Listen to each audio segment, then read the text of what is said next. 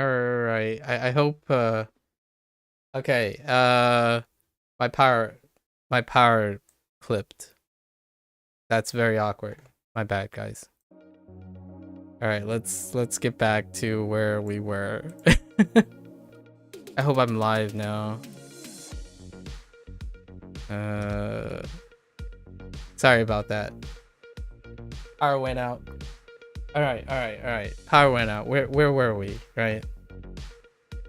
It occasionally happens, and I'm glad Twitch saved the thing, because I forgot to read this thing yet. So there have been, yeah, I didn't read the whole thing yet.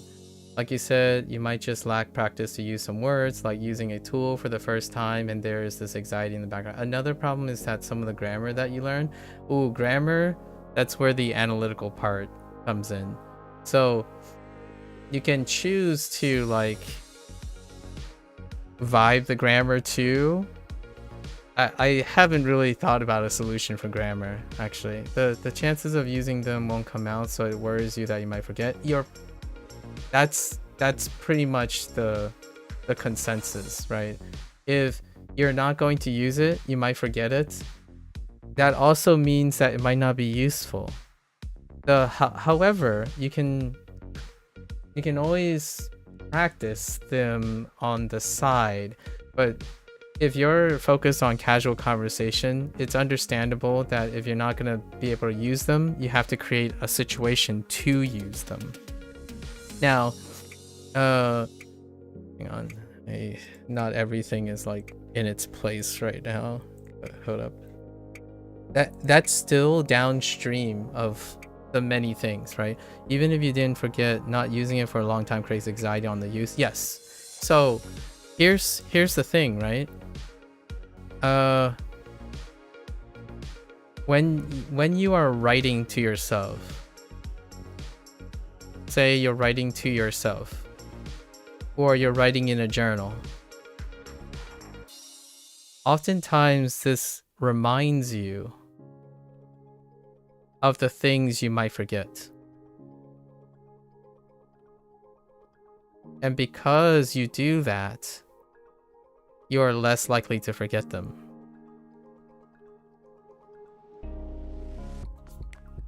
Right. So many of the times, if you're picking the thing that's most constant in your life, what is the most constant things in your life? These are going to be your habits, right? And if you can couple another habit to another habit, then they become unforgettable. Now, it could be a bad or a good thing, right? So if anxiety is something that runs in your life the entire time, you can couple writing with anxiety. So every time you're anxious, you would write about it. And then when you write about it, it reinforces your understanding of it. So inherently, it's not a catch-all. This isn't a life hack. But when you create a habit, it can lessen your anxiety because you are keeping track of the things. You write about things that make you anxious, and therefore you write about the things that you are afraid of forgetting. Writing them down makes it less likely to forget, and you don't necessarily have to read your notes again. The act of writing it reinforces it. So this is a different thing all entirely. It's called habit association. And oftentimes you don't have to necessarily, like, if journal writing is something you don't like you don't like to journal write, you can find other creative ways, like what other activity you can make to engage, right? To engage in the things that trigger your anxiety, but help you remind things that lessens your anxiety. So it doesn't have to be repo, right? And I'm giving you a blanket example. It can be anything, but I typically lean towards journaling. It's something that people can do in private. They have control over it. You can create your own environment.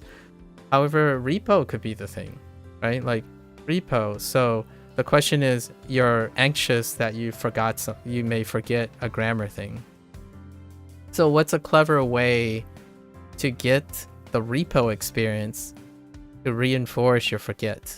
The thing you're able to worried about forgetting. And oftentimes this is what I call the application. When you think of application so you learn something, right? You learn something. And this is the learning process. So a lot of language learning things deal with learning process. Like talking to other people is a great way to learn things. Application is where memory comes in. So if you're talking about retention, the thing, if you have, this is contributing to anxiety. Finding clever ways to use it is how to remember it. Now, I'll give you an example from me personally in order to share with you. Right now, right this moment, is helping me remember Japanese and Chinese. Explaining language learning, and then in the context of Japanese and Chinese, whenever someone wants to talk about them, is how I am keeping the things that I'm afraid might go away present. So if someone wants to go over grammar, for example, I will talk about Chinese and Japanese and English grammar at the same time, because I will compare them three all the time. So in what I'm doing here is I'm incorporating my habit. I speak English already. I'm learning Chinese already. So if someone wants to learn about Japanese grammar, I think about it in 3 different ways and in 3 different relationships. So the likelihood of them getting forgotten is less and less. And that's kind of what you vibe over time. When you're vibing, you're taking in as many different ways as you can address the anxiety. So if you don't know how to say cool, I like it,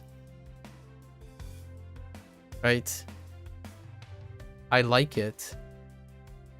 Then you can participate in an experience to gather many ways to say this. So over time, you'll hear many ways to say cool, I like it. 大丈夫です or すごいね, right?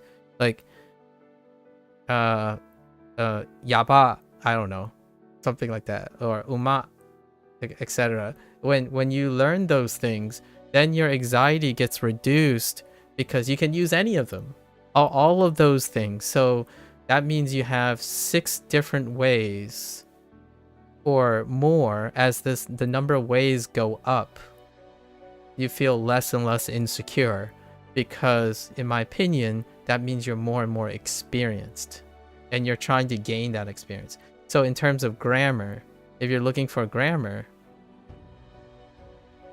if you're worried about it, find a clever way to do it.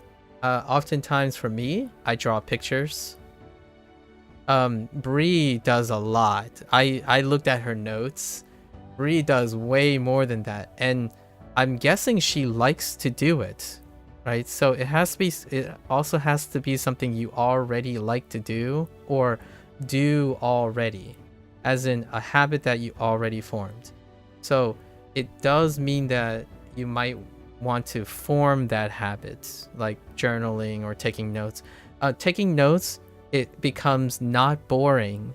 Journaling becomes not boring when it's something you are creatively using to get rid of your anxiety, because you can keep reminding yourself that I'm writing these notes because it will help me with my anxiety with forgetting.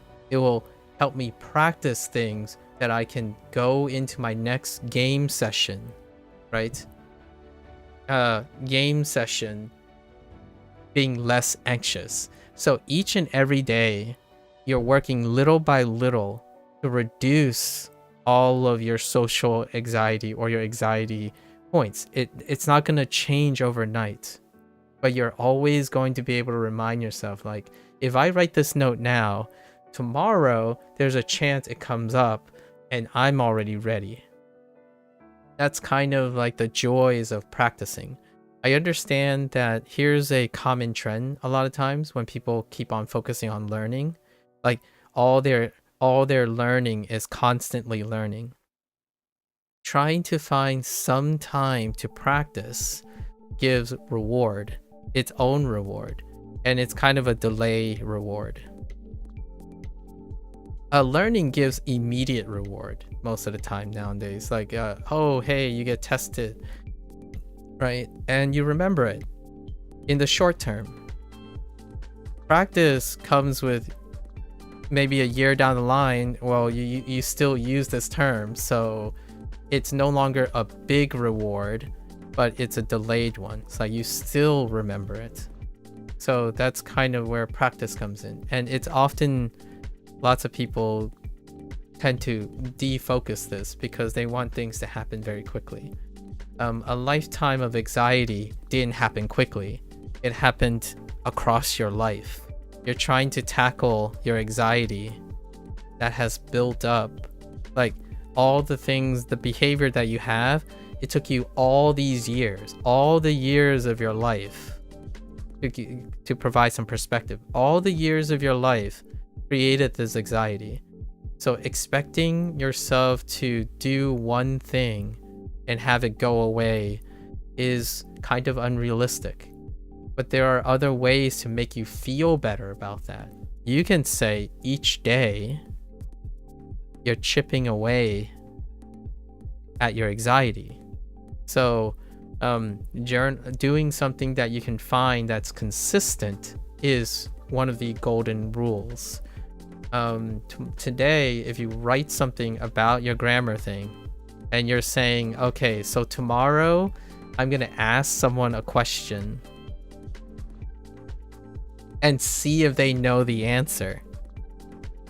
That's a real fun way that I think leans really well to internet. Like if you like being a viewer instead of like the streamer themselves or leading the conversation, there's something that viewers do all the time that are very comfortable, is asking a question that they're looking for a specific answer. So if you are worried that you're going to forget a grammar thing, teach, explain after asking a question to someone else. That's what I do, by the way.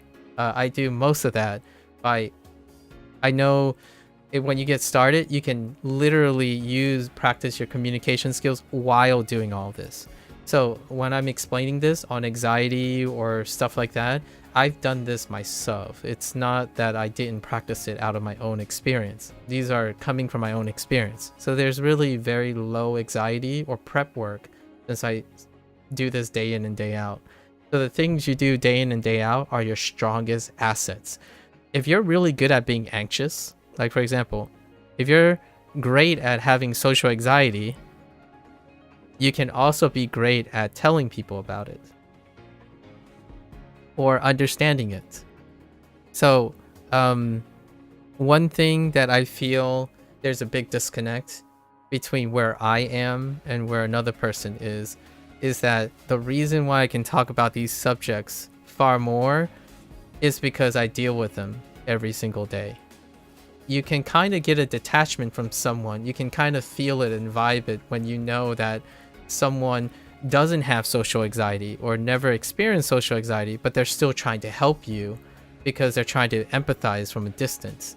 This is a personal thing that I have. So I no longer I no longer have to be anxious about talking about social anxiety, understanding, and the methods that I personally use to do it, because I've spent most of my time doing this every single day. Like when people talk about ADHD symptoms, right? ADHD symptoms. I'm not talking about people that are ADHD. A lot of ADHD is self-diagnosed. It can also be predisposed due to information.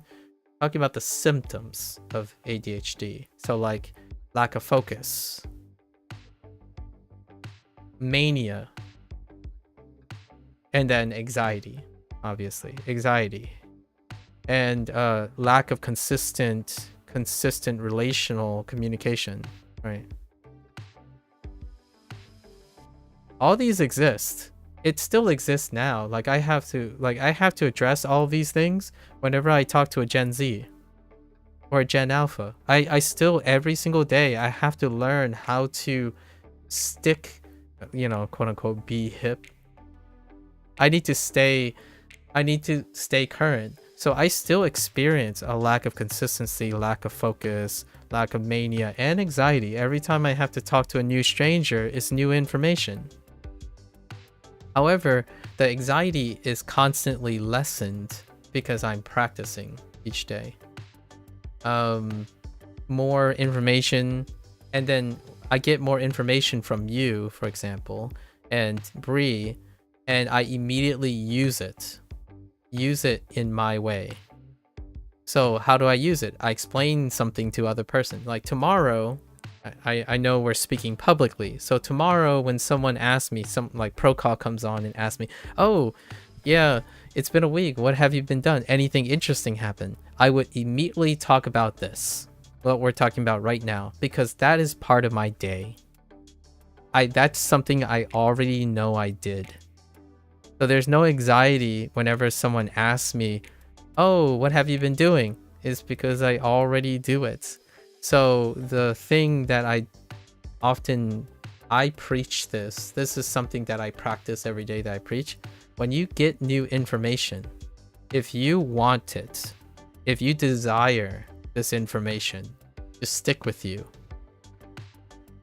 an excellent way of internalizing it is to teach it or explain it. And that is within your power. You are able to create in an environment that you would have to do that. My environment is streaming and teaching, right? So all the things that I'm saying now, I've done this day in and day out during streaming. So I talk about ADHD symptoms, not ADHD itself, like the diagnoses and how, but the symptoms they may have that correlate. Like social anxiety doesn't necessarily mean you have ADHD, for example, but it can be a symptom that coincides with that feeling. And lack of communication, that all those are tied together. And I do experience most of them whenever I deal a new thing. Like a normal, maybe extroverted-ish person, they will continue to feel anxiousness, nervousness when they are tackling things of the unknown. So the question is, what makes them similar to you in the manner of speak? It's often control. And one of the greatest things about control is taking actions to giving you the opportunity to do them. So if you're afraid of responding, ask someone a question that you already know the response to. So if I ask you, how are you feeling today? I already know how I feel today. So when you answer how you're feeling today, I will be able to share how I'm feeling today because I already prepared for it. And that is not where it ends, it's where it begins. So when you begin to do this, then you can think about the next step. You can start working on the next step. The idea is, if you're trying to build experience, you gotta get your foot through the door and then trust yourself for the rest. But the experience is what creates that trust. For me, I would do like dialogue webs, you know, like if I ask question 1 and I get a response A, what if the response is B? What do I do? So you can do this if you want, but I don't think you give me that impression immediately. So to vibe this stuff is to constantly inch further and then see what happens. When you get the beginning routines down, I think the sky is the limit. So being anxious, you can stack the deck. Like if you like a game, if you like Repo, and you have a strategy ready, ask yourself, how are you going to explain it in Japanese to a Japanese person? with only the Japanese you know. Like, can you find a creative way to say, like, the next time you run your character over here and just jump and say, you know, what you call it, Koko, Koko wa, right? That's all you have to say, Koko wa, here, right? Just here. And that gives you the power. You have already prepared for a scenario that you're prepared for, and then you can watch what happens afterwards. You can listen and observe what happens afterwards. So then there's less anxiety about what you're responsible for, right? Your responsibilities are first. You took care of it. You know the phrase, get it out of the way. Get it out of the way. I feel this is a way to describe someone who is having trouble taking care of all the things they're worried about before even trying to get stuff from the response and the reaction. So the more you can prepare for this and get it out of the way within your control, the more free time you get to vibe the rest. So in the future, one of the standards is ask the question. And that goes back to the beginning, where if you can ask questions in Japanese, you can get answers that you are afraid would be gone or lost, or responses that you don't know yet. So asking questions mean that you have control. So asking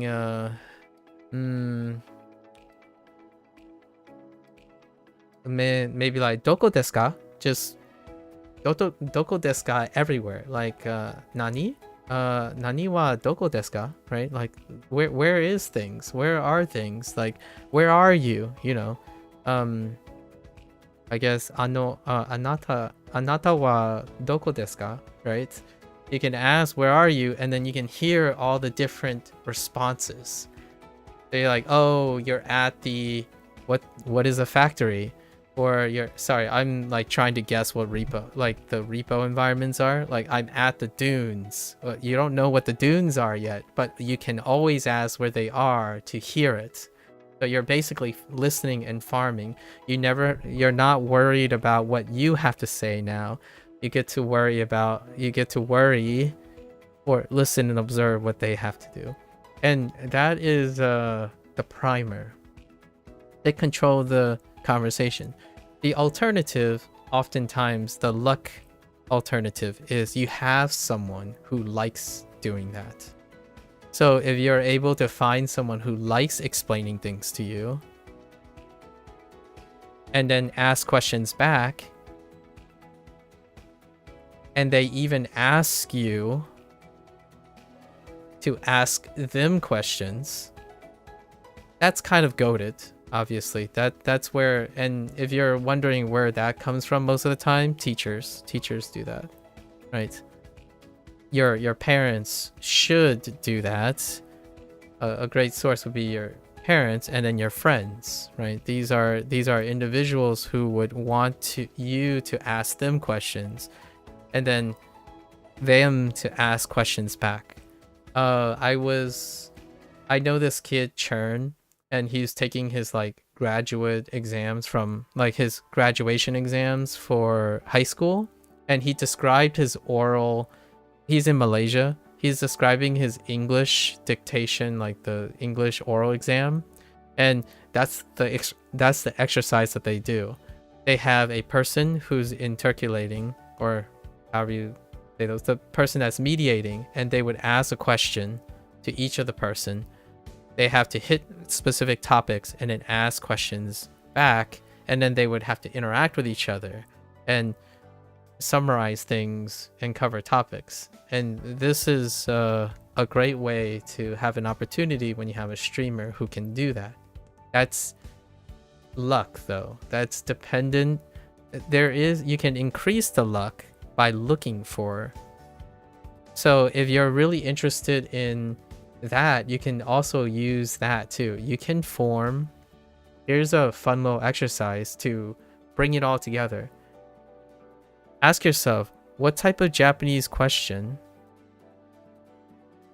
can you use in which that will help you determine if that's the type of person that will help you with understanding questions and responses?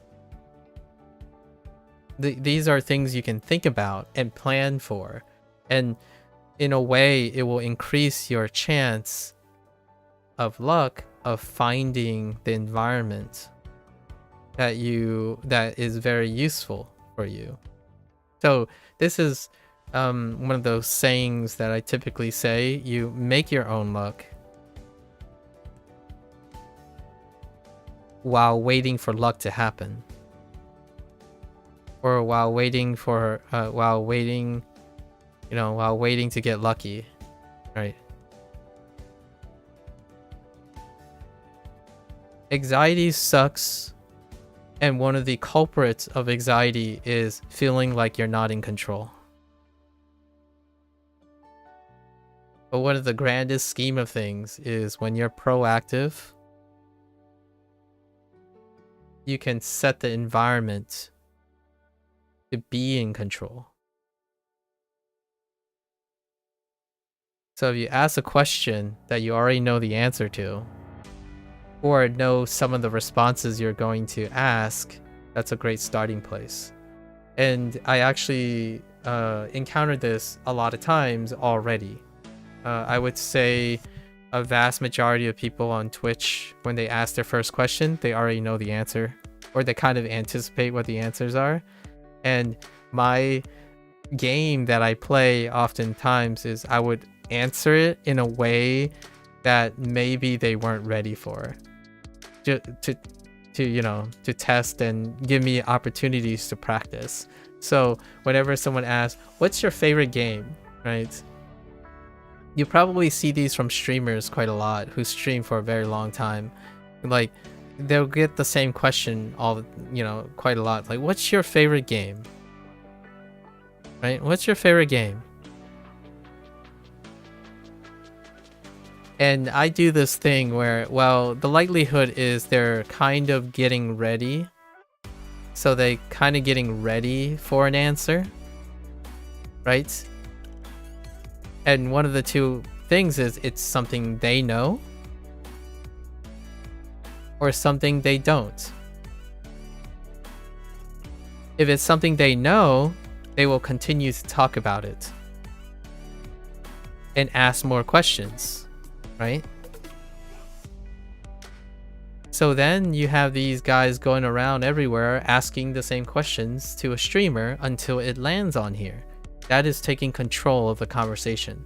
So you're looking for someone who you already know how to talk to. You're looking for that to offset some of that social anxiety. If they don't, then anxiety takes over and they leave. Because one of the easiest ways to remove your anxiety is to leave. It's like, oh, okay, that's cool. End. That's gone. They're gone, and then they're going to go search for another person. That's a great way to make sure you have control and you can set the stages for yourself. Now, one of the things that happen sometimes, or maybe more often than I would like, is that when they fail, do they try again? I think after you get to a point where it feels like you never know what to say, or you keep saying nothing, eventually it's easier to avoid things over time. And then it becomes harder and harder to try again. Like, how often do you ask the same question to see if they hit something you know? So instead, I do a different thing for myself, because this is my personal interest. I usually try to tell them something that they're not prepared for. However, what they're not prepared for is it can be anything. So whenever someone asks me what's my favorite game, I say, if you want the shortest answer, give me 1 minute. It's the most recent thing I played.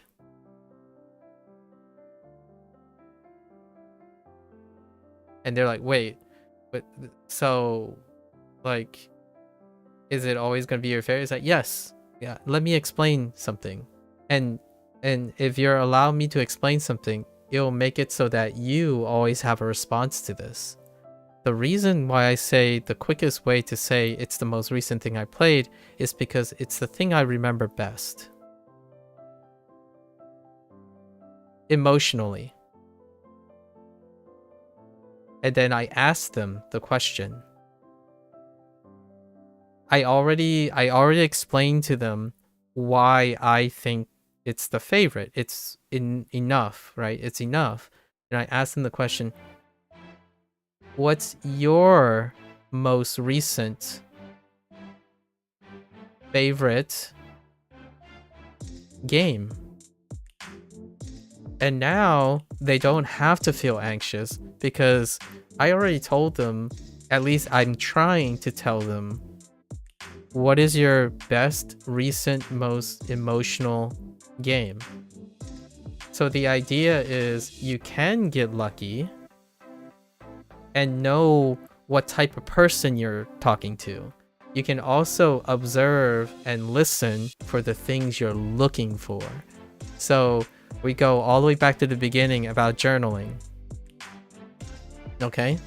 If you understand your source of anxiety, and one of the source of anxiety is maybe impatient people who are impatient, or people who don't explain things to you, right?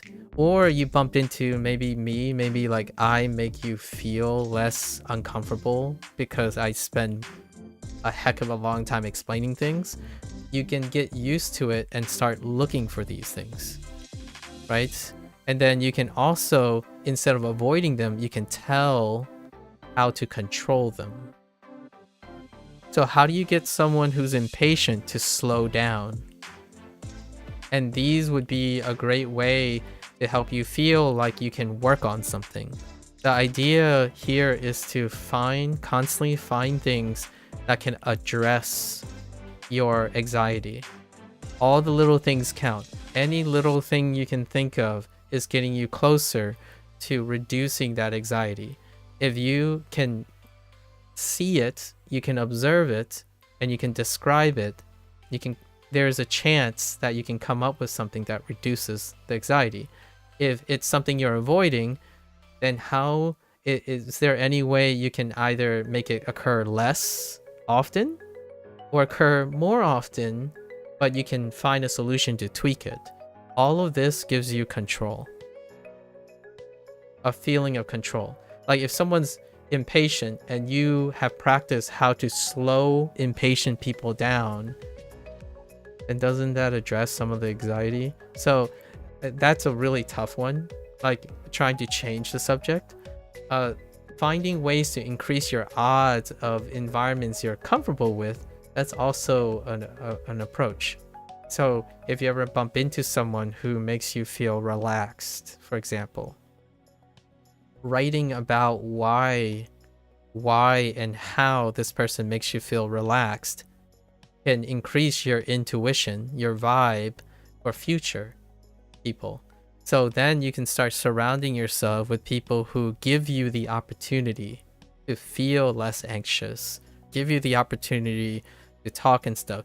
Because one of the big things about anxiety, in my opinion, is sometimes opportunity is in front of you, but anxiety is going to prevent you from seeing it in the first place. Right? That's a possibility. So how do you know what's a social person? Well, if your anxiety is clouding your judgment, like you're constantly worried about your own anxiety, right? It can be really tough to know that this person is cool, right? Like this person won't mind me saying whatever. Like one solution to one of the things that you stated about if you're worried about saying the wrong thing, one proactive way you can do is you can use your listening skills, right? The stuff that you observe, and observe what is a pattern of a person who wouldn't care about what if you said it right or wrong. So what are you looking for? If you're able to describe that, then you know what to look for. I don't know what that is at the moment, like what type of person that you might give you the idea, because it has to come from your perspective. It has to be your words and your learned experience. Does it look like someone that sounds like me? If it does, you can describe it. And in the future, you will know that when you're about to say something, it doesn't matter if it's wrong or right, because you've learned what type of person you're speaking to. So when you know that, it's another way to gain control of your anxiety. The moment you can identify a person, it's like, yeah, I can speak my mind with this person. That's fine. Let's just go after. These are different ways to get to the same thing. Like eventually, with enough opportunities, you will build ways to turn someone who cares, right? Someone who cares about being wrong or right, into someone who can still talk to you. This is gonna be a trust me, bro. I'll show your anxiety. When I was learning with Duolingo, the first type of people that I interact with someone that tells me that I'm wrong and I'm learning wrong. So I spent more time. I actually, as a disclaimer, I've already prepared for that. I knew that if I started learning Japanese and Chinese using Duolingo, I would encounter this. So I have already prepared rebuttaling and how to get them to maybe see my side, or we can try to exchange something. So when someone comes up and say, dude, Duolingo is the worst thing you can ever do. It's going to make you speak Japanese poorly. You're never going to learn anything from it. It's like, well, all right, let's talk about it. And you explain that to me. Like, let's do some comparative analysis. I already prepared most of these things in advance, even before starting Duolingo. So that's kind of another way to go about it. Right? I had the chance to look at your doc, or are you just referencing the cheat? No, I had a chance to look at your doc. I think the biggest thing that is not there, like between you and me, is you write the examples and stuff. You write what is the right answer. But I do not see a log of what the wrong answer was, or the wrong thing you are doing, or the thing you're writing the notes for. I can infer most of it though. There's a lot of inferences. Like when you're writing a particular example, and then the next example, and then the next example, I can kind of say, okay, maybe it's related to the opposite of that. So when I was reading through your notes, Bree, on all the specific examples, I was trying to ask myself, what prompts you to write this note? Like, where is the common error, or where is the error that might have motivated you to do these things? So that's what I was looking at your documents for yesterday. And to tie it with, oh no, I need a refresher in the name. Hold up. Sueso? So, hold up. Hold. Oh no, it doesn't go that far up. I'm gonna call you SW. Sorry. Sway. I'm gonna call you Sway. Right? To tie with Sway things, when I was talking about yesterday about the notes, your spreadsheet having lack of that, your documents have indicators of that. I was literally talking about what I was saying today, where did you write down can I glean what is it that prompts you to write those notes? And that's pretty much the thing that I do each and every day. So when I make a mistake, I understand that kind of makes sense. You guess if you don't have control, you create it. Yes. If you can't use the grammar you learn, you create a situation where you can use it. Absolutely. If you can't bring yourself to bring out your potential, you look for someone that can take your potential out of you. Yeah. Exactly. This is general, right? This is very general, and there's no answer to it. Like, those do not, the things you said is really complicated and it's really general because the specifics are from your perspective. If it's from my perspective, it's not going to be useful. Like, if I describe what I think is a person who can talk my potential and give me the situation or how I manipulate the situation, that would be inappropriate for you because you are in a different state of mind. And I'm the closest person to you could be better. If you have a really close friend or family member who knows you really well, they might have better ideas. Like, how do you create control, for example? I have no idea what you do in your daily life and whatnot. So you know you the best, and also your close friends and family. And then they might know that you're interested in grammar and where type of grammar. And then they might also be a great place to allow you to take control. Like, for example, finding people that humor you to allow you to create, like, you can integrate all of that. If you can find someone who's interested in grammar, who happens to be your friend or family member, they fill all three requirements. So you're being greedy with it, right? It's often not A or B or C. You're trying to look for A plus B plus C. If you can't find A plus B plus C, you're on the lookout for B plus C, A plus C. You're basically aiming up, but you take and adjust any other versions you can get, right? And over time, you end up making progress towards something. And that's kind of the idea. You integrate all of it. So if you don't have a time to talk about your grammar thing, at least you're getting the other two. And eventually, you don't know if you started with C, like someone who talks to their potential, you can take control and integrate A and B. The person that takes takes the potential out of you, like weave the potential out of you, could allow you to create a situation that you can take control or talk about the grammar that you want to talk about, that type of thing. So the goal is you write out as many things as you can do and see which one sticks. And the nice thing is, the more you collect, the more experience you collect, the more ideas you'll have. And because you have so many ideas, at some point, your adaptation increases. Therefore, in my opinion, your anxiety goes down.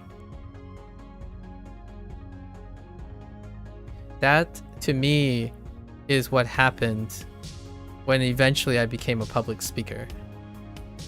Not in the sense of like a politician or anything, but more like speaking in public.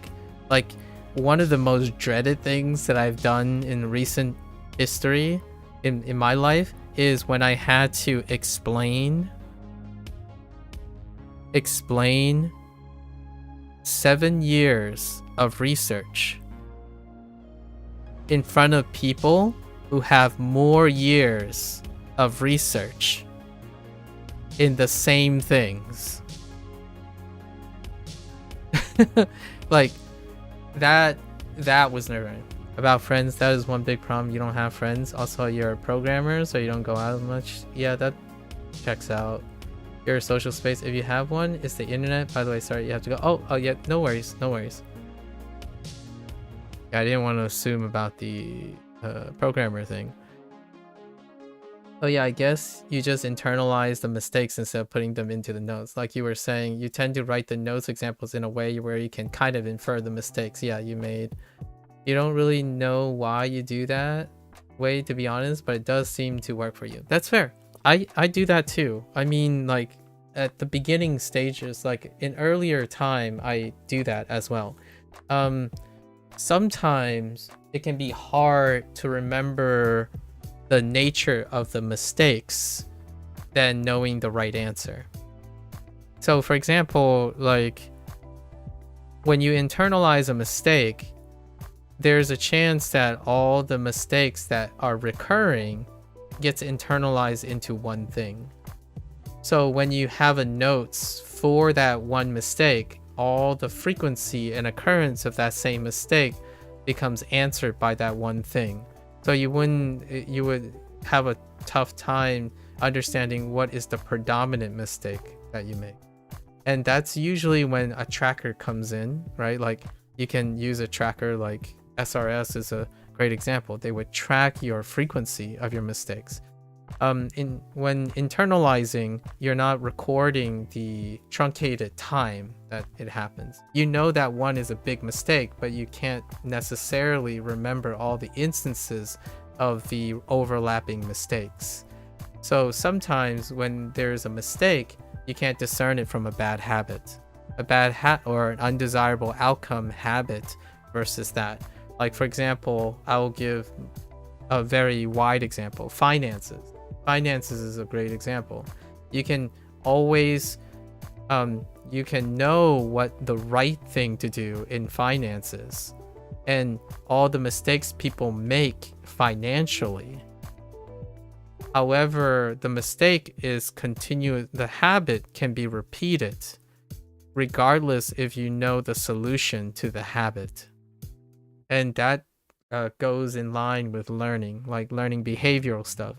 Habits require a record of its frequency a lot of times because a habit is over time. When things are internalized, they become one. The frequency is lost. Memory tends to be consolidated into a single point in time. So when you're writing only right answers, it's rare that it will help you identify why those answers are important to you in the first place. As in, like, how do you graduate beyond those answers? I'm not saying it's happening now or not. It can be not. You don't need to do this for language learning, for example. It's an alternative skill that can be applied to other things that might not work out the same as language learning.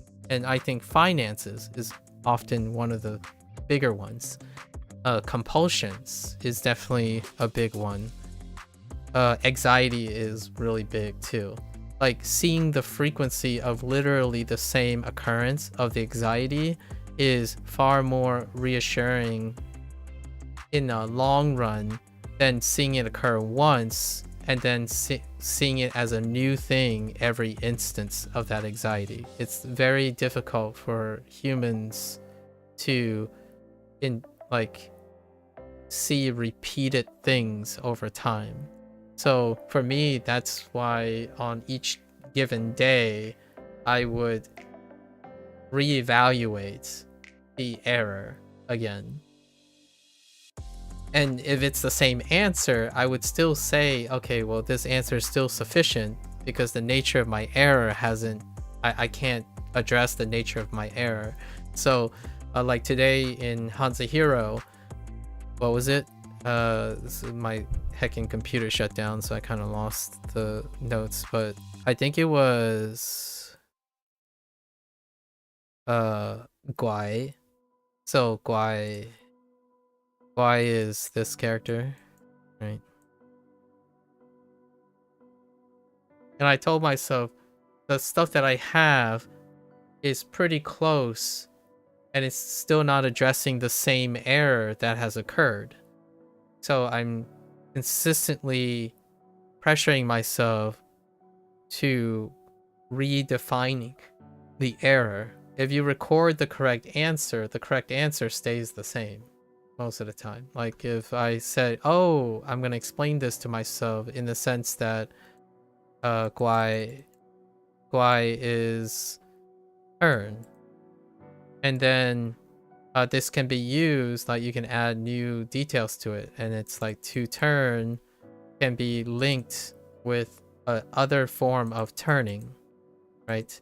And those are ways to get at the answer for sure. Like the answer will still be there. This type of information stays static. how many times did this occur is tough. And if there is a difference, it can elicit new things. And this is very rare. We're talking about things that occur really often, but they're not dysfunctional. One of the things that happen very often but not dysfunctional most of the time is like not getting a lot of sleep. You know, it's okay. You oversleep 10 minutes all the time. It's not a big deal, right? It's the thing is, it's only a big deal when you're able to appreciate how often it happens. Right? How often it happens is the thing that is incredibly tough to see. And that's where habits come in. It's incredibly tough to see that if you did one small thing for 5 minutes and then think about doing it across a year, what that will lead to. It feels more like a trust me situation, like trust yourself, obviously, trust yourself situation. And that's kind of why logs are interesting compared to patches. So the difference between like a patch and a patch log is interesting too. And then the difference between patch notes and patch versions. If you continue to make mistakes related to particular, you'll either go back and forth and add to rewrite the notes or examples, or you'll highlight or bold the parts where you're continuing to get wrong. That's kind of all right. Like I understand you're probably doing that, and I think your notes do that too. Like that, your notes infer that to me. I'm adding on the idea that there's no characterization of the mistake. You're looking at how to correct the mistake, not the nature of the mistake, at least in my opinion. On around a weekly basis, you'll also have AI give you a practice question that just on those particular points. You have a sticky note widget on your laptop and you just collect your mistakes there for a week to help with recalling those mistakes when it comes to asking for practice questions. Those are all excellent things. Hopefully that works well enough. I think that should be good enough. I'm not saying like the things you're doing isn't good enough to learn French, so I want to be clear. And I know I'm trying to understand that you're telling me this because I might not glean this from your notes. I don't, so that's good to know that you're doing like it's interesting. We'll talk about the future about using AI and stuff. I haven't used AI in that capacity yet. The other stuff about collecting your mistakes and then recalling those using practice questions, that's a great idea. I haven't done that yet, but that would definitely be something I would use AI for. The thing that you're describing does not necessarily overlap with what I'm describing. You're not, like, to me, that's not describing the nature of the mistake. It's to how to correct the mistake. So you're not, like, it doesn't tell me how, like, the process that you made the mistake. Like, was it because it was next to, you know, like this, I have a French example, but like right now, I have to describe why I made the mistake. So on this, the hang up is his finger. And when I think of fingers and a mouth next to each other, what am I thinking about? I could be thinking about, so this is the affirmative, not the negation. So fingers and mouth, I immediately think of Kirby. But this is Goofy. So then why is Goofy lost? Why have I lost Goofy in all of this? Could I use what I'm thinking to get to what I'm not thinking? This is connecting my mistake, the nature of my mistake, with the solution of the problem. As opposed to thinking about, this is wrong. Here's another way to make it right. And I don't think you need to do that. Obviously, I'm sharing what I do that's maybe slightly different, or somewhat different from how you're doing it. Okay, you think you're understanding what you're saying now? I don't know if you've ever thought about mistakes like that. Like, turning a mistake into something useful is what I'm saying. Here's a good example. Like, if you like... I'm sorry, I'm gonna use your example. Like, if you like Pokemon, right? If you like Pokemon a lot, right? You can... and you buy a lot of things. I'm not saying you do, but let's just say a Pokemon fan, right, buys a lot of things. So now you know that you buy a lot. So what's a way to... so the mistake is to buy a lot. So how can you make this act of buying a lot make you buy less? That is another way to think about it. So you turn your weaknesses, or in case your habits, like you turn your habit into something that makes the correct decision. And that is a different way of looking at it. And it's a lot easier for me when I'm using these tools, because these tools are telling me what the right thing is most of the time. So like, I don't need to work really hard on things that the tool is already doing for me. I do practice it every once in a while. Like what AI does, I do practice it to make sure that I can still do it. But usually they're not the best things. Most of the time, if the tool is doing something, like it's providing me with the right answer, I'm going to take advantage of it. So instead, I tend to be like, what else can I squeeze out?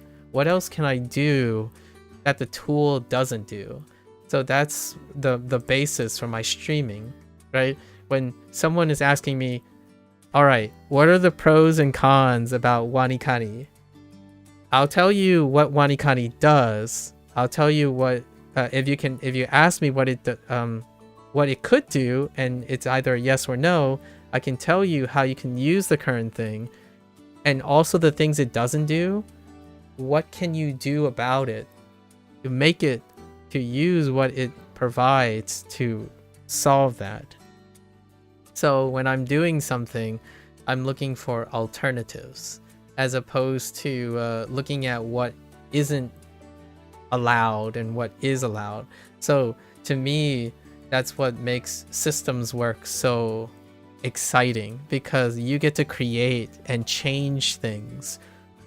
Things that you make a mistake all the time becomes the very thing that allows you to remember it, which is what is really fun for me.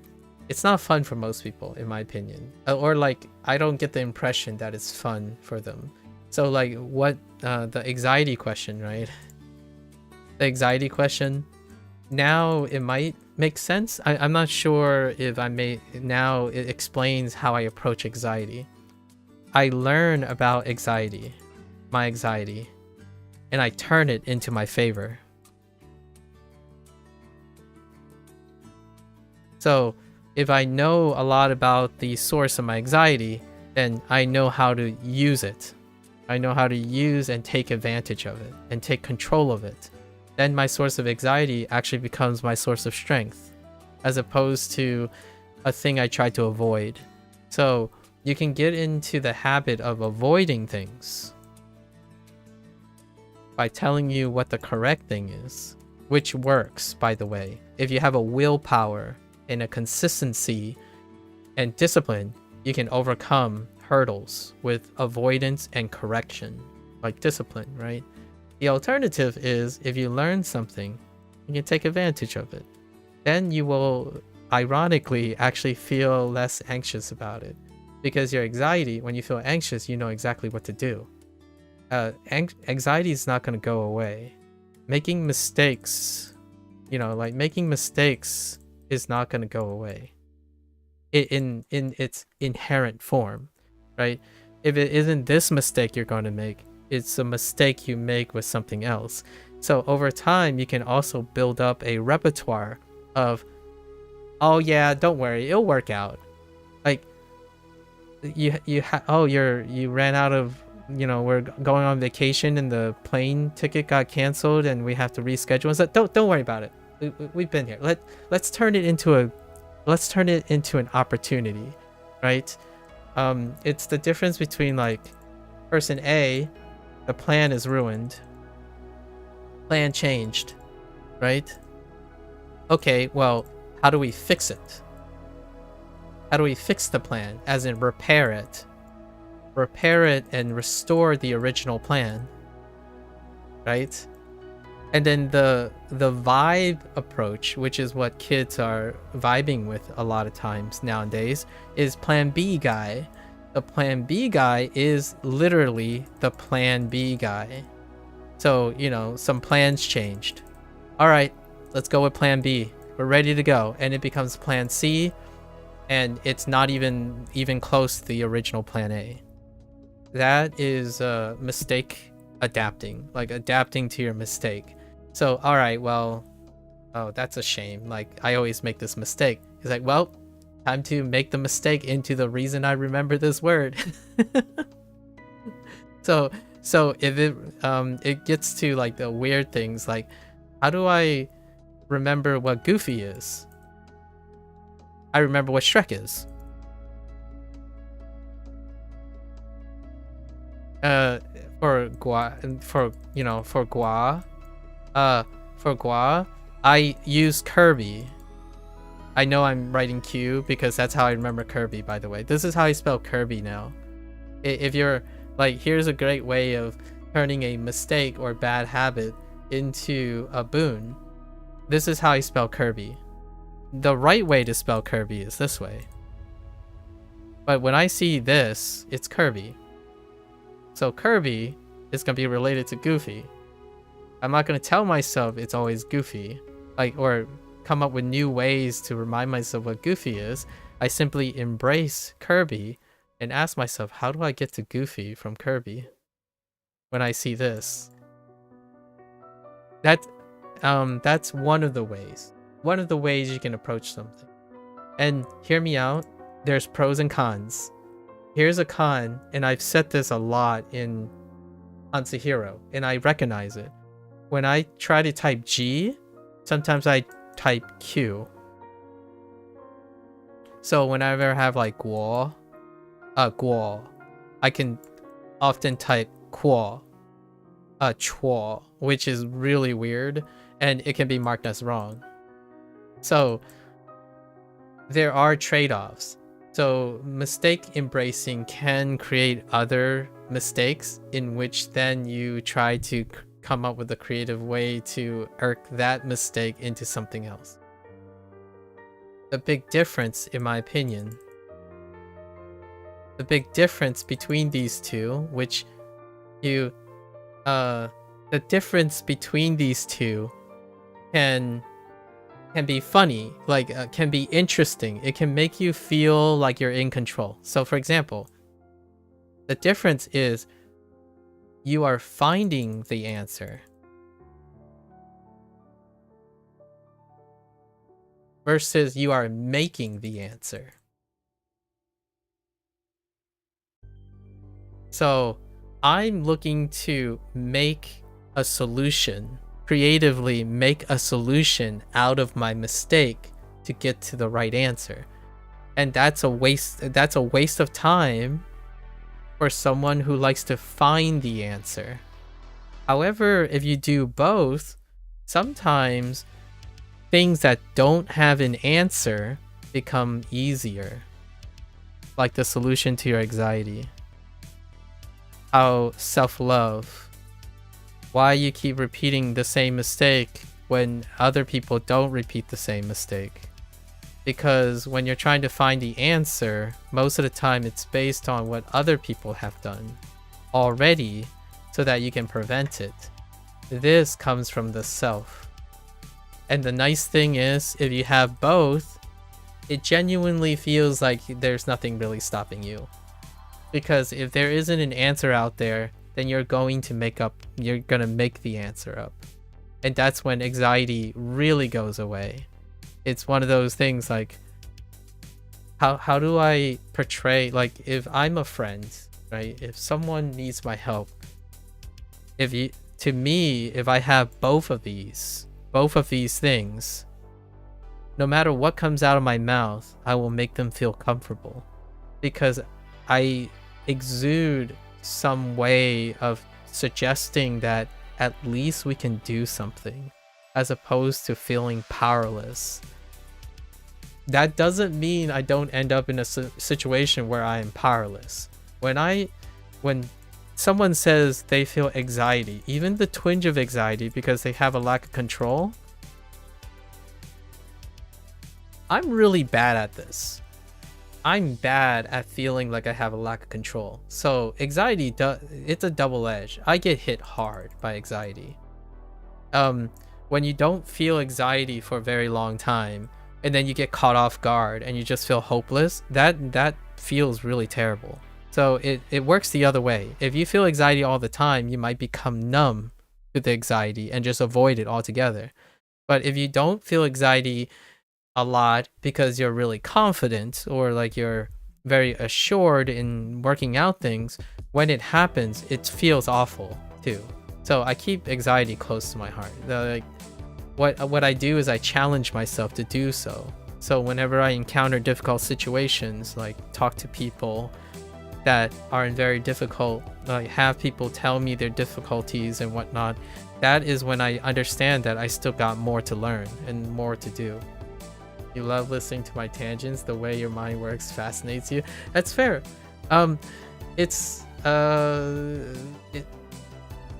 It's my way of encouraging other people that your mind can do so much more than you think it can.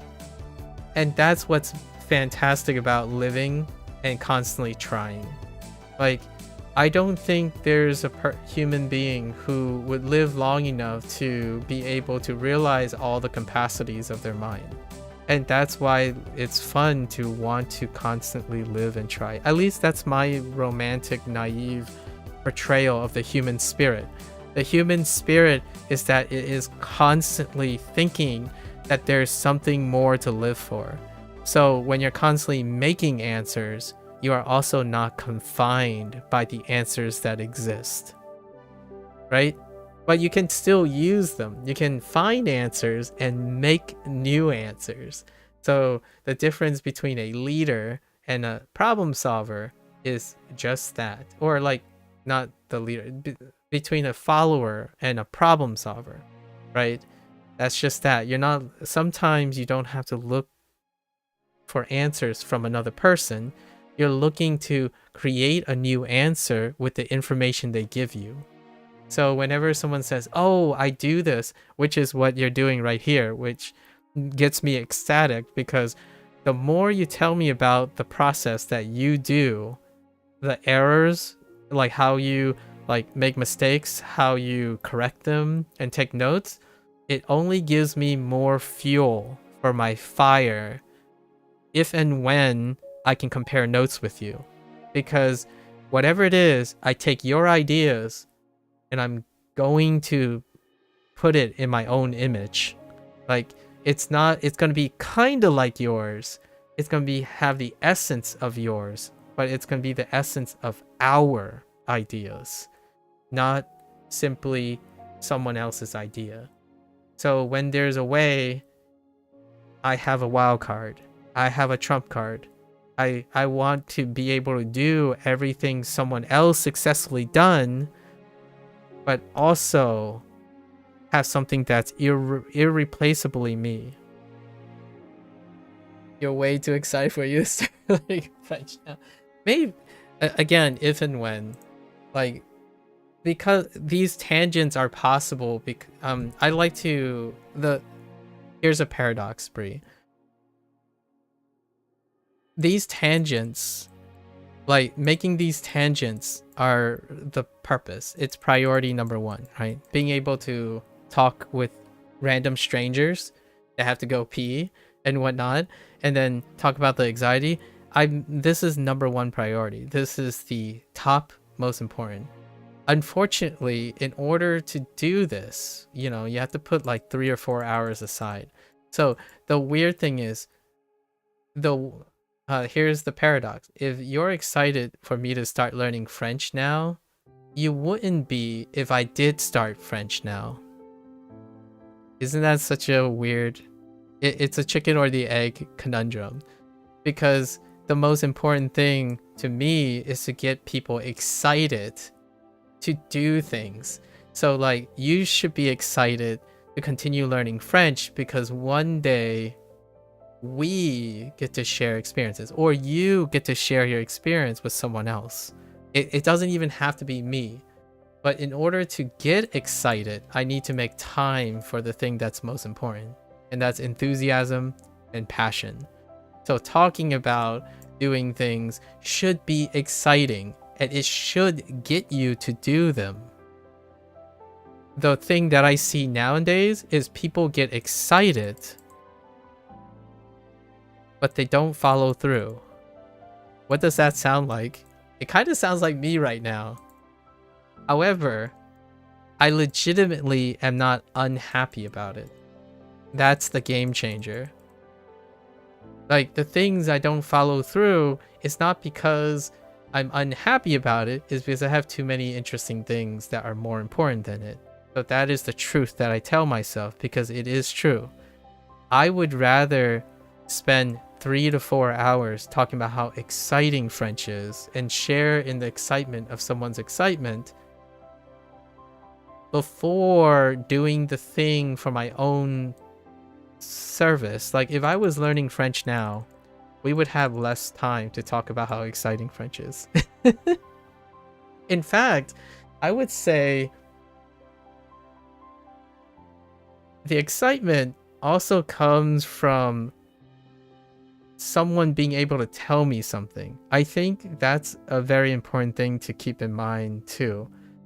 If you, I know this sounds like what you call it, a trick, right, Bree? This might sound like a manipulative trick or something.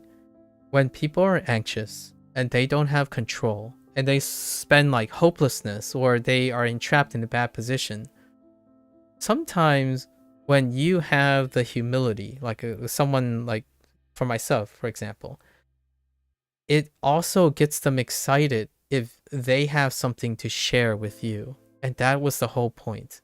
This is what number one is for me. On stream, it's about us, not me. Okay? So if you're excited, part of that excitement is you have something to offer to this relationship with French, right? And that is what is most important. If there's anything I want to inculcate, is I make myself available because people have to be interested in sharing what they know. And it goes back to I'm gonna use Sway from now on to refer to you. And welcome back, by the way. Someone else was in the restroom, and it so happened it was your lunchtime too. Oh, okay. What did you eat, by the way? What did you have for lunch? To me, that is how hype is, Brie. Like, I don't want hype that's centered around me. I want hype that's centered around us. If there's one thing that I don't require anymore, is an incentive to start things. My incentive is to get someone else to be interested in their own experiences. So I think a really big equation to feeling excited is that there is a part of you or the person I'm talking to that's also in it. And I think that's missing from the internet. To me, I think that's missing substantially. Where it's hard for me to know if someone's excited because someone else is doing something, or they're genuinely excited because they are also doing the thing with them. Right? If you like watching art, are you also doing art? I think that's lacking online. If you like learning Japanese and you're watching people speak Japanese, right, related to the thing we were talking about earlier, do you like speaking Japanese? Are you doing Japanese speaking as well? And this is not reciprocated on a parasocial level. Like you can't have, there's no reciprocation. So lots of listening and observing has happened, but I think the true joy and consistent joy a lot of time is when there is a element that that person who's listening and observing is also participating in it. And that would be the goal of streaming for me personally. You get the person to participate in the thing. So if someone has trouble starting a journal, I will start a journal as well, and we can do it together. That is what I mean by, if you have a lucky person who has a close friend, like if you have a close friend, a family member, if they are willing to do something with you, the rest is history. Streamers can't really do that because there are too many people. The ratio is too big. You know, they come with their own things and they have their own priorities. So I rarely ever make this guarantee to someone whose life is incredibly complicated and unpredictable from my perspective. But you don't know what it is the dish called in English, but the pork boiled with some vegetables. Pork boiled with some vegetables. What was it boiled in? Is it stock? So are we talking about like a crock pot? Like a stew? Or is it water? Like does it look like this thing? Does it come in like a...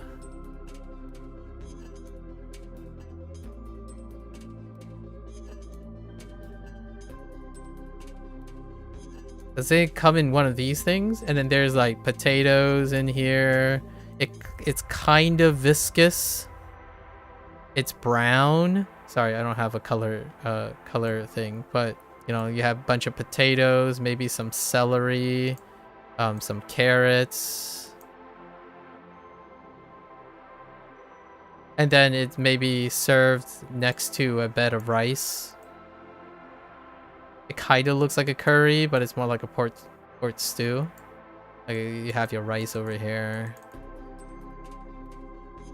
That's what I'm thinking of. Sorry, it might not be the same thing, but that's kind of what I think about when I think of pork boiled with vegetables. It's like slow cooked.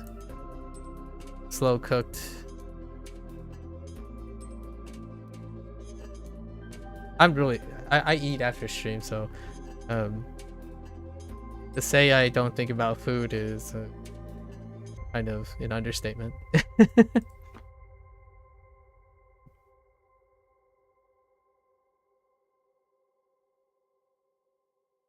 It is not viscous, but it has cabbage, banana. Ooh, banana. Sometimes corn, but this time we didn't have one. Banana.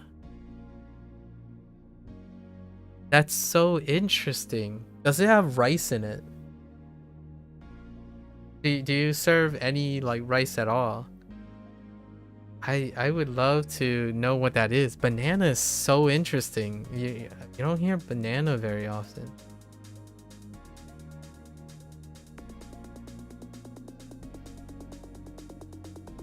Keep me posted. I love hearing about people's meals.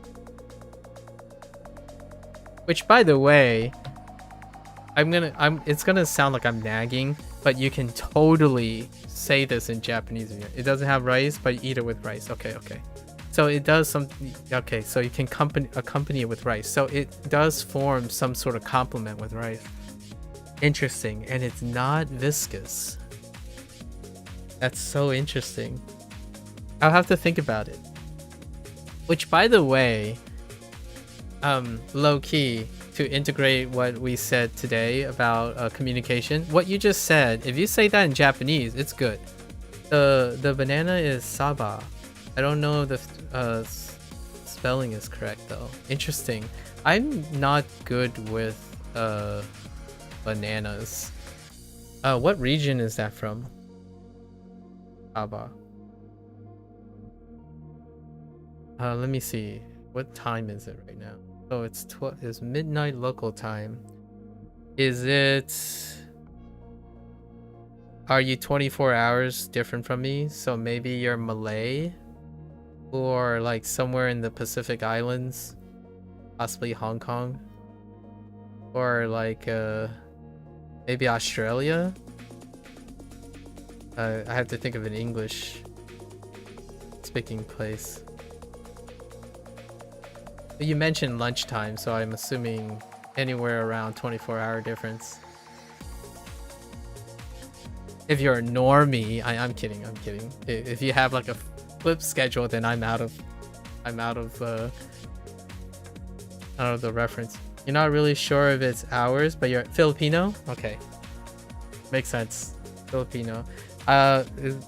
English would have been a British, like a Americanized or a British encounter colony. So a former, right? So Hong Kong, Australia, Filipino, Malay, maybe even Singaporean. Filipino. Oh, is it adobo? No, it's not adobo. I don't remember adobo having banana in it, but Filipino dish with banana. Filipino dish. I am acquainted with someone, Filipino Americans. But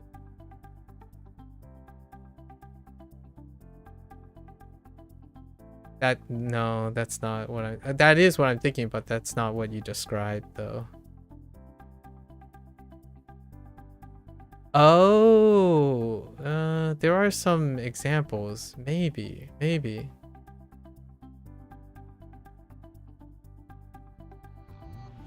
Oh man, those trotters. Sorry, I saw some a dish with pork trotters. Pork trotters are great. Adobo uses soy sauce. That's true. Embarrassingly, you're bad at both your mother tongues. Learning both English and Japanese effectively. Oh, you're a heritage speaker too. I see. This is what I call as heritage speaking, and that's true too. Like, my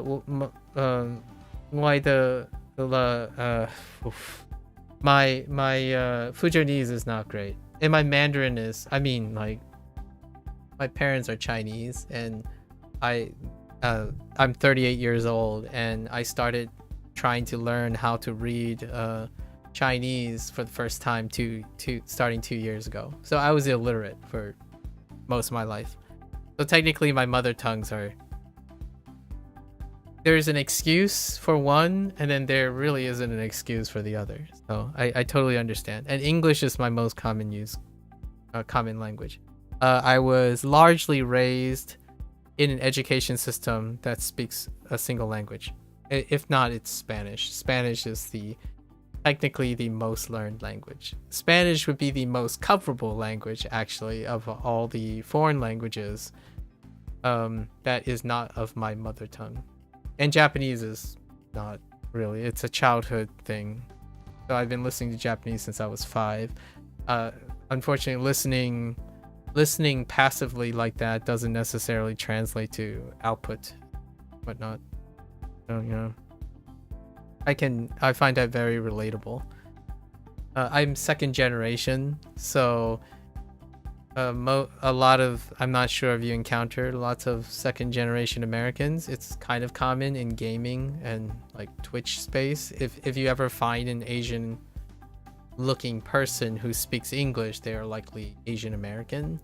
And the reason why I say that is native Chinese people, maybe like even 0.5 gens, they typically don't make time to play video games or content creation. They're usually running their business and being CEOs and making six figures and whatnot, or being doctors.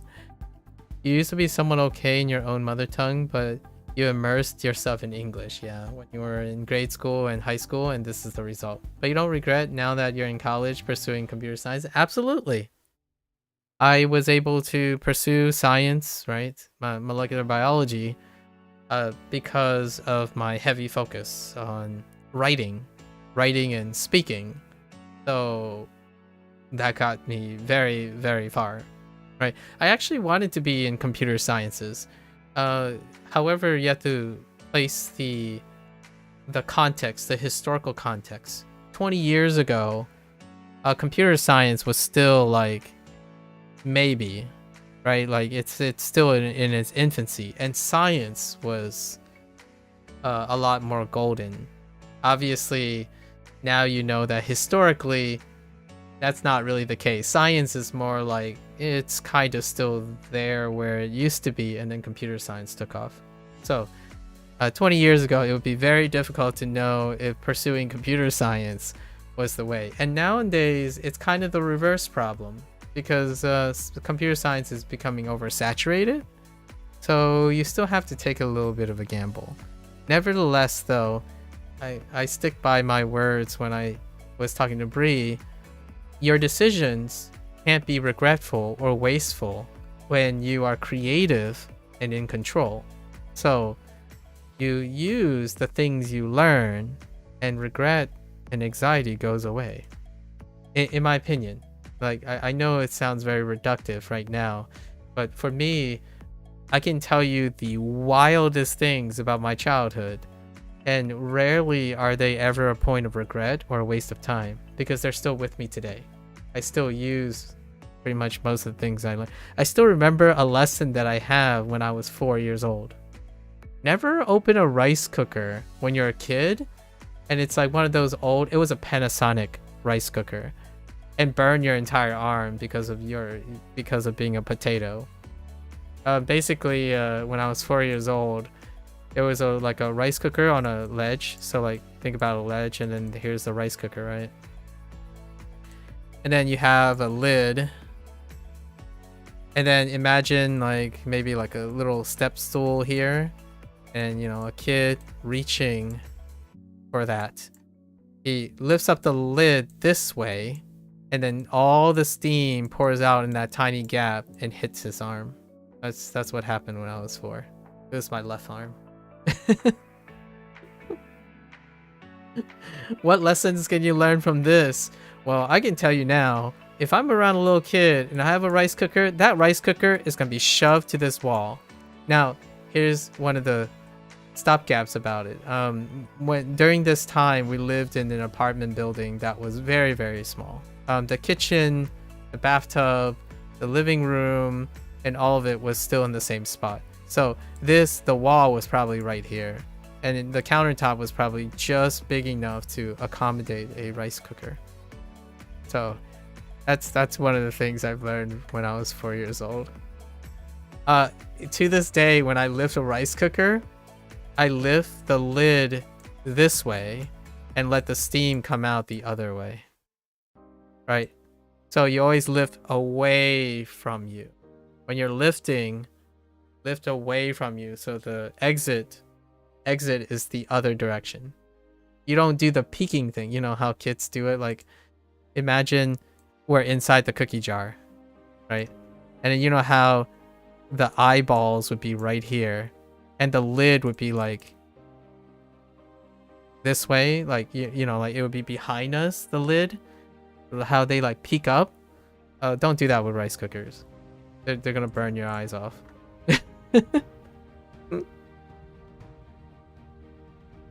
Yeah, hopefully this was a fun experience. Filipino, huh? It's been a while since I've talked to a Filipino. Hello. Unfortunately, I don't know how to say anything in Filipino. One of my childhood friends, my former childhood friend, was Filipino American. Yeah, you wouldn't want to stream going straight to your face. Yeah, true. Learning Japanese. That's interesting. So, may I ask, what is the most recent motivation for your Japanese? Are you caught up in the trend that is the Japanese wave online or something? What are your motivations for Japanese? The English thing I can understand, especially computer sciences. The Japanese part, that is very interesting. It could go hand in hand with the computer science thing.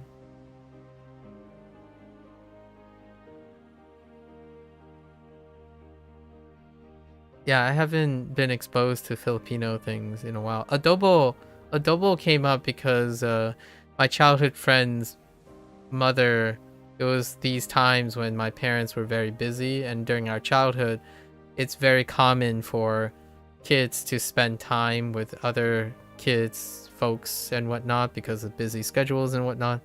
And I remember having chicken adobo, and it was delicious. So when I think of slightly runny, and then it's often served with a bed of rice, and it has like a boil component to it that might be also slow cooked, I think of adobo. All right, so let's also get back in. We still got lesson day today, so yeah, feel free if you want to ask some questions, or I would love to hear what the next time, you know, maybe we won't speak for 2 weeks or 3 weeks. I would love to hear what you learned when playing Repo from other Japanese streamers. So if you have no one, in my opinion, if you aren't incentivized to write something or talk about something or describe something, I would love to know about it. So consider it an incentive to be able to tell me what Japanese words you learned in Repo. In fact, you can do it right now if you want. No pressure, right? This is the safe space that I feel like I tried to cultivate. Initially, you wanted to learn Japanese so you can understand subtitles. I see. However, now you just like Japan and their culture, so you want to learn their language. Oh, okay. May I ask how long, like roughly speaking, when was this journey? Was this like most of your life? And I guess you're pursuing computer science. Is that a university thing? You said when you were in grade school and high school. So you're Filipino, right? And that is a very important question, because since you're in college, it's not necessarily, you don't necessarily have to be Filipino to be in a Filipino college. Or I'm guessing this college is in the Philippines. It could be elsewhere. So be interesting to hear about that. I have no idea what the Philippine language sounds like anymore.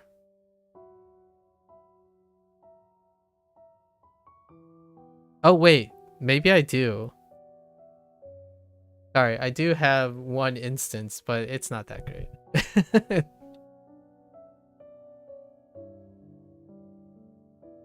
I like the Japanese culture because it contrasts with the Chinese culture.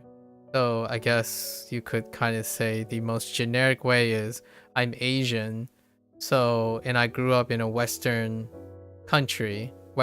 country, so there's a natural inclination to see what's around the other side of on the other side of the planet. And a connection to the Japanese culture is also aligns with the Korean, Chinese, whatever the online representation is, because it's more of a grass is greener on the other side situation, where curiosity breeds heritage.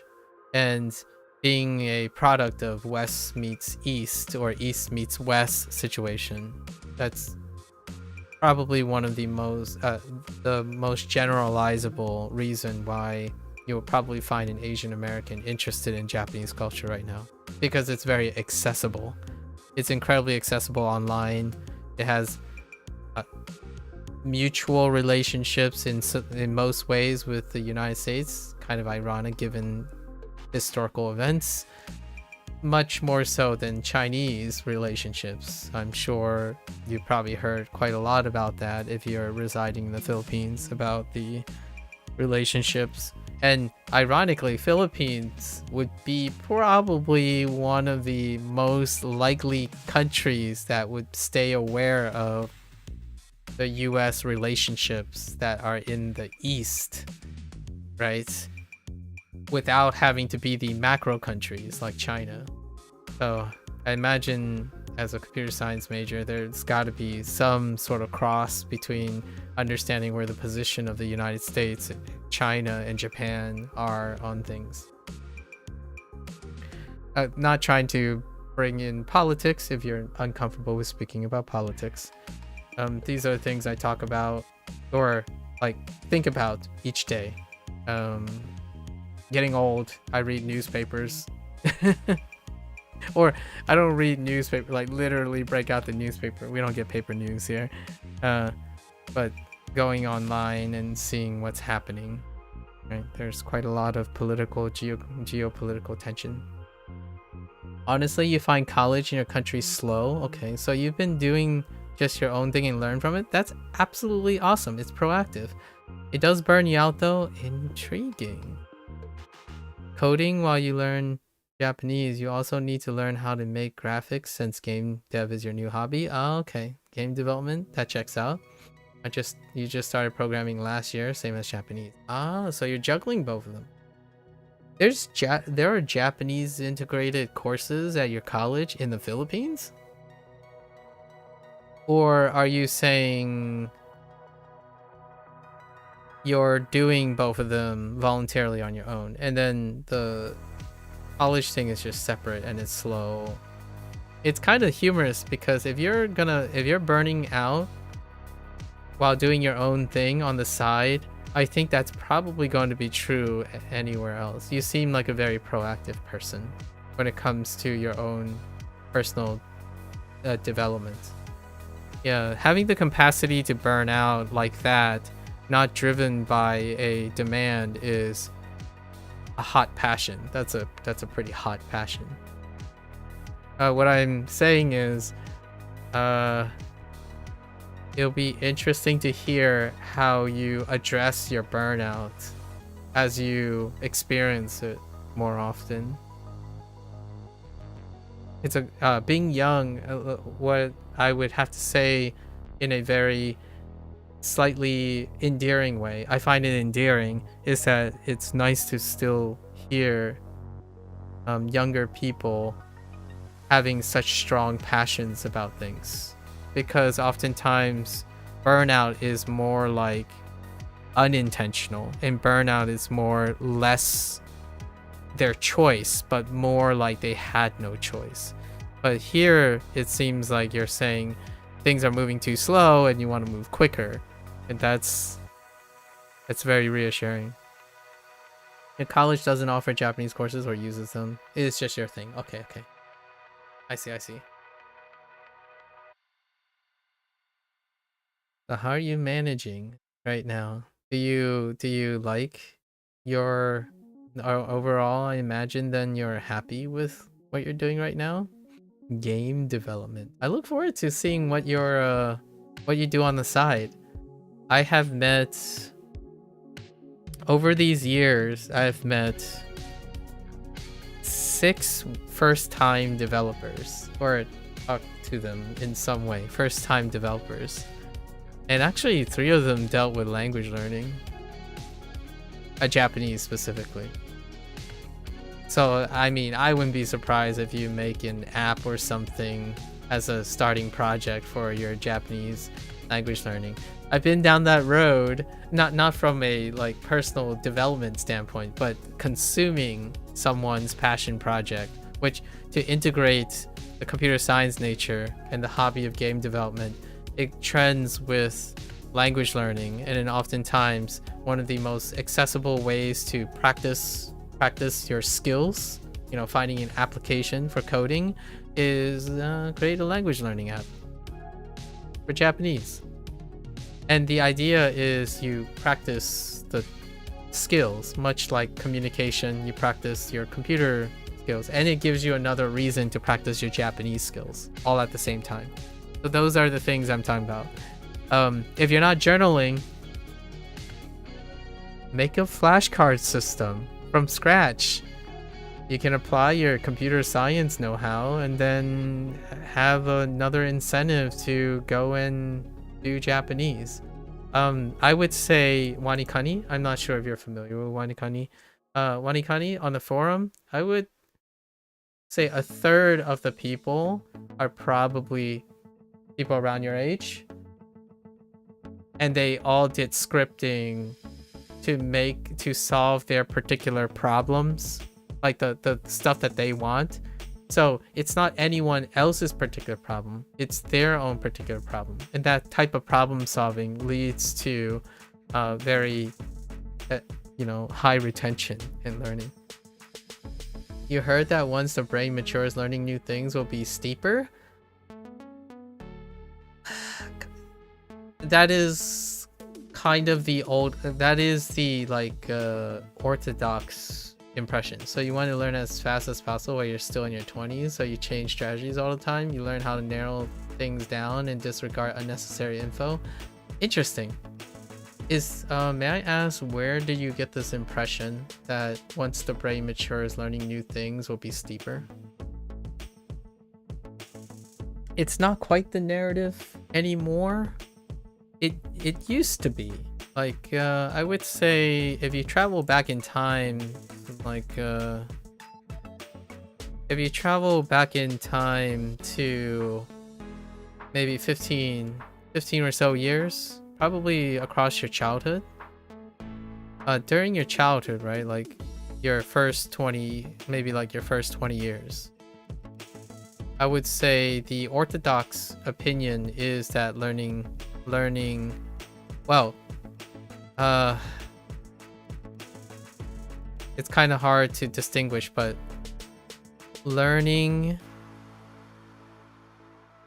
is one thing, and then new versus old is another thing. So learning things is not steeper. New? Maybe. Yeah, it is maybe. It is a big maybe. And I would say for those who are in their 20s, it's a yes. For most. And then learning new things for people who are in their 40s, maybe. Like me. I would consider myself around 40 now. I'm 38, but almost 40. Around their 40s, it's definitely a yes. Or like maybe even greater than 75% thing. Old things. Now this is where learning new versus old comes into a big thing. It is not steeper to learn old things. So this is where specialization comes in. So in your 20s, the answer is no. Most things are very difficult to specialize. So you spend most of your time disregarding unnecessary information. So you actually spend more of your time using effort disregarding things. So this is like avoidant behavior, feeling wasteful, because you're experimenting, you're like exploring, you have to explore to figure out what is wasteful. So most of your time is doing that. When you're older, you're faster. You're much faster at specializing. So you become more efficient in this way. So overall, learning doesn't like it doesn't magnitudely change. The aspect of learning is different now.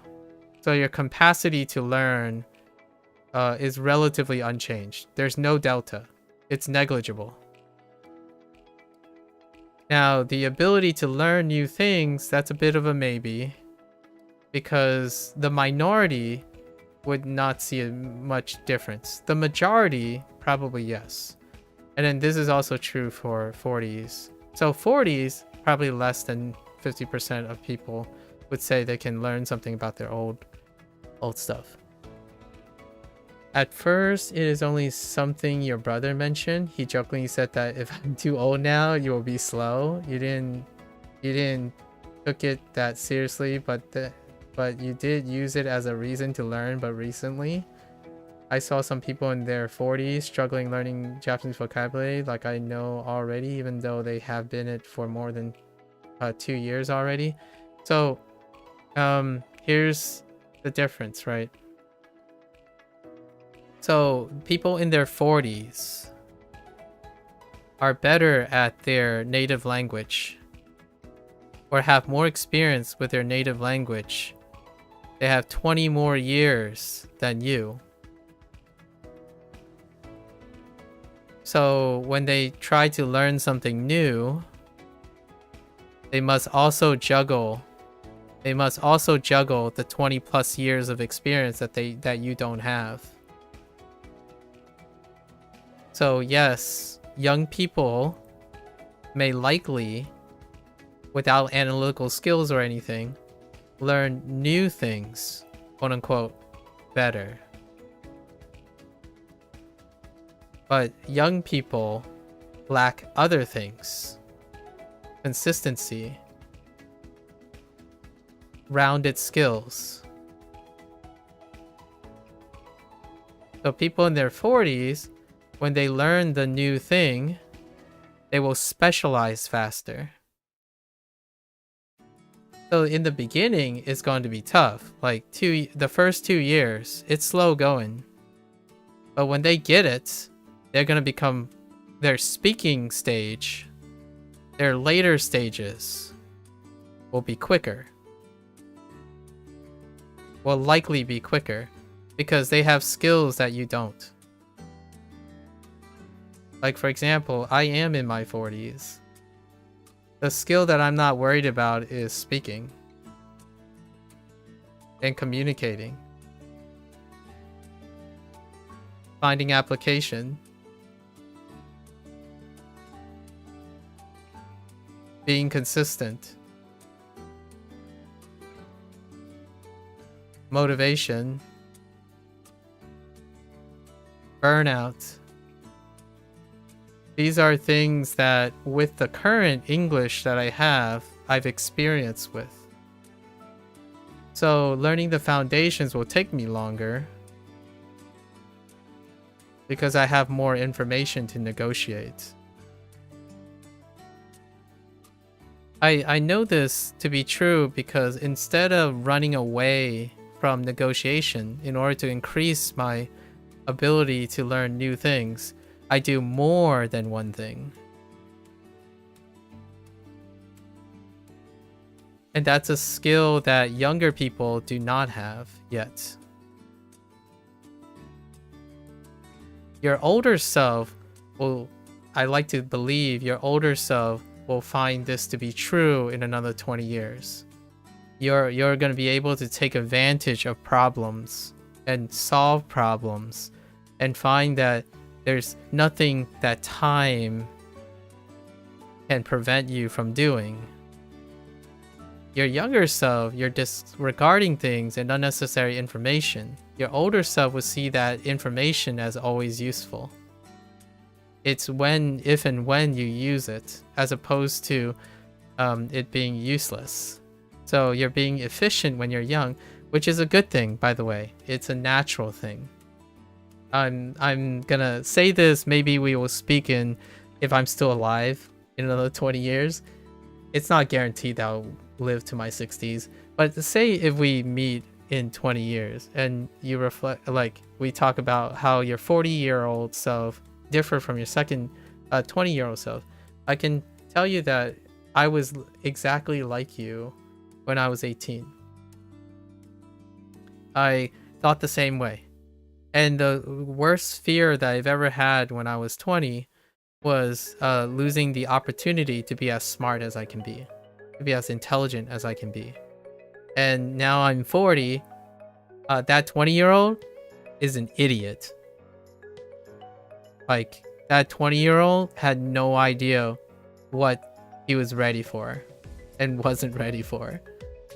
But that 20-year-old is me now. So without the 20-year-old's experience, I would not be the person I am now. So despite that person being incredibly naive, all the things that I'm talking about now, I learned like 6 or 7, I keep 6 or 7 projects going every single day. I think learning new things is my wheelhouse. Learning old things is up to 80%. So I usually do a skill up to 80 percentile and then I move on to a new skill. And what happens is I take that 80 percentile skill, like skill A, and when I pursue a new skill, I try to combine them. This is the adult learning. This is what adults do best. Over time, you will know the connection between things because you can even vibe everything, or you can analytically do everything. Because there's something that a young person will never beat their older self. And that's they have more experience. So the odds of you comparing to your older self in experience will never be true. If you believe you are smarter and faster when you're younger, the odds of having less experience when you're older would be a paradox. So no matter what, right now, it's great that you are placing pressure on yourself to learn as much as you can, figure out your identity, because that is the most healthiest way to eventually becoming an older person who can learn anything after a learning curve. So the competition a lot of times when it comes to learning, like language learning, is that language as a way of telling people to unlearn something.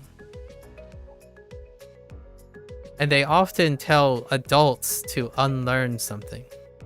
So adults have to spend most of their time, I would even argue like 80% of their time, trying to not use their experience. I disagree with that. That's not how adults learn, but you've probably heard this before. When an adult tries to learn a language, they are told to learn like they were a child. I disagree completely. The people that talk about immersion, for example, and vibes, that is a person's summary of an older person's perspective. And when you hear their perspective, as in you listen to what they say day in and day out, they use their experience to immerse. A younger person does not have experience yet. So they spend most of their time looking for it. And you can find lots of adults who choose to unlearn and do that because they themselves have no experience yet. And that's where I agree with you. Adults take a long time to learn a target language because they themselves still don't have any experience, but they have a lot of other experiences in which they don't leverage or can't leverage. Like, for example, a carpenter, for example. A carpenter would likely not have overlapping experiences learning another language, right? If they are in a monolingual environment. But a carpenter, right, who already speaks Spanish and English would be able to pick up Japanese very quickly. If not even quicker than their younger self. But the thing is, the adult is dependent on negotiating their experience. So if you're gonna be very experienced in computer science one day, right, like super experienced, and then I ask you to cook, something, the learning curve is gonna be longer than someone who doesn't know computer science and all the experiences that they use for cooking.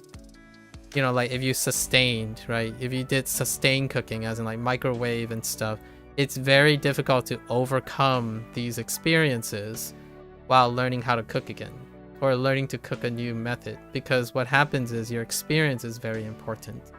So ultimately, whenever I'm talking to someone, I'm usually talking to people in their 20s, so they're young, vibrant. So most of the time, the only things I talk about is burnout, anxiety, inconsistency, regret, relationships, and communication. Right, communication.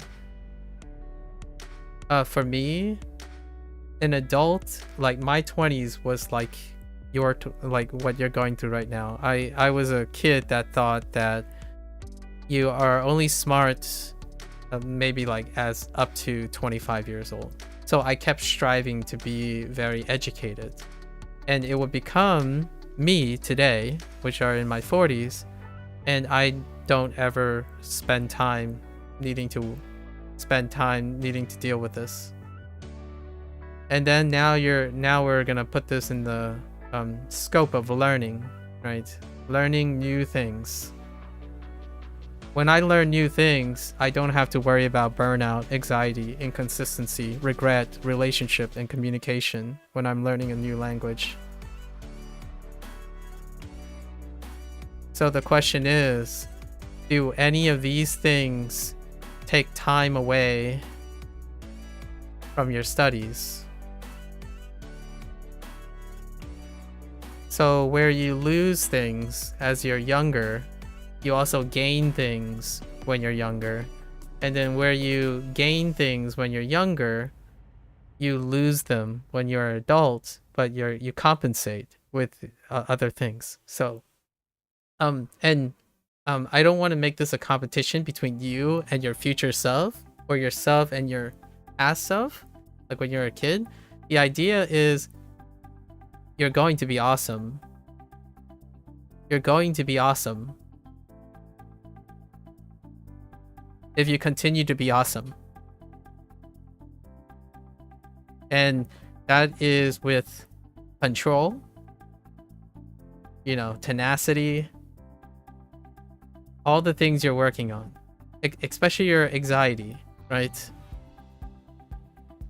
The wonderful thing that I do see about someone who's already pursuing college, having initiative to go through passionate strategies, even risking burning out, is that those life lessons, and I'm not saying do not act like an old person, like don't like do what I'm doing, etc., like that type of thing. I'm saying your future self isn't going to be too much different from maybe the smaller percentage of people who have chosen a life of scholarship. of scholarly life. It's not for everyone. Not all scholars are happy to be scholars. Not all are happy. And then there are craftsmen who are not happy and happy, right? And I think you, in my opinion, show the signs of most of the things. If you're relating to me about a lot of the things I say, it's because I experienced them when I was in my 20s. I wasn't this person that I speak and I'm speaking to you because I didn't experience it. I was literally the same, like not literally, but I had the same perspectives. And it's actually a very common thing in Chinese, where you gotta, by the age of 27 to 30, you should be a doctor right now, making 6 figures. That's not with inflation. Now with inflation, maybe it's getting close to 7 figures. USD, right? USD. And then by this time, you're not interested in learning anymore. It's like, learning what? You've already a doctor. You've already specialized, right? What do you learn next? What do you do next? You get married. And have a family. And this is where you learn the most.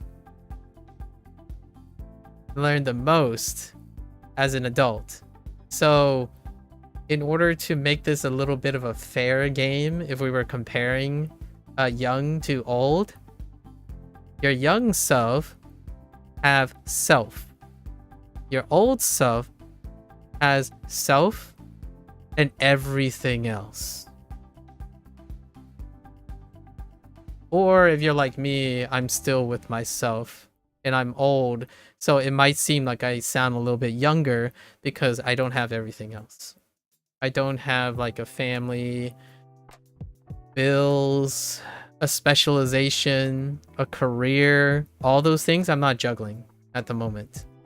The one thing that you get to look forward to, in my opinion, when you get older is hopefully, and I truly believe this in what I said, the things I talk about in anxiety, journaling is a very common thing that older people pick up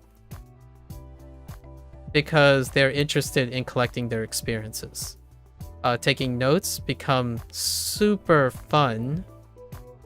Making music, artwork, photos, all these things are a collection of experience, and they all take time. They take time and memories. So in order for adults to learn, they don't raw dog it.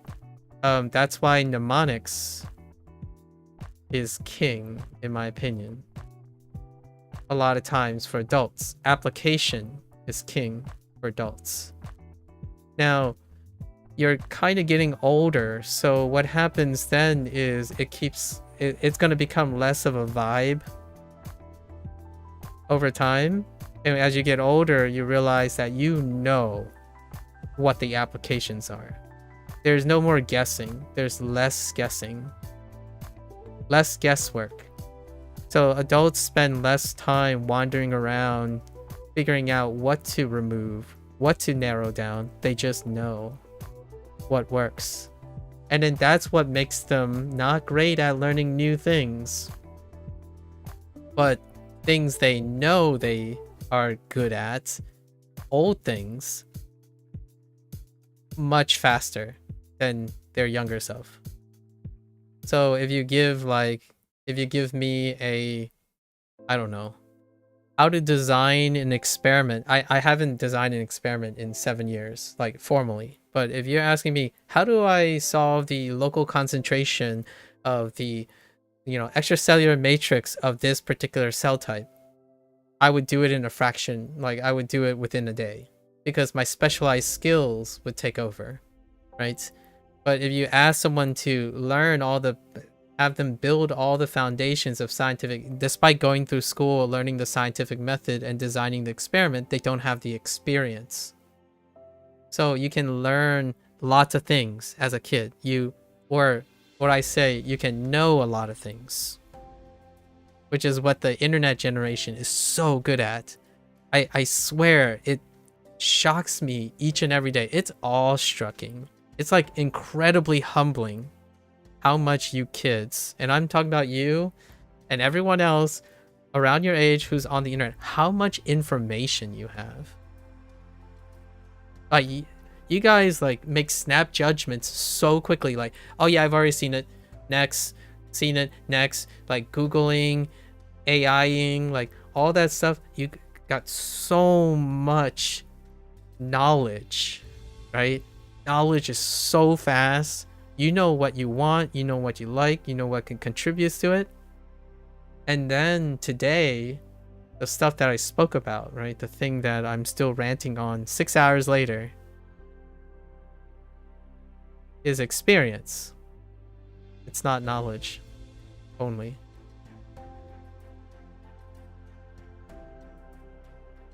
One of the greatest separators between knowledge and experience is often communication. You can know so many things and you would be uncomfortable and anxious in sharing them. Because the greatest separator in communication skills, one of the greatest separators, is experience. And anxiety is one of them too. How do you mitigate anxiety? You can't substitute with knowledge. Not really. Substitute with knowledge only. It has to come with experience. So I don't have gifts, like I can't predict the future, but my goal most of the time is to continue to encourage younger people to seek knowledge, which I don't really have to say anymore because they are pressured every single day. If you're on the internet, you're already on a hustle to gain as much knowledge as you are. So now the thing that I have to offer is my experience with gaining knowledge, and hope that in the future they get the stimulation that they have to control that knowledge. Like I'll give you one of the great examples of how knowledge is both a wonderful and a bane. What is the bane of knowledge? Determinism. Because one of the things that lead to anxiety is, what if you're not good enough?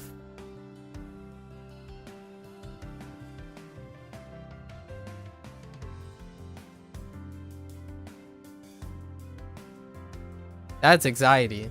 I don't know. I don't know if you really enjoy it, but this is the question I focus on. Because to me, if knowledge, right? If knowledge, the thing I absolutely loved when I was younger, if this bane becomes so great that you decide never to experience things anymore, then what is the value of knowledge if you can never gain experience? You lost the capacity for the human experience. That means that you never grow old. And I'm not talking about biological age. This is not biological age.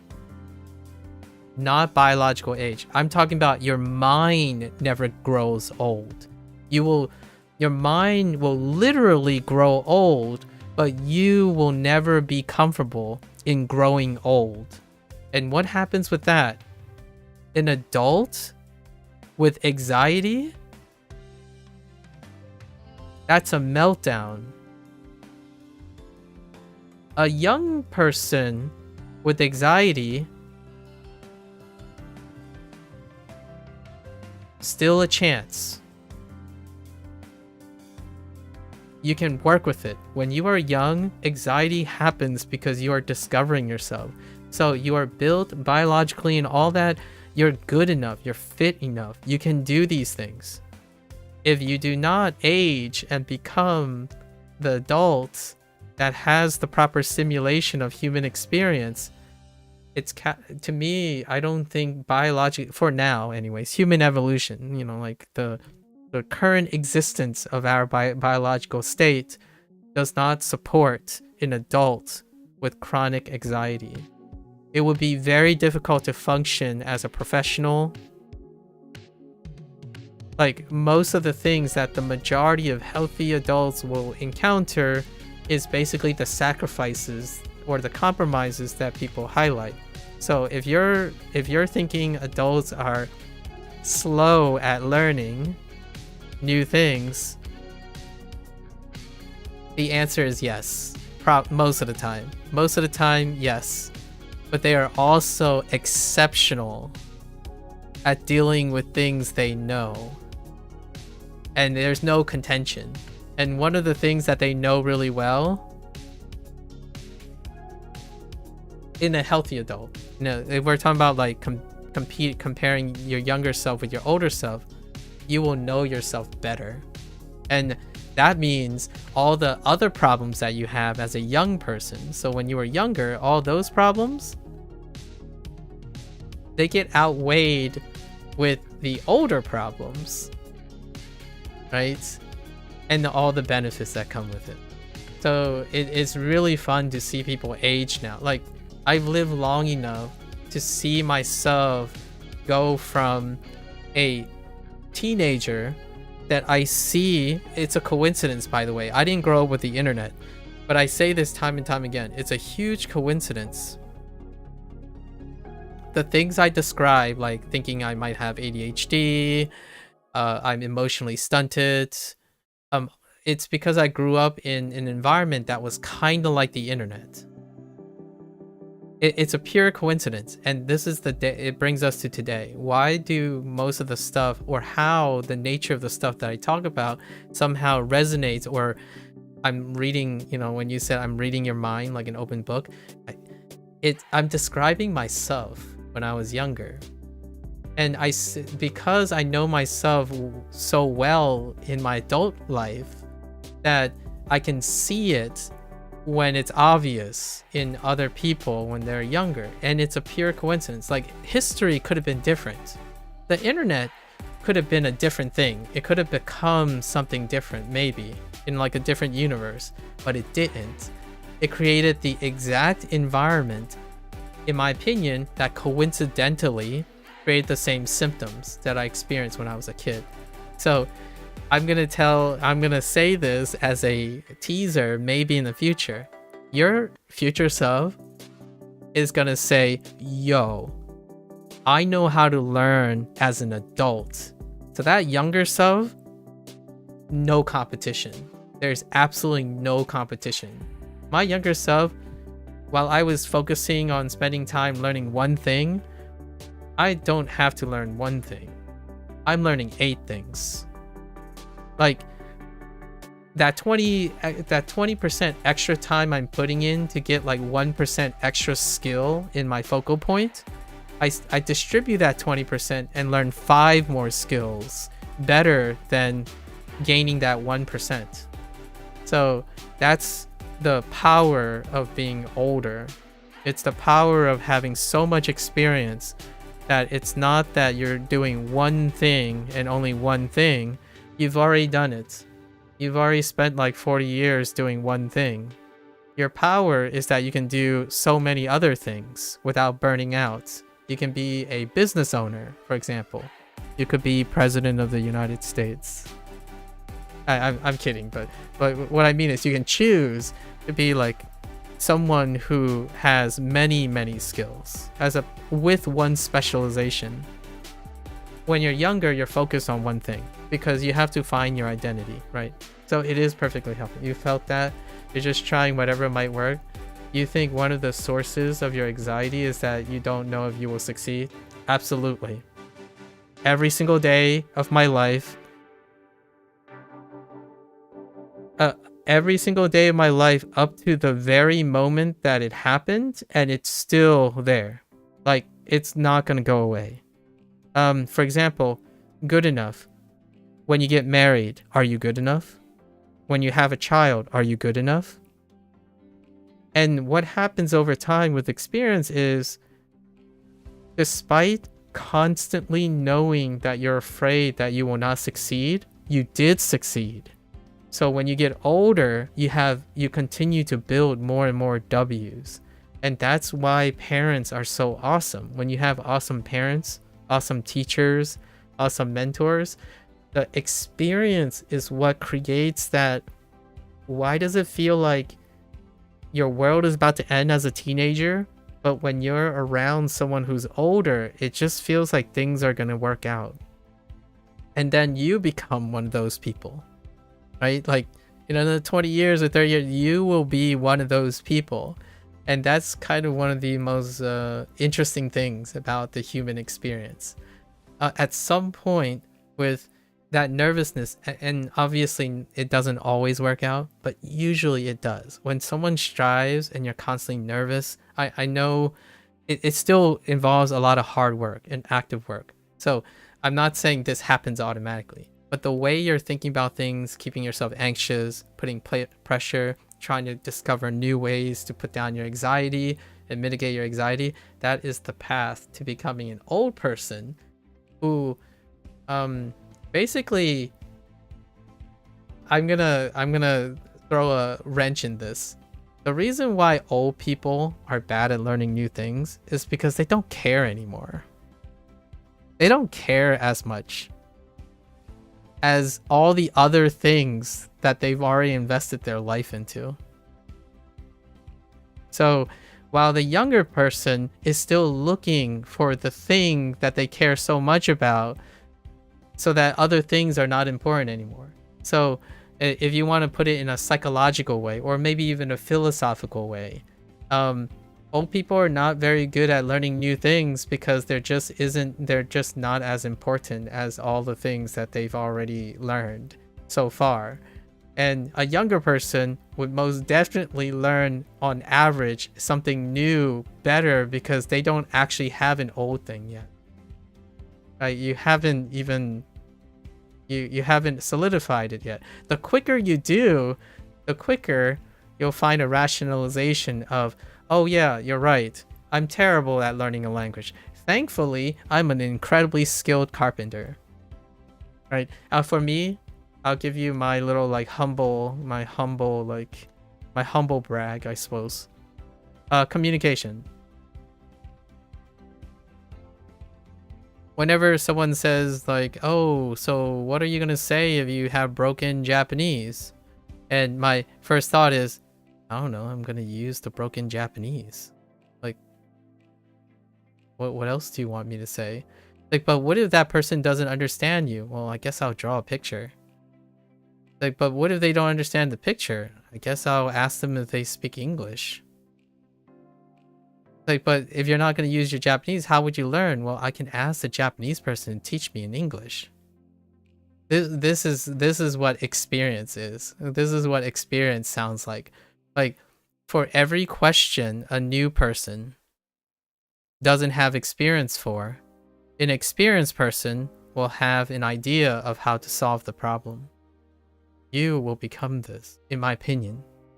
You will be well educated, well experienced, and most things will be like, oh yeah, that's a problem, let's go solve it. And that's how you can become a great parent, and you can become a great grandfather, right, or grandparent, right? Because the idea is wisdom is irreplaceable in human life. Because we don't live forever, right? Well, at least for now, we don't live forever. Human life comes with irreplaceable experience. There's nothing that time can be substituted for. You can try. I mean, you can definitely try. Anxiety doesn't go away until you have enough experience, in my opinion. Let's see. So if you learn something, since you narrowed it down, it could escape from your grasp quickly. So by associating the new thing with the other things you learned, you can keep on holding yes until they are stuck with you. Then you get older and you do not know how this will change the I'm gonna tell you, it doesn't change.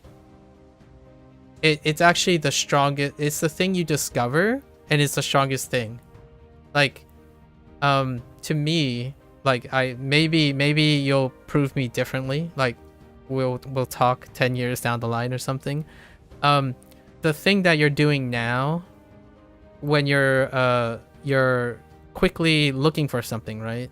A through Z, and you're finding like G, P, and H. And then you're trying to tie them together as quickly as possible so that they become old and reused over and over again, because they will be for memory for a lifetime, right? That thing is because you're growing older. The moment someone does this, that to me is one of the stages from adulthood. That is an adulthood stage. A mental adulthood stage. So the moment you have solidified your identity and then use that as a way to branch everything else, so now you have a dominant approach in everything. And this stuff is unforgettable. You have officially become an adult. And that's how adult thinkers, in my opinion, do most things. So when an adult goes around and say, I can't learn a new language, you have encapsulated the feeling of an adult. So if an adult says that they don't like language, like they don't like learning a new language, they haven't invested in learning a new language, then they can be more accurate in saying, nah, I can't learn a new language. And that's where younger people and older people have contention, because largely the one thing that separates them is experience. It's very difficult to subjectively communicate that. It's one would argue it's empathetically impossible to do so, because there's a no experience and then there's experience. So whenever my parents tell me, oh yeah, they can't learn a new language, you can get them to try if you want, but it's not like their experience is going to tell them any different. And the more experience they have, the less and less likely it's going to happen. Do I learn language slowly? I don't know.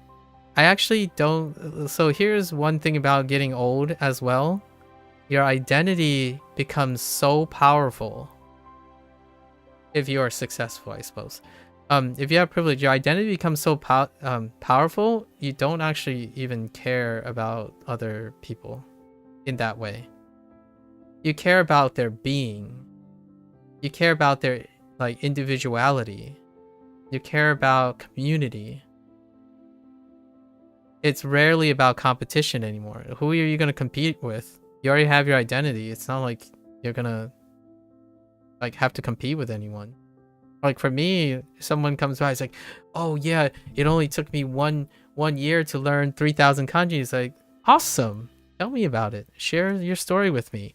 And the kid's like, well, I just use this new trendy method to do so. It's like, okay, explain that to me.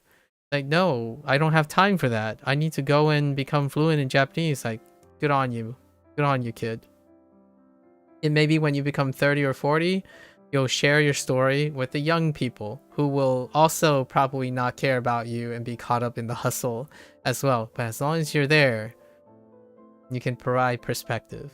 And my perspective is, it's the journey that counts, not the destination. And that's part of getting older, because eventually you're gonna become an adult mentally where you favor experience over knowledge. Largely because it addresses a lot of other things that you don't want to be young about. What is the thing about being young? anxious, hustle, nervousness. I know nervous and anxious are two different are similar, but they are actually two different things for me. Constant worry, man. Constant worry. That type of thing, it comes with experience, and it's also very useful.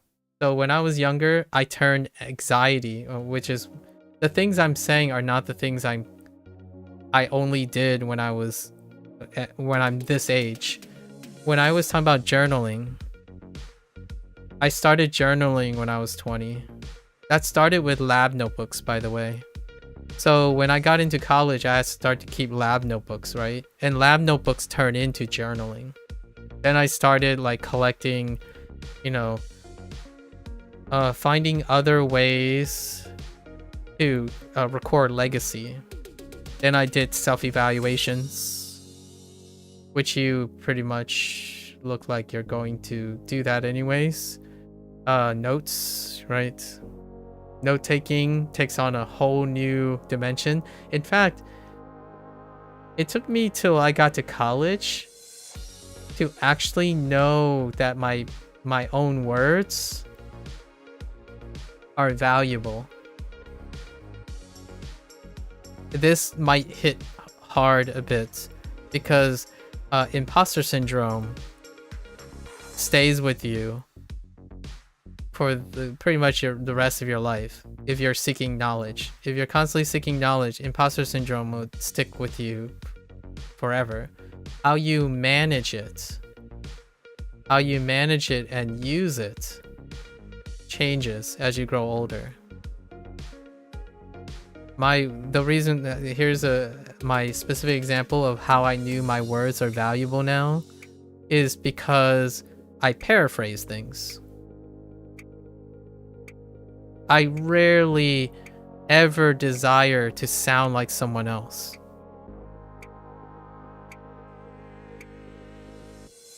I admire people though. Don't get me wrong. I do admire people, much like when I was younger. But it's in admiration that they are my colleagues. I don't want to be like them. So the moment you transition into adulthood, oftentimes is like, I can do it. You know, at least enough to keep imposter syndrome at bay. I can do it. Because as you grow older, you are less and less replaceable. And how do you make a rational argument that you are less and less replaceable? With each passing day, you have more and more experience.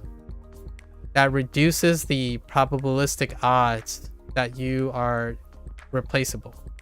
When you are one, let's just say there's a lot of 1-year-olds that might serendipitously have similar experiences, right?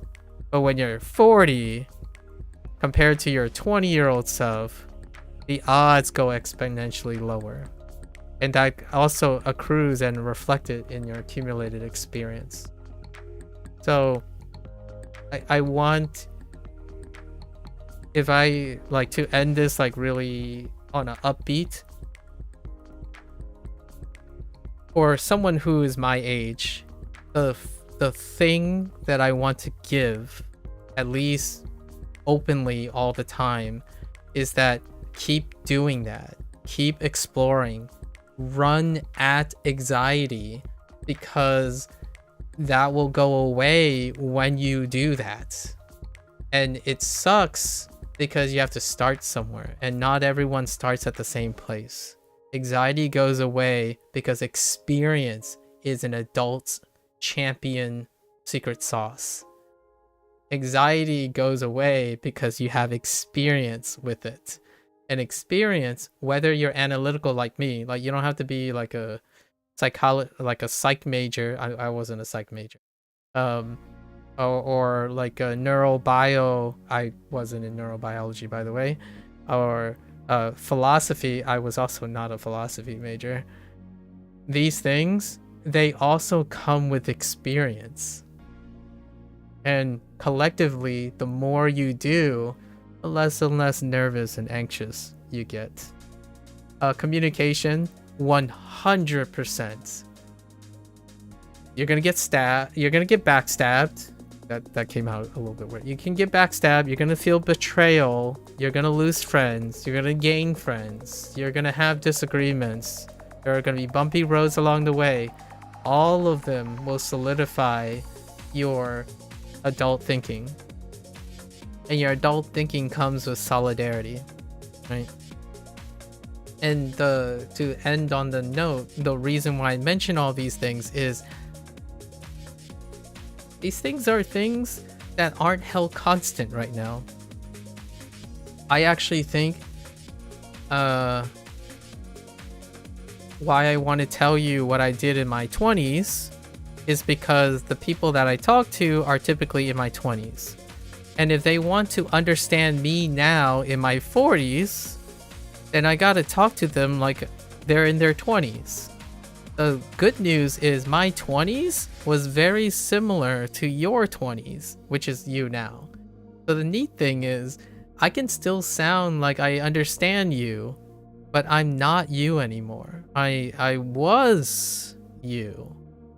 And if you like that I'm held together, or whatever my profession is now and whatever I'm doing now, how I feel about my life, lacking anxiety and stuff, I can channel the stuff that I kept close to my heart, right? Like the things that I practice for 20 years now, and I can share them. And that is the goal. That is the goal. So I play video games. I play video games like a 40-year-old. In order to share my experiences of how I got here, right? And that's kind of the vision. So one day, that anxiety that you feel is also an anxiety that is going to be your asset.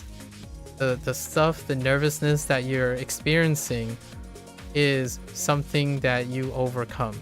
You are in the beginning stages, and we can share those things, or I can share those experiences.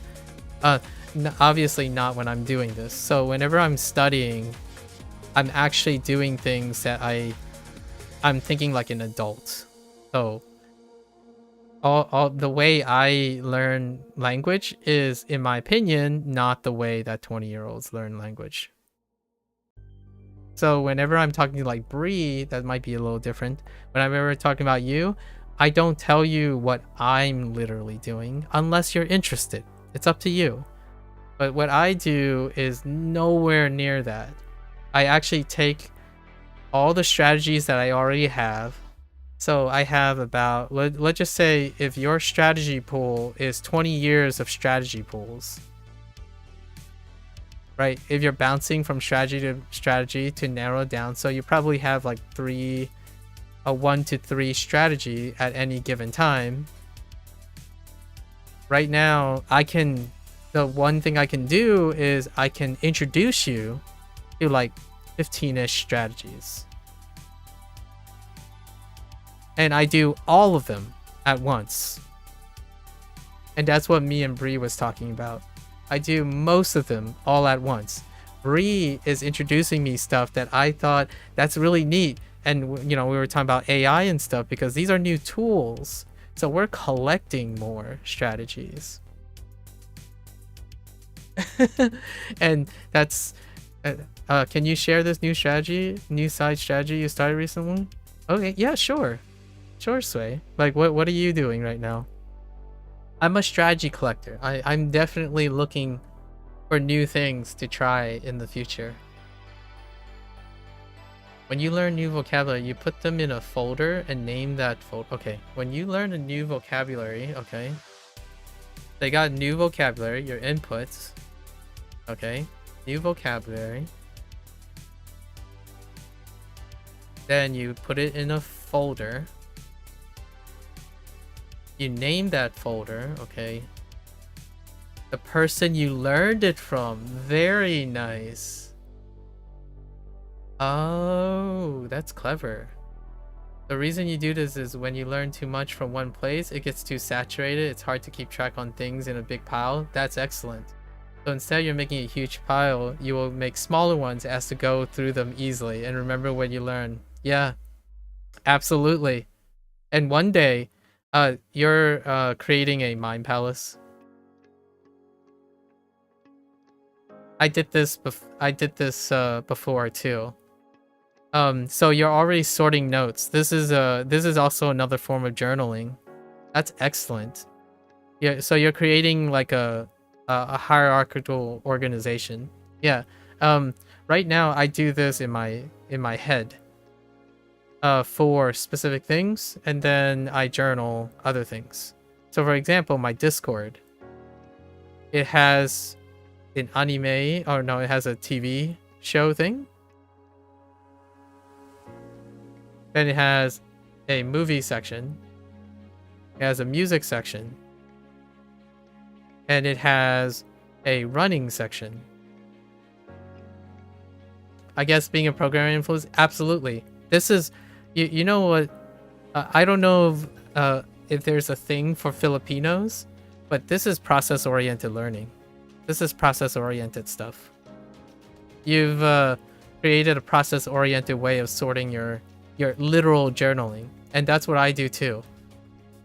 Because you don't organize your code, headaches come after it. Absolutely, it's process-oriented. You have to have organization in your code, right? I do that all the time. Now, you can do this mentally too, all the time. So if you're worried about anxiety, so you're already into process-oriented anxiety, right? Like what I mean is, sorry, I skipped over something. You're already into process-oriented sorting in your thinking. So you can do that with anxiety, right? First, you sort it into triggers. Then you look at effects, right? What is the following effect? Then you sort at actions, like responses. And obviously you can put a fail-safe here in case like a null condition happens, right? There's no response. So if there's a null response, you can break it up into ways of finding research, right? How you're gonna research the tools, and then you go back and do a null check on this. So anxiety can be compartmentalized or organized in this way so that it doesn't feel like you're processing the whole thing. Oftentimes, anxiety looks like a gigantic file that's unsorted. You can choose to sort out your anxiety. There are properties that you can constantly subdivide. If this is not enough resolution, you separate the trigger into maybe how and when. And then if that's not enough resolution, you can split when into time of day. Right? And I don't, maybe like time of year. Right? So you can subdivide your routines and create classes. Sorry, I'm gonna start talking in programming terms instead, like for Python. So these could be your class. Your class right now is your anxiety, right? Your class. And then you can make different objects. And then you can define parameters for them. And you can work on these because each object is modular. So you can work on independent things as they come up. You don't have to work on everything. And if you're not working on everything at the same time, this doesn't feel like an overwhelming, unassorted, big problem. It just kind of feels like a bunch of small problems. Manageable small problems. This type of thinking does also come from not being computer science. The internet does this. So in the internet hustle culture, like the way internet is organized and information is organized, it's highly objectified and tracked. So being able to sort all of that data and using the data, right? because you're getting a lot of input on this. But the input is coming up as an unsorted mess. So in order to make sense of the unsorted mess, right, the data you collect, whether you want it or not, your anxiety is going to give you a bunch of input. Without being able to sort it, you're not using any of it. The first, what is the first thing you can use with the data? You can describe it. When you describe it, you can sort them. And the moment you can sort them, you can address them or characterize them. And then you can manipulate them after. So understanding yourself, this is probably what I would use. I'm not a therapist, by the way. This is not professional. I hope you understand that if you're really struggling with like depression or anxiety, definitely seek a professional who knows more of your professional history. However, if I, say theoretically, was using an analogy or a metaphor for psychology, right, like therapy, for someone who might be dysfunctional, like this, if anxiety is making you dysfunctional, the act of someone else trying to help in therapy is to identify these things. And it's more so to get the person to organize and express it to the therapist. So your goal is to ask questions and then have them identify and organize this jumbled mess of what is called anxiety. Separate them from their triggers, effects, and response so it becomes less overwhelming. And then you can find time to characterize the problems. And over time, the solutions present themselves in the way of experience. And the therapist, in my opinion, is the vehicle and enabler to get the person to move into environments in which they can encounter these experiences. So it goes back to that, like the trigger, the three things. If you don't have control over something, you want to gain control of it. So characterizing it, sorting it, which is what you already do with other things, right? Information. And if that doesn't work, you can find an environment that has that characterization, so then you can characterize an environment that you want to be in, and then find that, or someone who has a potential that creates that environment for you.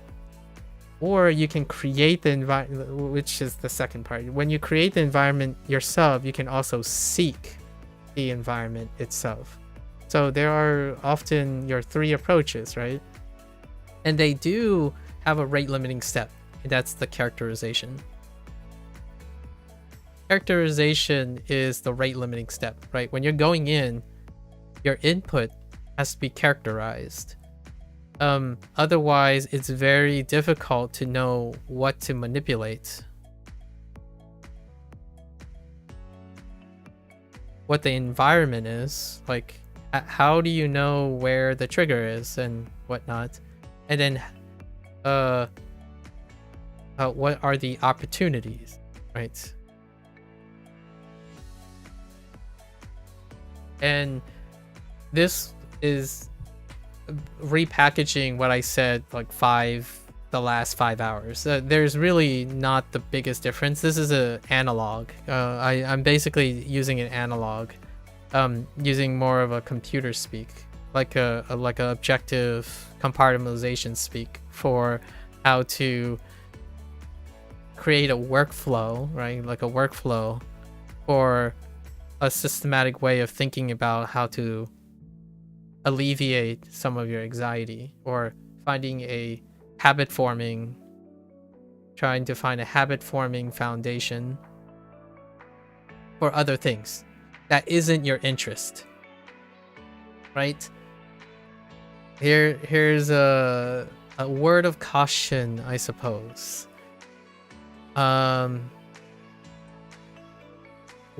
One part of growing old, when you're young and you're growing old, is that the constant things in your life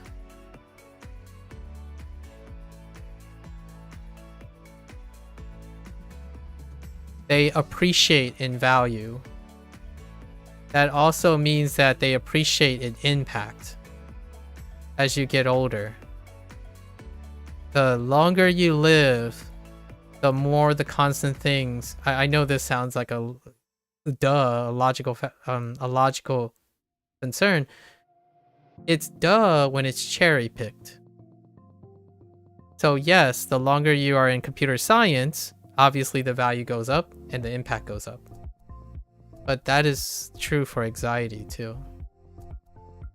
Over time, anxiety's value goes up. Therefore, its impact goes up. So if anxiety has a higher value, then the impact will be seen as a higher negative impact. The negativity goes up. It builds over time. Things that take place in your life, like eating. The value of eating goes up as you get older. And its impact goes up as you get older. Most of the constant life things, like sleep, the value goes up, right? And the impact goes up. So if these things get neglected, their value increases. And that impact is associated with whether it's negative or positive.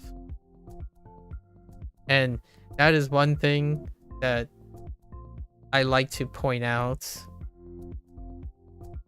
as a starting point as a young person, right? When you get ahead of these things or you manage these things, man, superstars. I tell you, I am, if I want to give you my rating on stuff, like out of 10, like 10 is a superstar, right? And 1 is struggling.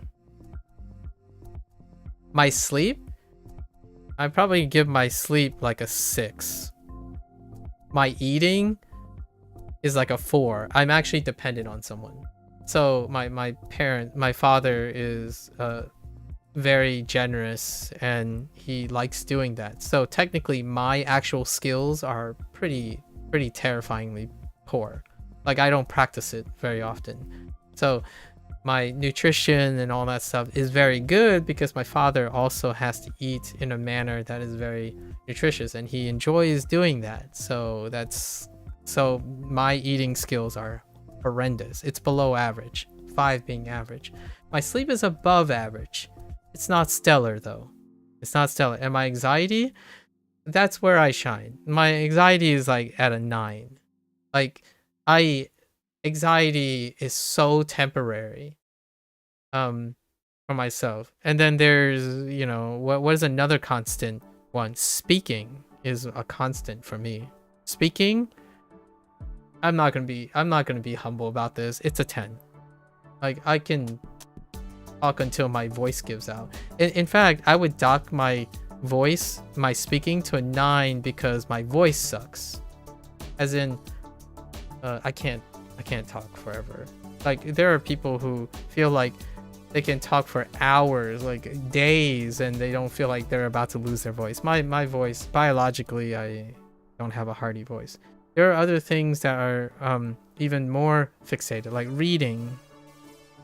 My reading skills, yikes! It's kind of like a 3. Like I have a 3 for reading skills. I mean, partially also my vision is not the grandest. So this is a way to compartmentalize some of your skill stuff too. Like we can speak all day. Whenever I meet a new stranger, if you stay for 10 minutes, I can probably get you to stay until you have to leave, whenever that is. And that's what I invested. I invested that as an adult. It's not gonna sell books and stuff. I don't like using speaking ability to like sell things, so I'm not a salesman. I didn't end up chasing after being a businessman or CEO. However, I can do other things with speaking, right? Eating, I give a grain of salt for most people when people ask me about eating. Sleeping, there are some things I can pass on, but that's not great. Now, here's one area that I am old, like I'm 80 years old at this point. Competition. competition is like a 1. And you can see this as a bad or good thing, but the thing is, participating in competition is nearly non-existent for me. I don't participate in competition anymore. 30s and 40s, there's still some competition, like how big your family is, how good your kids are doing. I don't have kids of my own yet, anyways. But those are social pressures that would be existing right now. So getting married at 30, having children before you're 40 is a really common path for an Asian American. Maybe slightly earlier than that. And there is some social pressure for that. But competition is non-existent. So if someone comes up to me and say, how do I deal with competitive anxiety? Like, how do I deal with being not good enough? You probably notice how I kind of skipped over the not good enough part, because it's very difficult for me since I don't pay attention to that anymore. I don't even keep it close to me. I don't know what competition is. When someone says I suck at this game, I'm like, compared to what? You have to inform me what it is, because I don't pay attention to these things anymore. So that's being realistic, being able to know what you do well and what you don't do well. I'm terrible for competition. So if someone asks me, hey, coach me to compete for this scholarship, I would say, let me help you by putting you in contact with someone that I know is good with competition, or at least I trust is good, because I don't really see competition anymore. So one great thing about adults is usually functional adults have a large network. They would eventually have a network, and that network is eventually built on trust. It's not built on collective experience. Or what I mean is not built on shared expertise. That is not a stable network. If your network is you're a businessman and all your friends and family are also businessmen, all of you have a conflict of interest. That is not a support system. Support system is a complementary of foundations. So if you're not very good at insurance, there was a time when you grew up with someone who decided you knew that you can trust them because they went off to be an insurance person. So your network is as strong as the collective shared expertise. So for me, I spend most of my time networking when I'm older, because I no longer learn new things in the way the kids do anymore. Like, I can't simply turn around and say, yeah, man, maybe I should go and be a psychological therapist. No, I defer you to a therapist.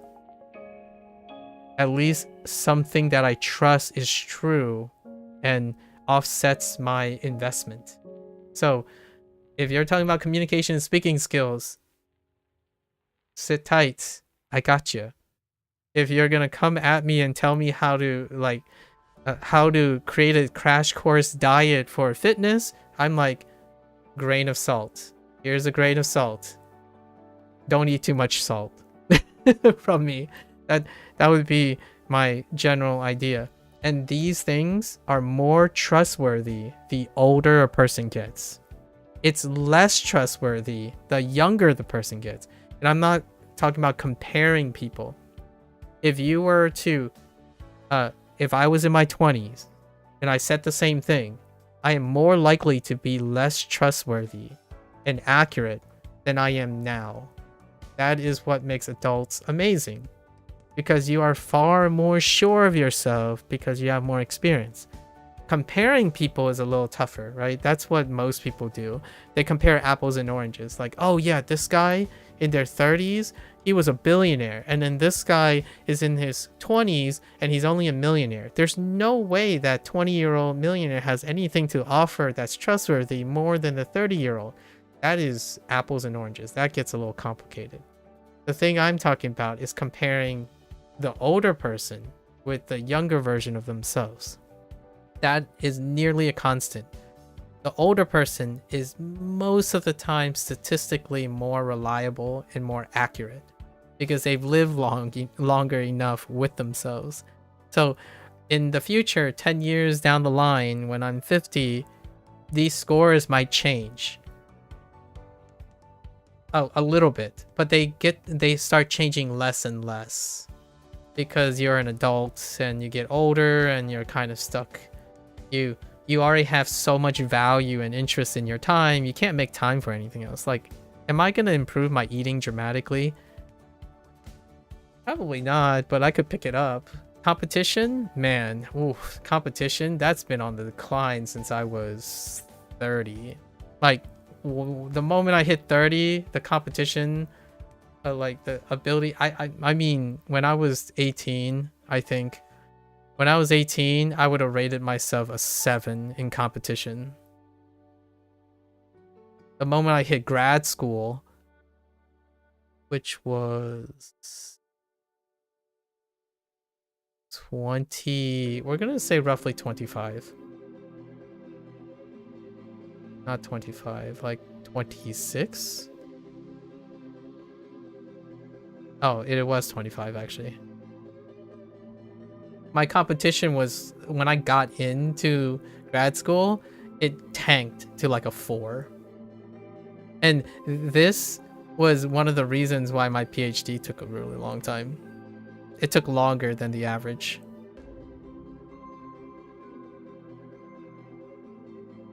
Because, like, the average, you're comparing yourself with other people.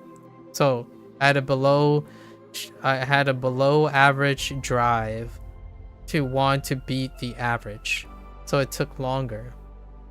I started valuing other things like speaking. Speaking is one of the things that I think I was above average. Giving presentations, like teaching, that's where some of my time went. That took away my graduation time. I was far more concerned with things that didn't help me with graduating. And it's things that people don't value that much. Like, at least my colleagues don't enjoy doing this as much as I do, right? So priorities changed, right? Pretty interesting. I'm looking forward to what your portfolio looks like. That's really clever though. I like what you described about learning new vocabulary and then taking a photo and putting a name on it. I'm not sure how much you do Mind Palace stuff, but that's how I sort people's information. Like, you are filed under Sui, which I'm saying Sui, or hear me out. I'm filing already. I'm trying to say Shui. I know that's not how you're going about your name, but you told me how to pronounce the name. I kind of forgot, but I kind of remember the first syllable, so we're just gonna go with Shui. And it sounds like Shui. And what is Shui? Shui is water. Water flows and adapts to its shape. Because it reminds me that you're a viber. This is filing. This is what Mind Palace is. So in order for me to remember details about you, I connect them in a manner that is connected to my own experience. So you probably can appreciate that water is a fluid that adapts to its shape. So you kind of just flow with the experiences, right? So shui, I was trying to say shui. This is Chinese. This is Mandarin for water. Actually, I have these mnemonics. I have these mnemonic associations with pretty much most people's names. What are we talking about now? We're talking about how Brie, you're basically cheese.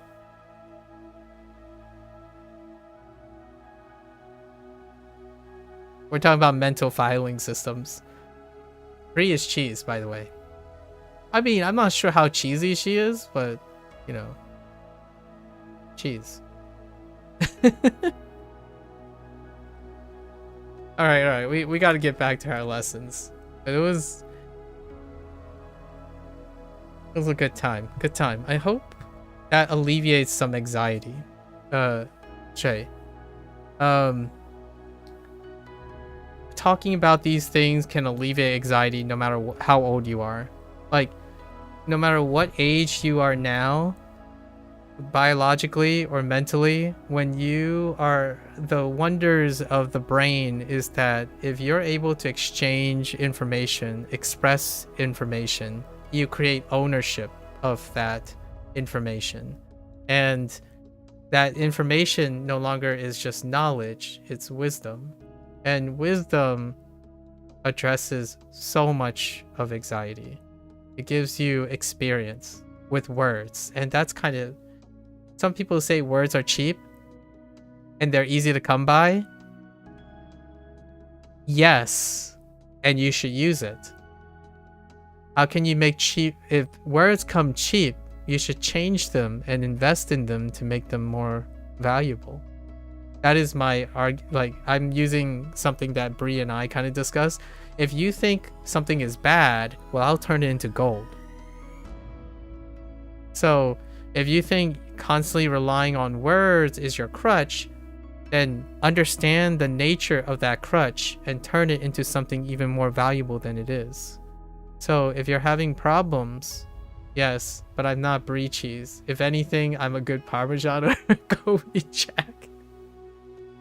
Fair enough. Fair enough. You know what I was thinking? I was filing you under breezy. You know? Like a pleasant breeze. Breezy. Someone more lighter in spirit, despite their heavier situation.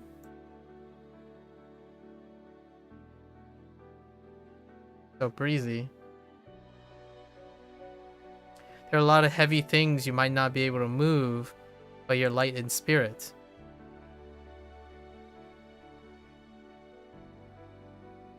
I know it sounds a little sappy. I get sat. I can do this all day. Writing, like, poetry is really good for the soul. I'm just saying. So metaphors and similes, they're quite useful.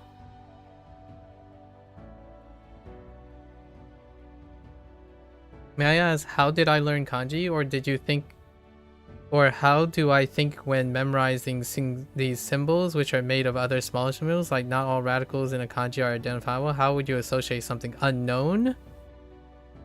That's a good question.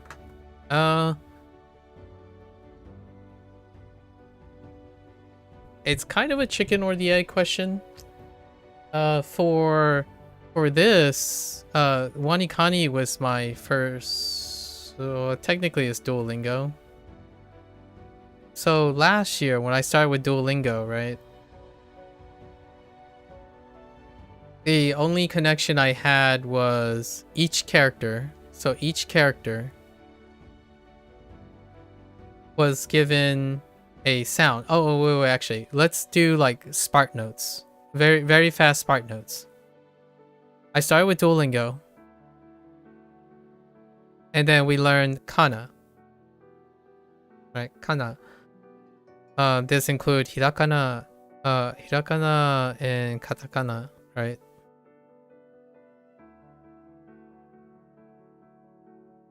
So those were rote memory. We rote memory it. And rote memory was okay because with every new character that was introduced in Duolingo, right? They used Romaji and hiragana. Hiragana and katakana. Actually, they didn't distinguish. Whatever vocabulary word suits them. So they actually used vocabulary words. They didn't actually teach characters. So they used vocabulary words. And each vocabulary word is composed of character or characters. Typically they stick to a character, a singular character. So in the encoding process, you rote memory was fine because hiragana and katakana occurs in numerously. So you expose yourself to kana, and then no matter what you look at vocabulary, there will be kana on top. So this would be often represented in Duolingo as it would have furigana, right? Furigana, which is kaku or kaku. So this would be on top. So after you expose yourself to kana, no matter what, you're going to see it. So that means I only used rote memory. Rote memory, I saw it once. Now we're gonna get exposure to it no matter what. Romaji was also available as a display option, but we kind of skipped over Romaji after a while because it involves typing. So you can type in Romaji. So Romaji is already going to be emphasized in typing. So then I didn't spend any time on Romaji either. So this is what is there for a while. And then after the kana, so maybe I'm going to say 20 days. 20 days or so, we removed furigana. And now what happens is the sound ended up carrying a kana. Now, that also means my kana gets rusty. Writing kana and visualizing them gets a little rusty. So I write. You stop using Romaji because you keep on reading it with English pronunciation accent. Oh, interesting. So if I wrote like memory, which is an English word, do you not see memory? Or memory? Yeah, memory. So this stuff deals with sound and like going in the other direction. So would you always say memory when you see this instead of being able to say memory? That's an interesting thing. I haven't actually considered that. Usually most people say it doesn't help them remember the kana. So like it doesn't get them to remember its ka, like kaku. So if they saw kaku, it doesn't help them know this.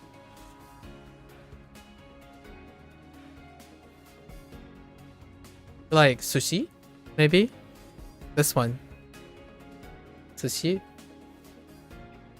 That would be an example that I could probably think. And you would say sushi instead. Sushi, and you can't... Whenever you read this, you wouldn't immediately think of sushi. Like this way.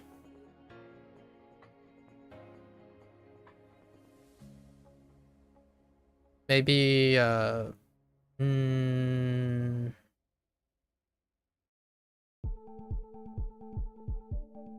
I'm thinking of like Japanese words, but they're commonly written in English. Takoyaki? Maybe coffee. Coffee looks really... No, I don't even know how you write it in Romaji. I guess you would write K-O-O and then H-O-O? No, H-E-E?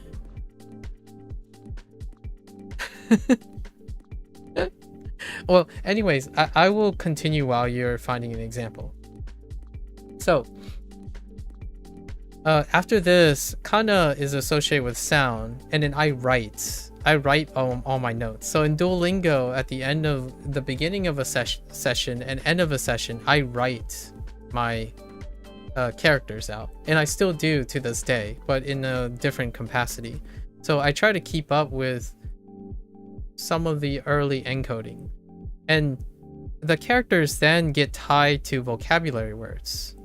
So they get tied translationally in Duolingo. They become translational and by sound only. So sound, which then leads to kana. Let's say, okay, kite. Yeah, sure, kite. If I write it in Romaji, you write kite. Oh, yeah. I see. Wow, that's a good example.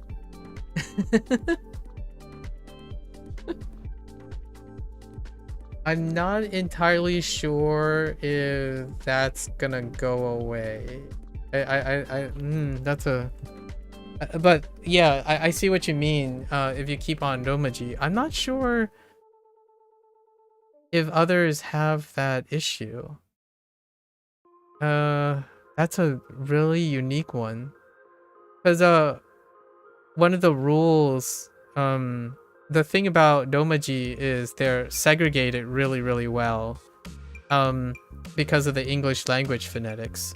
So like this, for most people, when they say, oh, this is Japanese, like Romaji, it will be surrounded by other like this thing, and they are really segregated, very stridently. So I will have to ask. I'm gonna ask other people. I'm actually very curious.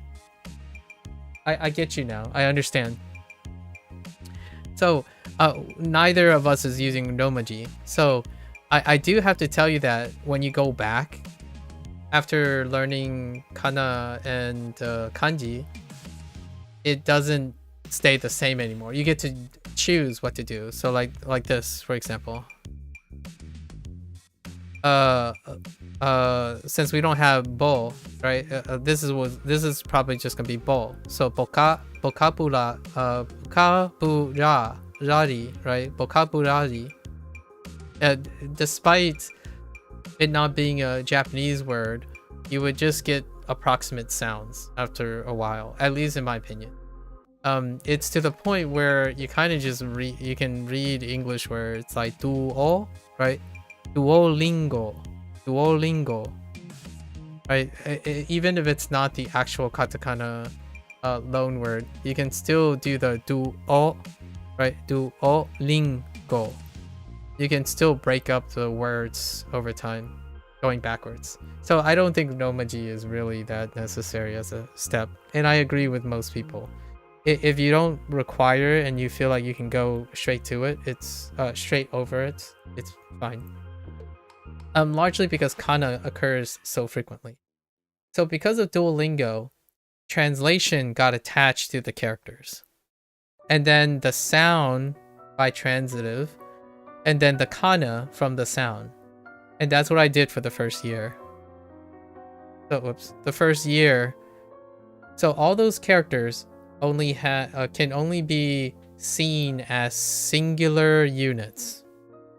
So this, if we take this character,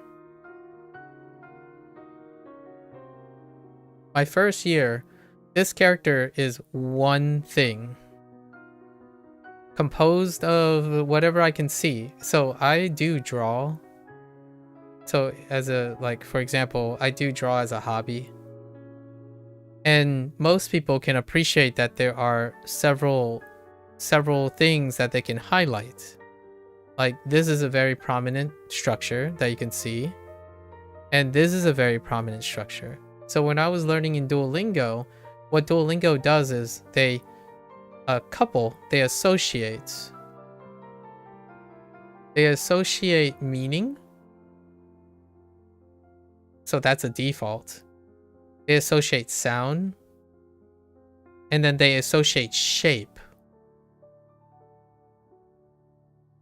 So the third one is when you learn something like this, and then you do an exercise, like a matching exercise or something, they will include other things over time. So you would need to learn how to differentiate between these two, or these three, or these four. Which one am I missing?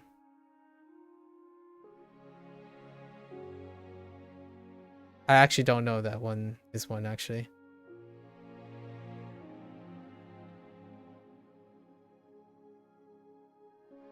right? So Duolingo does this thing where in order to trick you, their word banks would be filled with similar shapes, similar sounds, and similar meanings.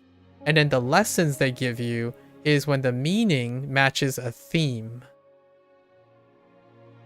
So regardless, you're going to get a mix of katakana words, like English loan words, quite a lot in the beginning, actually. And then you're going to have to use your hiragana to match to the sound of this. And then all the cumulative word characters that you have to appreciate radicals by retroactively. You have to appreciate that this is probably one of the radicals and this is probably one of the radicals because these things down here changes, right? There's an absence of that. So then you start getting an idea of all the pieces of the character.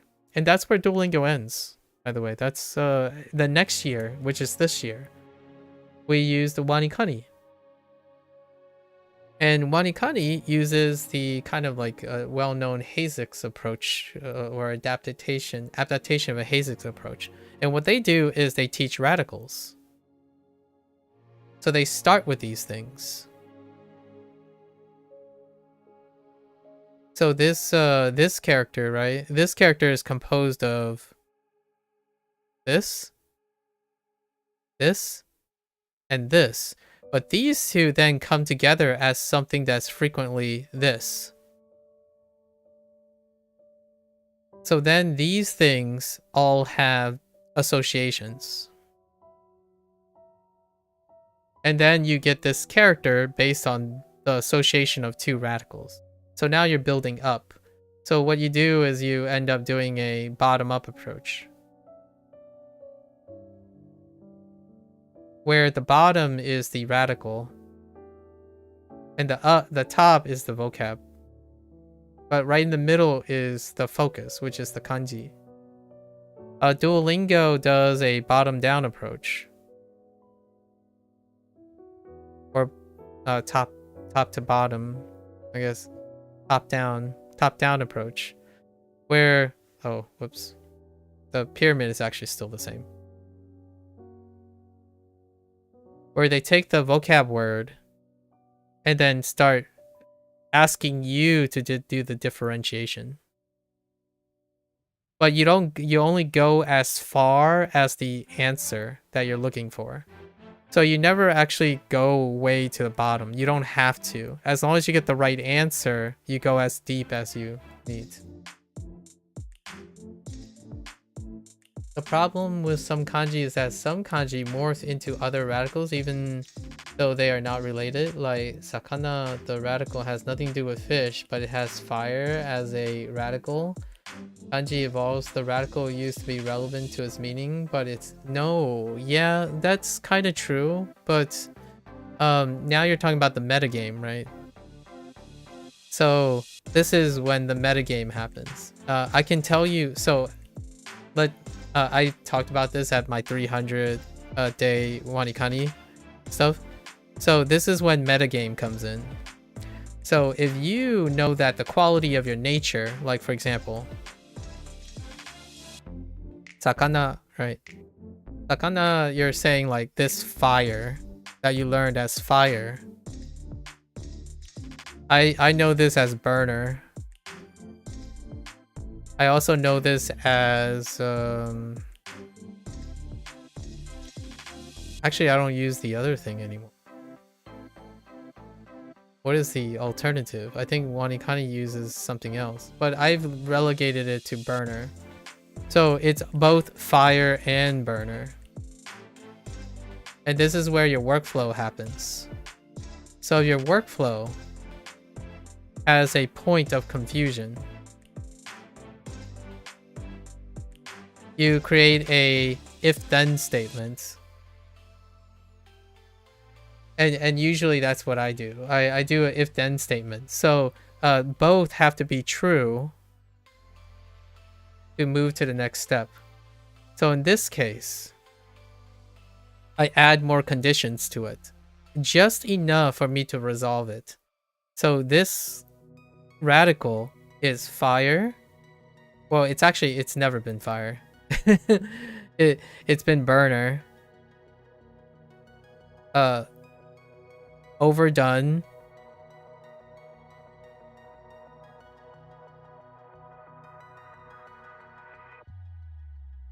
I'm trying to think of other Sutton.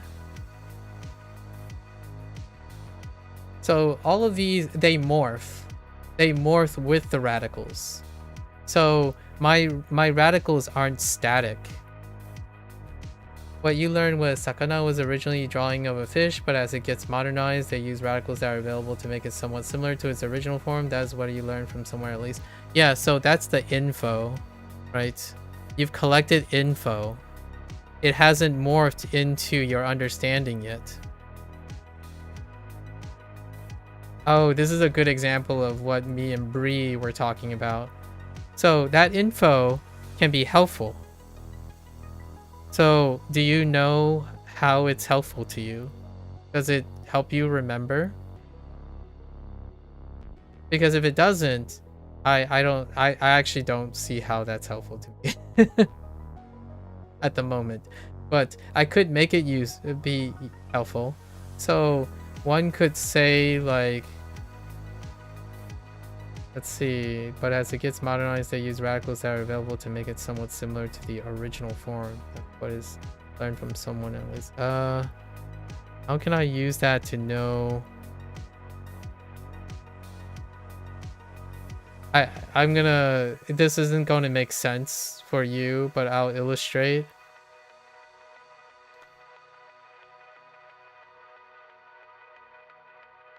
So if this is your exception, I would develop a rule for its exception.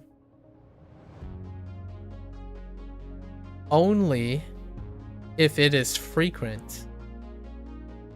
So the information you gave me could be how I developed the rule for its exception. So the info you gave me. And I would take that information and attach it to the exception. So I unfortunately, I don't know when this comes up more often. Do you have another example of when this mnemonic doesn't help you? Or like this radical doesn't help you? Can, like, maybe...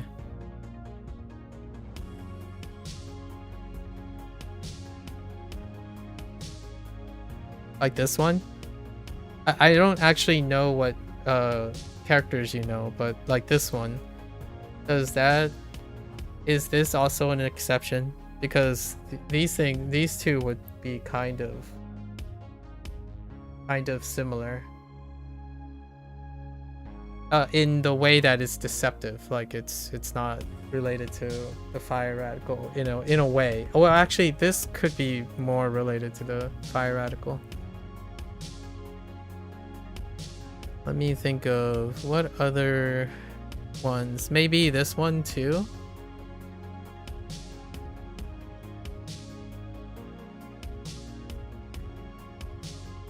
You don't really know? You're not really sure when it comes up to these type of kanji? Okay. Like this one, for example. This one has very little to do with fire.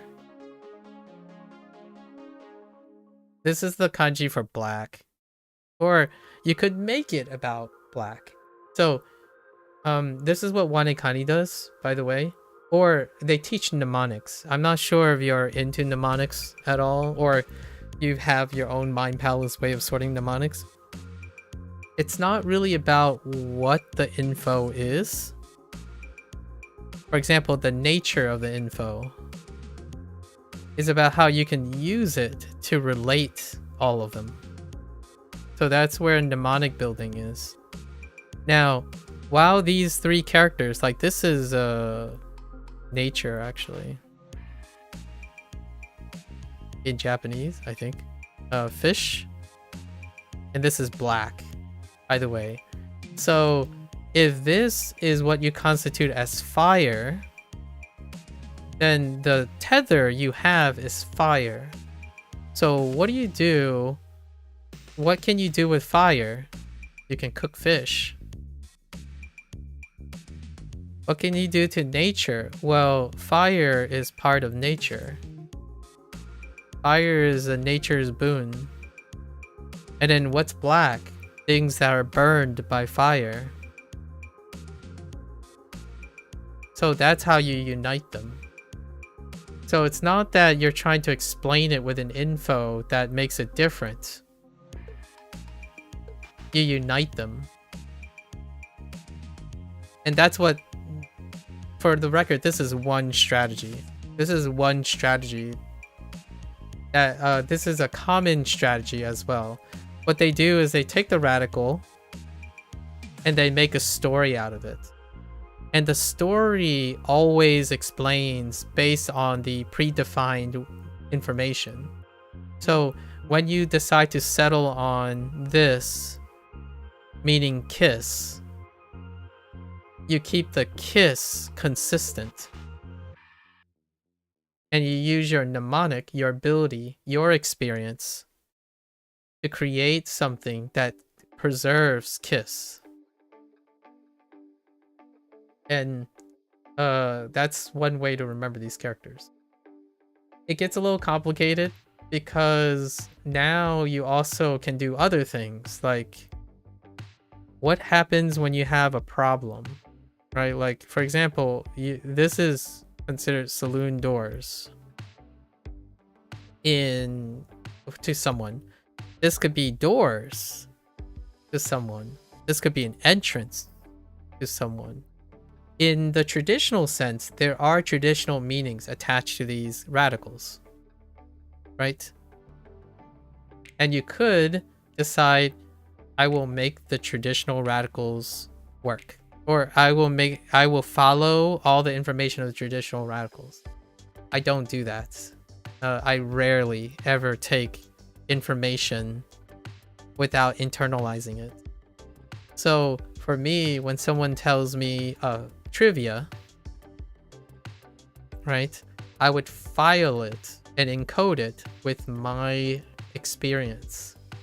So in this case, when they taught me saloon door, this is a saloon door, I need to be able to internalize what a saloon door is. Well, a saloon door, it's flappy. There are gaps in it. They can be entrances and exits. That's how I'm encoding it. So it's not simply a saloon door. It's everything the saloon door represents. It's everything a door represents. It's everything an entrance represents. And I only evoke these things when I need to connect ideas together. So here's one that will be wildly crazy. I use HanziHero and WaniKani, and both of them use their own radical system. So they have different radical definitions. And you know that characters, they're already shared between the languages. Oh yeah, now you think about it, you kind of think it that way before, right? Okay, atarashi, and then stand used to remind you of an armor stand from Minecraft. Ah, and you need moku to make it, and you need key to cut the tree. Yes, right, or key to make it. And you can notice that I read this as moku, which is also true, right? So this can be moku or key, right? And yeah, now you have new armor stand. Yeah. So this, in a way, like, why did I start with moku and then I did key? Is because I typically prioritize onyomi before kunyomi. But that doesn't mean I can't get to the right answer and I can't skip this step. The idea is all of this makes me remember this character. So do you know that? Do you see this and you see moku and ki? Right? That's kind of how associations work. So the more information you've internalized attached to each other is the stronger it is. This is the most of the time the mind palace approach with association. So that's how I form my layers. You only go as deep as you need to. For example, did you know that, for example, I think the character you chose, right? This is also Shin.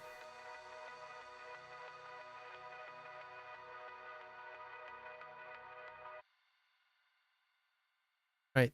Atara is its kun. Shin is its own. And Atara is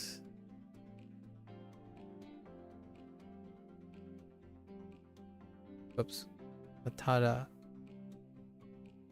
is its kun. It also has another one, which is Arata, or yeah, Arata.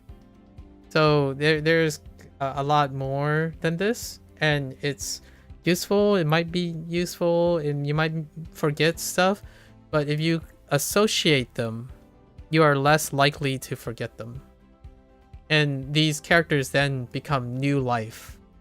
They mean more things, and that's where the memory comes from. So it becomes less and less about learning more, so to speak, but reinforcing what is known. So at some point you get to a critical mass where you're not learning new characters, you're learning how to reinforce old ones. It's really weird, but for the record, this is also why I learned Chinese, because Chinese is another association. I can actually tell you if I had a Chinese character or not yet. I have not gotten this yet. So this character now, if I had to break down this character,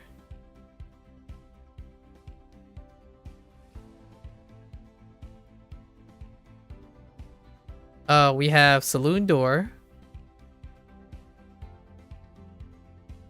Right, we have saloon door, which is all the iterations of door, and this is both kiss and podium. I don't know if this is relevant, but one of the things that trip you off and other Japanese native is that some kanji look different in Chinese and Japanese, like hai. When I used Anki for the first time and was confused what that kanji is and you couldn't find anywhere, it turns out you have to change the font in the... Yes, there are different typesets. I'll give you an example. Re is different typeset. So anything with this combination has a different typeset. So you would probably get something like this. These two. Yeah, they don't occur that frequently, but they do. And they are equivalent. These two are equivalent. So yes, I'm not sure if Japanese natives... I actually haven't ever asked about Japanese native and stuff, but this would be a more common one, because this is a pretty common character, like radical position. There's a couple more that comes up on a regular basis. You kind of get used to it though. You kind of get used to it. And also, by the way, traditional Chinese, I learned simplified Chinese on Duolingo, and on HanziHero I'm learning traditional Chinese. And then there's also Japanese modified characters. So simplified has overlaps with traditional, so does it have overlaps with Japanese. But there are things that are not, there are things that are only simplified, only traditional, and only Japanese. And then there are things that only two of them contain. And they're subtly different a lot of times, which can be a problem. And if you're writing kanji, there's another thing too. Japanese and Chinese stroke order changes slightly on very common radicals, like this radical, for example. Right here, this is where they diverge. When you're doing Chinese, you're doing this. When you're doing Japanese, you're doing this. So this is 1, right? 2, or wait, yeah. 1, 2, 3, 4, 5, 6, then 7, then 8. And this is 1, 2, 3, 4, then 5, 6, 7, 8. And it's all over the place. Penmanship is all over the place. And if you're wondering, can you tell the difference between these two? Yeah, you can if you have handwriting. If someone's handwriting, you can tell the difference. Which stroke came first, because it does kind of impact the overall way the stroke happens. Would I change how I write it? I change it on the fly. I would use both. So I write, this is Japanese. I would write it as Japanese, and I would write it as Chinese. I practice both. They kind of go back and forth. So someone has to keep a really keen eye in order to see me change up my stroke order. I actually say it out loud a lot of times. I'm like, oh, well, okay, no one saw that. It's okay. It's fine. No one will ever know. That's usually what I would say. It's like, no one will ever know. And technically, a lot of people know, because my my Japanese one, this stroke, this vertical stroke, tends to miss its mark. And these two tend to always connect, because it's hard to determine. So it's hard for me to separate these two strokes versus having the two strokes, versus waiting for the last stroke so I can always connect with the last stroke. So there are things that I know about my handwriting that can determine which way I wrote it. And if that was the only thing I had to determine, I can tell you it's Japanese or Chinese based on my handwriting. But that's only me though. I don't study other people's handwriting. I study my own handwriting. So a keen eye, a person would know which way I'm doing. You saw a Japanese streamer struggling to read Naomi in a game, even though it's a common Japanese, because it uses a Chinese kanji in the game he is playing.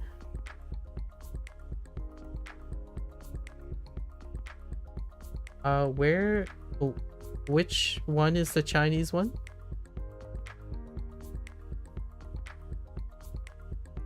Oh, wait. No, I'm not sure which one is the Chinese kanji or Hanzi.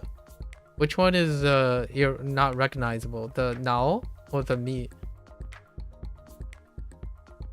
I actually can't tell the difference. So Nao, right? And then Mi. Right? Oh, this one kind of sucks. Oh, there might be a stroke difference. I don't know of a difference that separates these.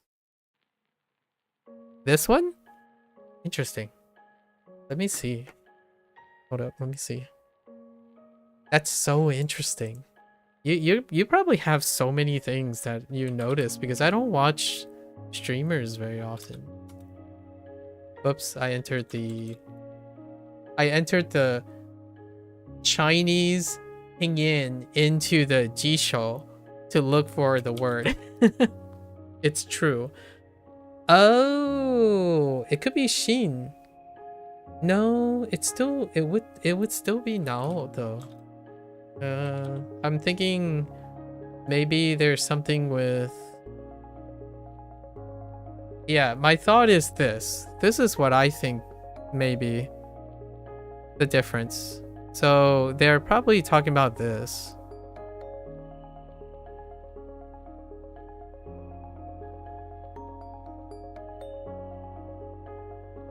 This is more common for Nao.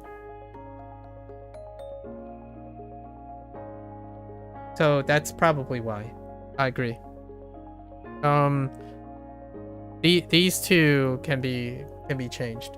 This little L part is inconsistent between Chinese and Japanese.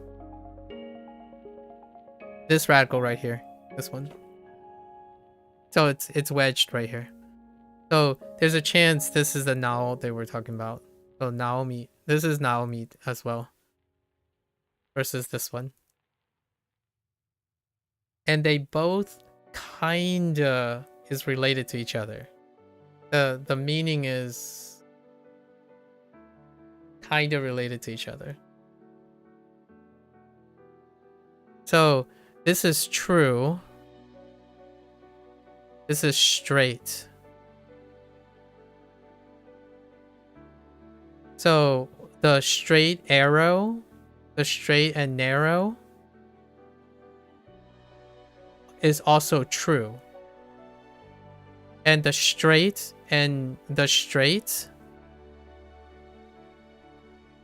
is reality. So these things are related to each other by meaning as well. So I'm guessing it's these two. There are also ghost kanji. I don't know how common they are though. Yeah, there's ghost kanji. Yep. All this stuff is good stuff. This is why you learn another language. Look at this. We can talk about this for days and we still don't even have to speak Japanese to be interested. One day you and I will speak Japanese and Chinese. I'm kidding. I'm kind of, sort of. But this is Zheng Mei. Zheng Mei. Yeah, Zheng Mei. Which is a true. It's a sweet name. Naomi is a true beauty. Or straight beauty. They're both straight. So like straight beauty. So I would interpret it more as a true beauty. Naomi for true beauty. This is a pretty sweet name.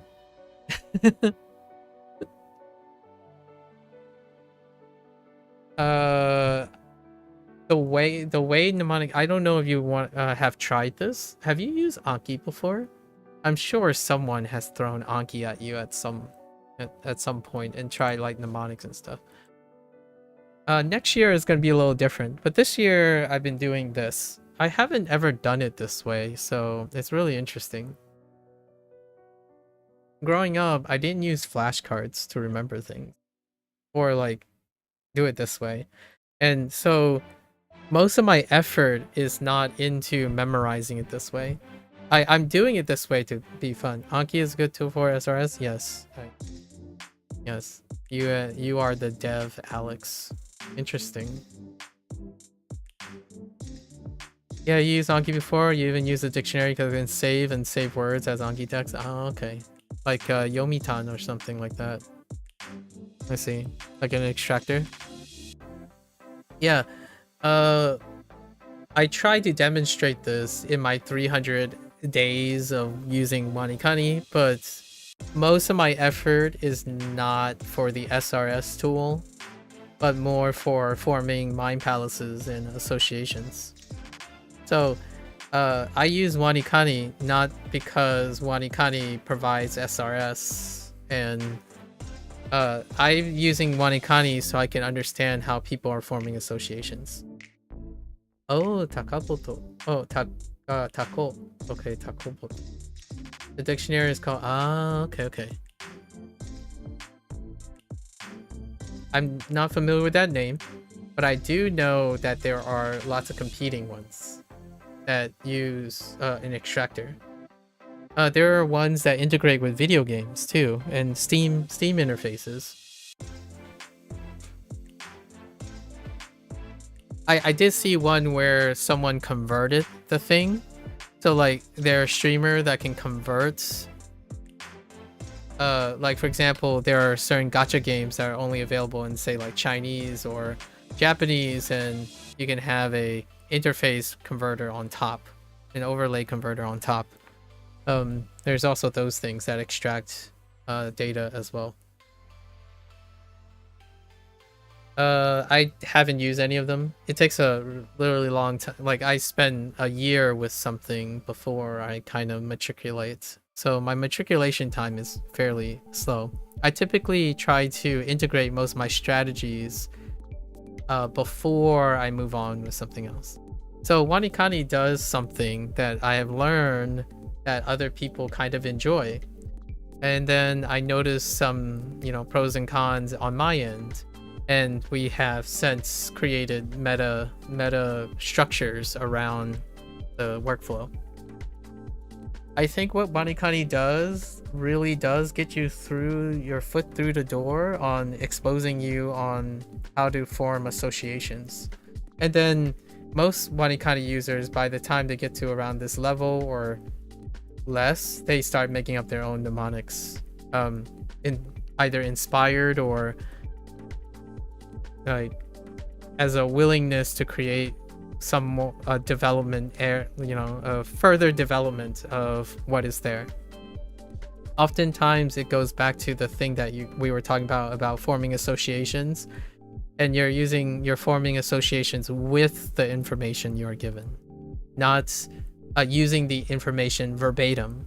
When you're using the information verbatim, it can come off as very restrictive if you are not of that mind, right? Like when things morph, like a natural language, when it morphs, you either live it and breathe it and embrace it with your rote memory and then make it as part of you over time. That's a very young way to go about it because you wouldn't have any point of reference. However, when you're older, like I mentioned earlier today, I use my experience instead. I don't like when someone says, no, those aren't saloon doors, I actually think of these as, you know those weird glasses that people wear back then in music videos? You know, like the shades that look like this? In Duolingo, my first mnemonic with the saloon door was this association. It reminded me of those like hilarious music video screen door glasses. You know, like the ones in the LFMAO music video. That's how I associate it. And then the saloon door and stuff came by later when HanziHero and WaniKani rewrote it. I still can't unsee it though. Yeah. So if all else fails, I can still go back to that mnemonic. Yeah.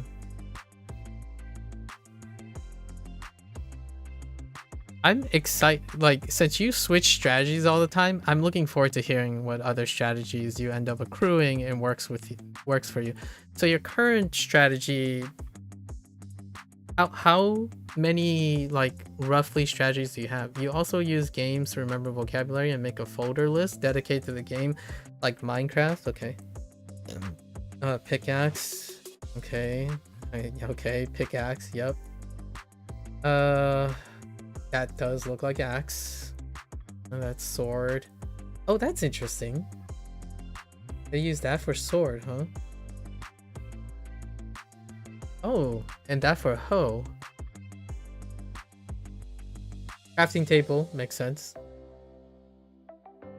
That's interesting. Making business platform. Workbench makes sense. Work. That's where the work came from. Yo. Okay. So probably like sakyotai or something like that.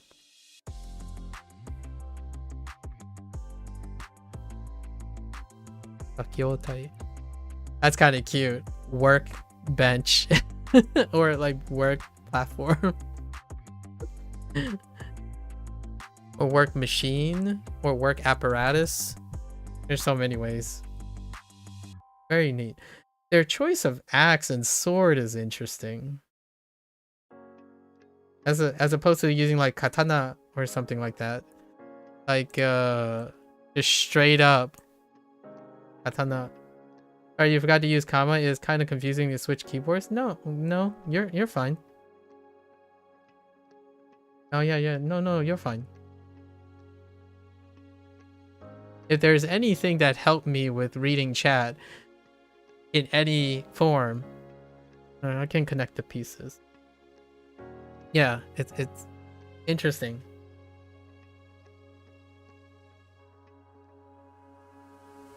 I would go over some other stuff, but it's gonna be on a touch and go basis. I look forward to hearing your experiences, and then I can try to connect a bunch of things from it. The thing that you're doing to illustrate next year is when I do. A lot of people kept asking me about Anki, right? Like, oh, when are you gonna use Anki? When are you gonna use Anki? So this is more of an order, a priority, like order matters kind of situation. So I will be using Anki, but I won't be using Anki for the sake of what WaniKani does. I'll be using Anki in the same way you're using your folders and lists for video games. I've dedicated myself to following very specific games, and one of the very specific games is RGG. Ryuga Gotoku, right? Ryuga Gotoku, or Like a Dragon. And the studio of that name from Sega. So every year there's a new title, and I play that game. So in the next coming years, what I'm gonna use is I'm gonna create my own Anki, like my own deck. But I'm not using the deck in a way that I'm mirroring it after someone. What I'm gonna use is I'm gonna use my quote-unquote 16 strategies now and encode and mine for very specific words, only specific words that are to RGG. So remember when you said like there are rare things and you are worried that you forget them? So I'm looking for video game isms. Video game isms that comes up, like hit points, special points,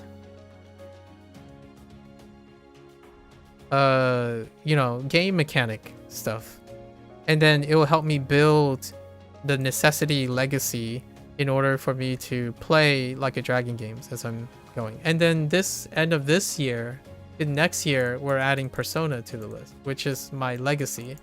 Back in the PS2 era, Persona 3 was where I started, so we're doing that too. And then both of these are slice of life games, right? They're part of slice of life as well. So they then reinforce all the common colloquialisms through action and reaction. So those things I won't be looking for. I'll be looking to create an Anki deck based that. And the 16 strategies are like a combination of associations, right? You have antonyms, synonyms, reads, a picture. I'll probably draw a picture. And probably use a screenshot for instance in the game, and we'll use storytelling as a binder to start with. So the deck will probably have these things first, and then we aside with your like meaning, translation meaning, part of speech if it so suits me, and maybe in an example sentence. And the example sentence is probably tied to the picture in the screenshot. And when I mean picture, I mean I'm going to draw a picture or diagram something. And then there's webs. I also want to do web association groups. This is what I do more often. Do a grouping, a categorization for my own purpose. How many is that? 1, 2, 3, 4, 5, 6, 7, 8, 9, 10. What is the other 6? Oh, Chinese. I forgot about Chinese. So Chinese, traditional and simplified relations.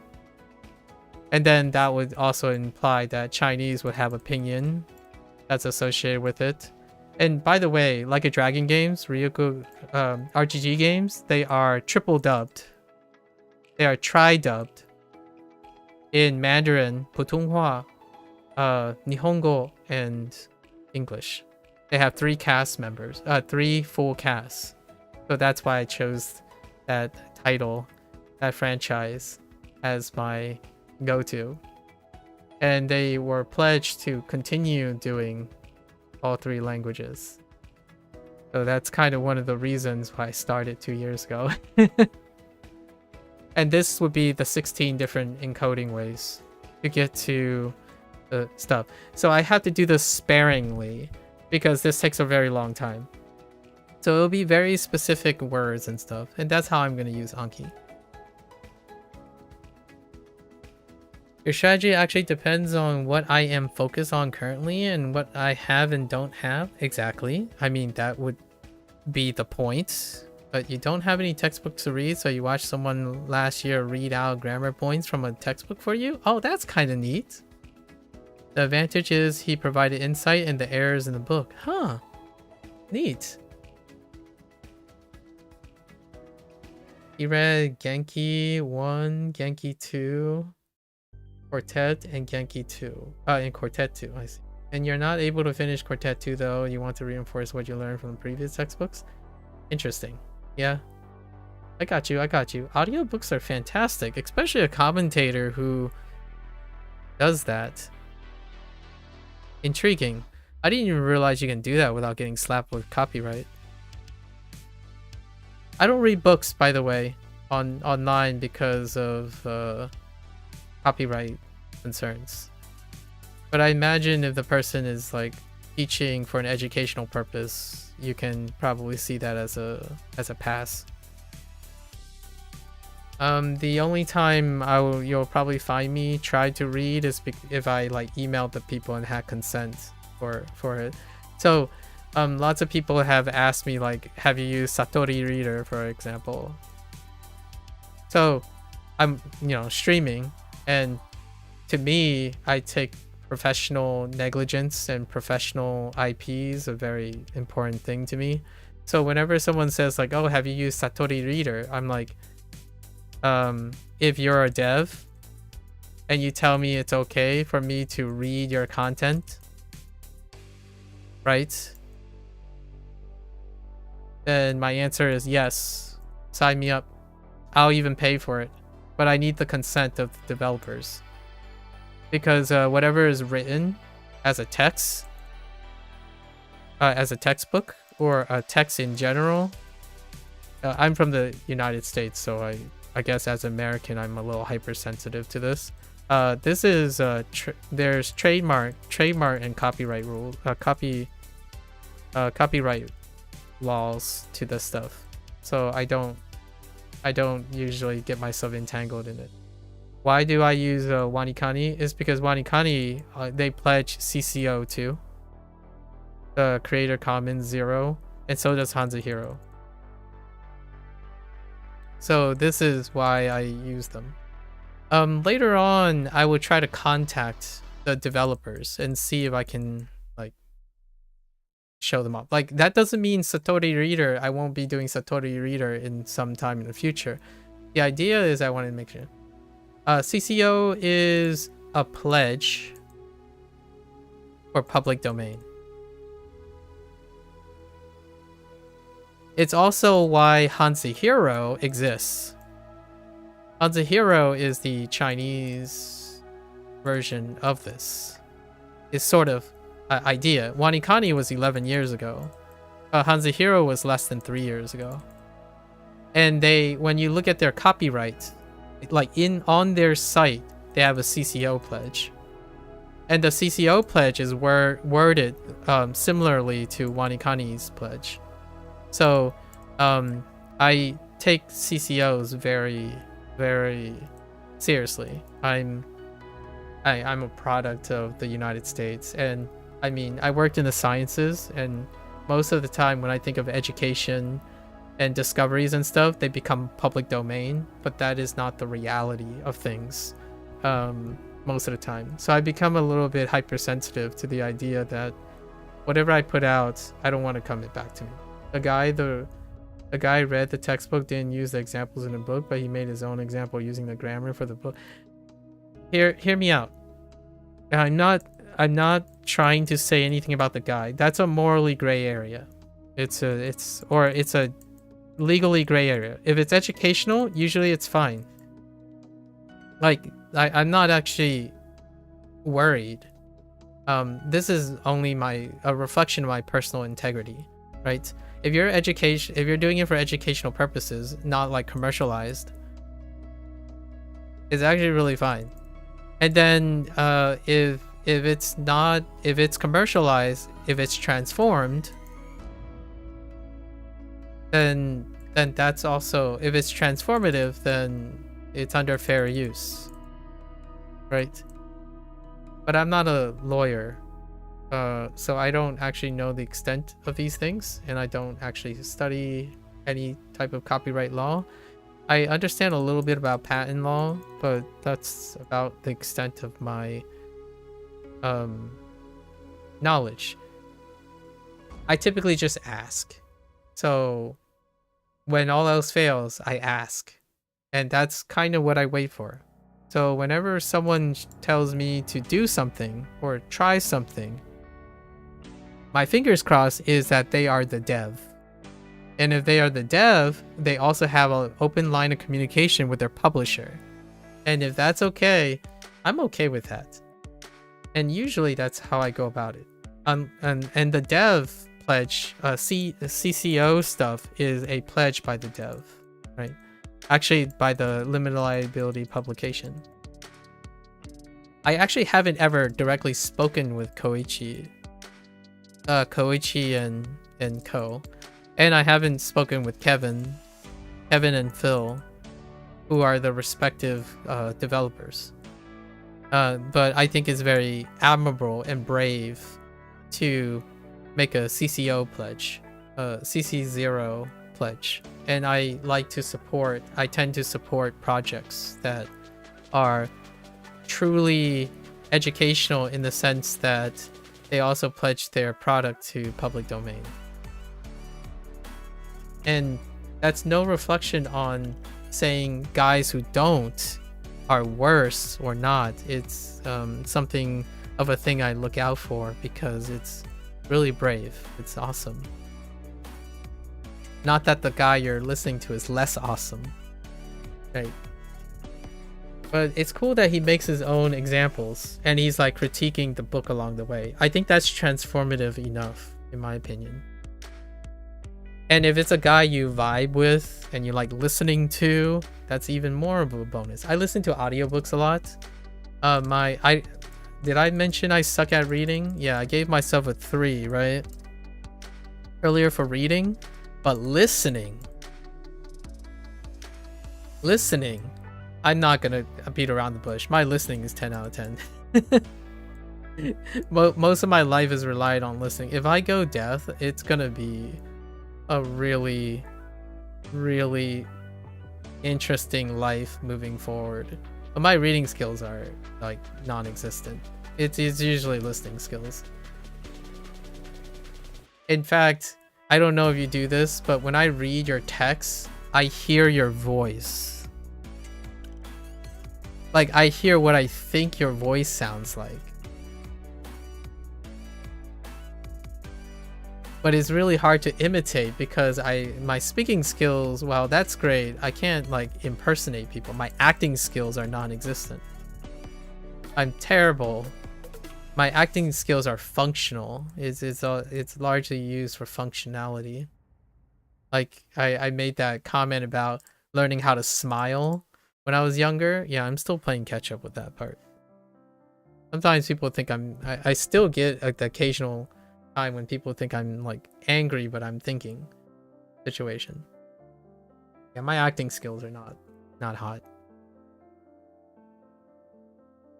That's a great idea though, getting an audiobook read. Most of the audiobooks I listen to are narrated by the author. I wonder what my voice sounds like in your imagination. I would need to find a person that it sounds like. Like, I might be able to give you one if I have time, like in the evening, I can peruse. And if I come across someone who reminds me of you, like your voice quality that I imagined, I usually share. That's how I remember people, right? Bree, I have a distinct thing. So if I ever come across it, it's like, you know what? I always think you sounded like this. And it could be way off, by the way. I'm not saying it's right or wrong. It's the idea that most of the time a voice is in my head. Like, I'm not crazy. Sorry. I don't know if that can be taken out of context. But what I mean is I read with sound most of the time. I read with sound and images in my head. I don't vanilla read text as text. And I have met people who said they have aphantasia, and I have no idea how that works, like conceptually. Like, what I mean is my mind is baffled by aphantasia, which is people who are unable to do imagery, like images in head. I don't know if there's one for sound. I mean, other than actually being deaf. These are people who, when they read something, they are unable to picture it. So you don't form an image in your head. Like, for example, I wonder what your voice sounds like in your imagination. In my imagination, the moment you ask that, I have a very specific thing I'm gonna go look for. Because that image and that sound is in my head. I didn't think about, like, what the word is. Like, I can't describe it right now. I'm still unable to describe what I'm seeing and what I'm hearing until I have to find it. So that's kind of the example of what comes first. Like this stuff, this happens too. Like, where when I see this character, sometimes I know the sound. Actually, most of the time I know the sound before I know the whatever text I have to hit. So I know the sound of this character, what it looks like, and what it sounds like prior to the text it is. And it comes up very often. So if someone speaks to me on the sound, I can visualize the characters before knowing what the definitions are, which is terrible. It doesn't sound as great as it is, because in isolation, it kills me in isolation. This is one of the... I keep saying this, like, people think this is easy for them. And I totally get it, because they have great memorization skills and practice skills. When someone tells me, oh yeah, you know, for example, now when someone types in Mandarin, they would type something like, oh, the name of the character is this. And I'm like, what? Is it that? Is it this? Is it... And then what's happening here is there are 3 different characters I'm thinking of, and there are 2 different characters I'm thinking of here. And my thought is, I have no idea what you just typed. Like, it would be great if you actually characterize the sound that it makes, because I have no idea what you typed, and it's so baffling. It's the same. The nice thing about these things, though, that's why I love kanji and Hanzi. In a way, it's a way to kind of reel it in a little. It's still not great, though. This is still not great. Like, I still have trouble. Because this can be like 4 reads. And it could have 16 definitions. Because it's not part of a word yet. And then it's not part of a sentence yet. When it's part of a sentence, it could have like 32 meanings. I don't know. It's at least all of these at the same time when standing alone. So it's both a good thing. It's awesome. It makes it easy to remember these things. I know a lot of things it's associated with. At the same time, in practice, when someone types oh, it's this character, and I'm like, I have no idea what you mean anymore. It's so I would just start rattling off the stuff and then go from the most common to the least common. You heard that aphantasia exists in the spectrum? Yes, it does. The more extreme it is, the less quality the image they can think of. Yep, exactly. And you guess for someone that has extreme case, you think of them having a projector that doesn't work as bright as ours? Exactly. That is what I'm told by someone who has aphantasia. And I've always thought about this. I know I'm ranting a lot, but this is... I love doing this, so don't worry. Don't worry, you're not distracting me. I always thought about it like, you know how when you ask the question, I ask the question all the time. I ask the question at least once a year. Every October, I do Inktober to set up the premise. And Inktober is when you draw something based on a static element. So that static element is a word or a prompt. And then you draw one for each day of October. Right? And oftentimes when I ask someone like, do you draw? And in this day and age, usually it's like a mid-20s kid, because that's, for whatever reason, that's my target audience apparently. They would say I'm not creative enough.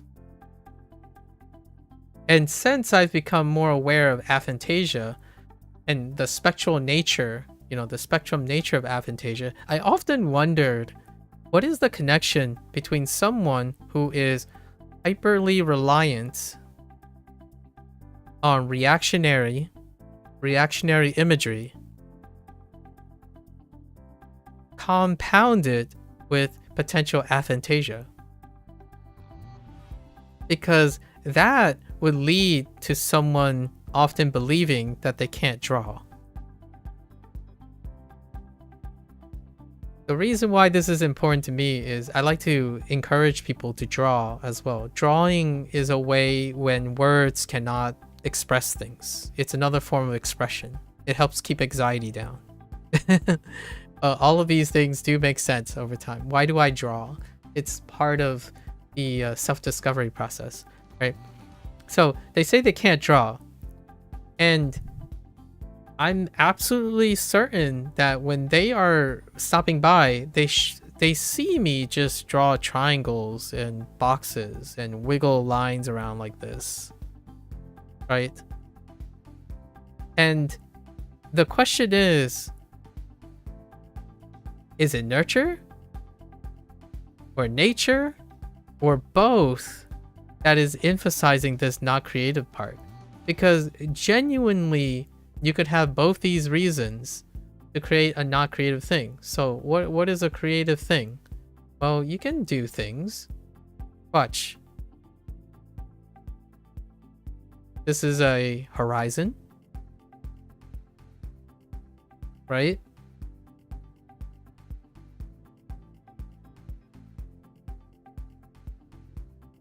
This is a bush line.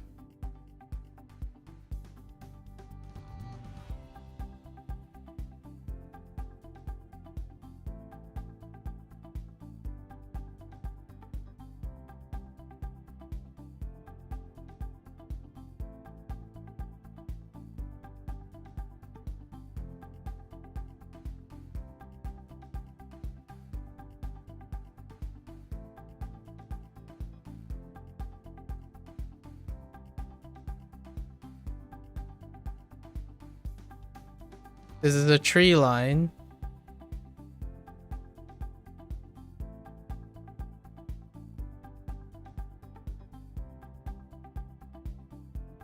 This is a mountain line.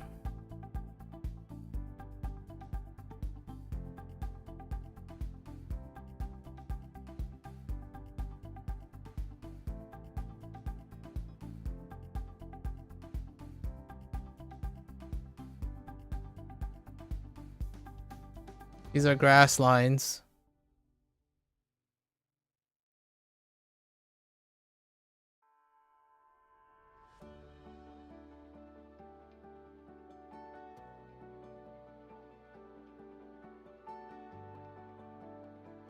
This is a high grass line.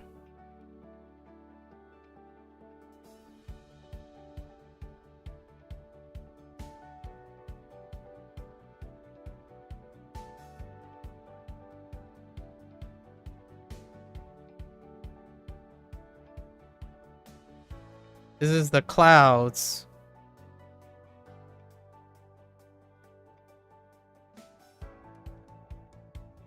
And this is the sun.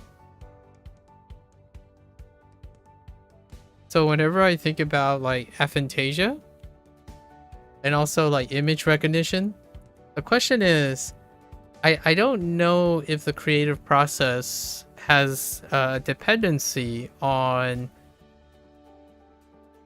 is it what they're aiming for, that they're looking for, that is like fuzzy so that you really can't imagine yourself creating something? Or is it because there's a lack of understanding of association of things? So, I didn't draw this to demonstrate that I can reproduce an image. I actually drew this because I knew the relationship between these objects. This is a demonstration of how how I encode. If you're wondering how I encode and recall images in my head, I recall them based on relationships. So the only reason you might think of these chicken scratches as something more is because I also primed you with all the definitions too of what they are, and you're looking for it. And then you know how grass is related to perspective, and then how the patterns are slightly different, but they were different enough that they can be distinguished from each other. And then you get a whole scene. So you can assemble most of these things based on the way you draw. And that's why drawing is an important aspect of my skill set. I only draw once in a month for 30, technically 32 days because it includes the 31st day. Every year. And that's it. And I haven't really explained how this has anything to do with the way I encode memory and create memories. This is a great example. I drew everything systematically and in a particular layer, and I primed your logic as I'm going. So in no way do you get lost in this chicken scratch. This is chicken scratch. I didn't even, like, this was very low effort, right? Very low effort, but it creates a mosaic and the image of this. What does this make you feel like? This is kanji and Hanzi, right? It's and I understand it does sound like I'm being like really straightforward and it's easy, and so this stuff is not easy at first. It's not. If you're if you're 40 or 50 and you haven't ever done something like this where you composite ideas based on each other, it can be really tough to get used to it. It's kind of like following the breadcrumbs, right? You go up a road and you see a fork, right? Do you take A or do you take B? Then you take B, and then now you have C and D, and you keep going, but you take a relationship. You're relating all the positions you're taking as you're going. And because of this road you take, you can attach meaning to it. I was here. And that's very similar to a mind palace in which you're looking at a bookshelf with a bunch of items, right?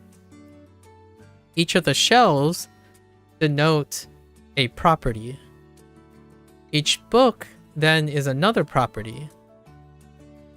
And then the order of the book encodes a different property. So when you're trying to draw a shelf, you start with a box. That's a square. In each shelves. So this is two things. This is one thing, right? So the third thing, what do you need? You need books. And I'm actually doing two things here. Books can either be all the same lengths, right? This is all the same books. So these are books in the third step. But books can also vary by its height. That's 4. And then books can vary by girth. That's 5 properties. This is 5 degrees of freedom. 5 degrees of freedom means whatever happens first, there's a combination. There's 5 to the 5th combinations that you can rearrange these things to encode information. And to me, that's kind of like how your neuronal networks work in your brain, right? If I haven't said neuronal networks, then this chicken scratch wouldn't mean anything, right? So that's kind of the way I imagine, at least without science having to catch up and characterize the entire human brain and simulate all these things. That's how I imagine how neuronal networks work to reinforce memory. So when you're trying to reproduce something, when you're trying to recall an image or recall a memory and then try to respond to it in a quick enough time, the idea is, how many associations have you made? Right? And that's what I mean by you don't have to believe me, but try to encourage yourself to construct something and then try to actively look at the associations between the things and then associate it with your own experiences. Because boy howdy, I can tell you when someone says this is hard to remember,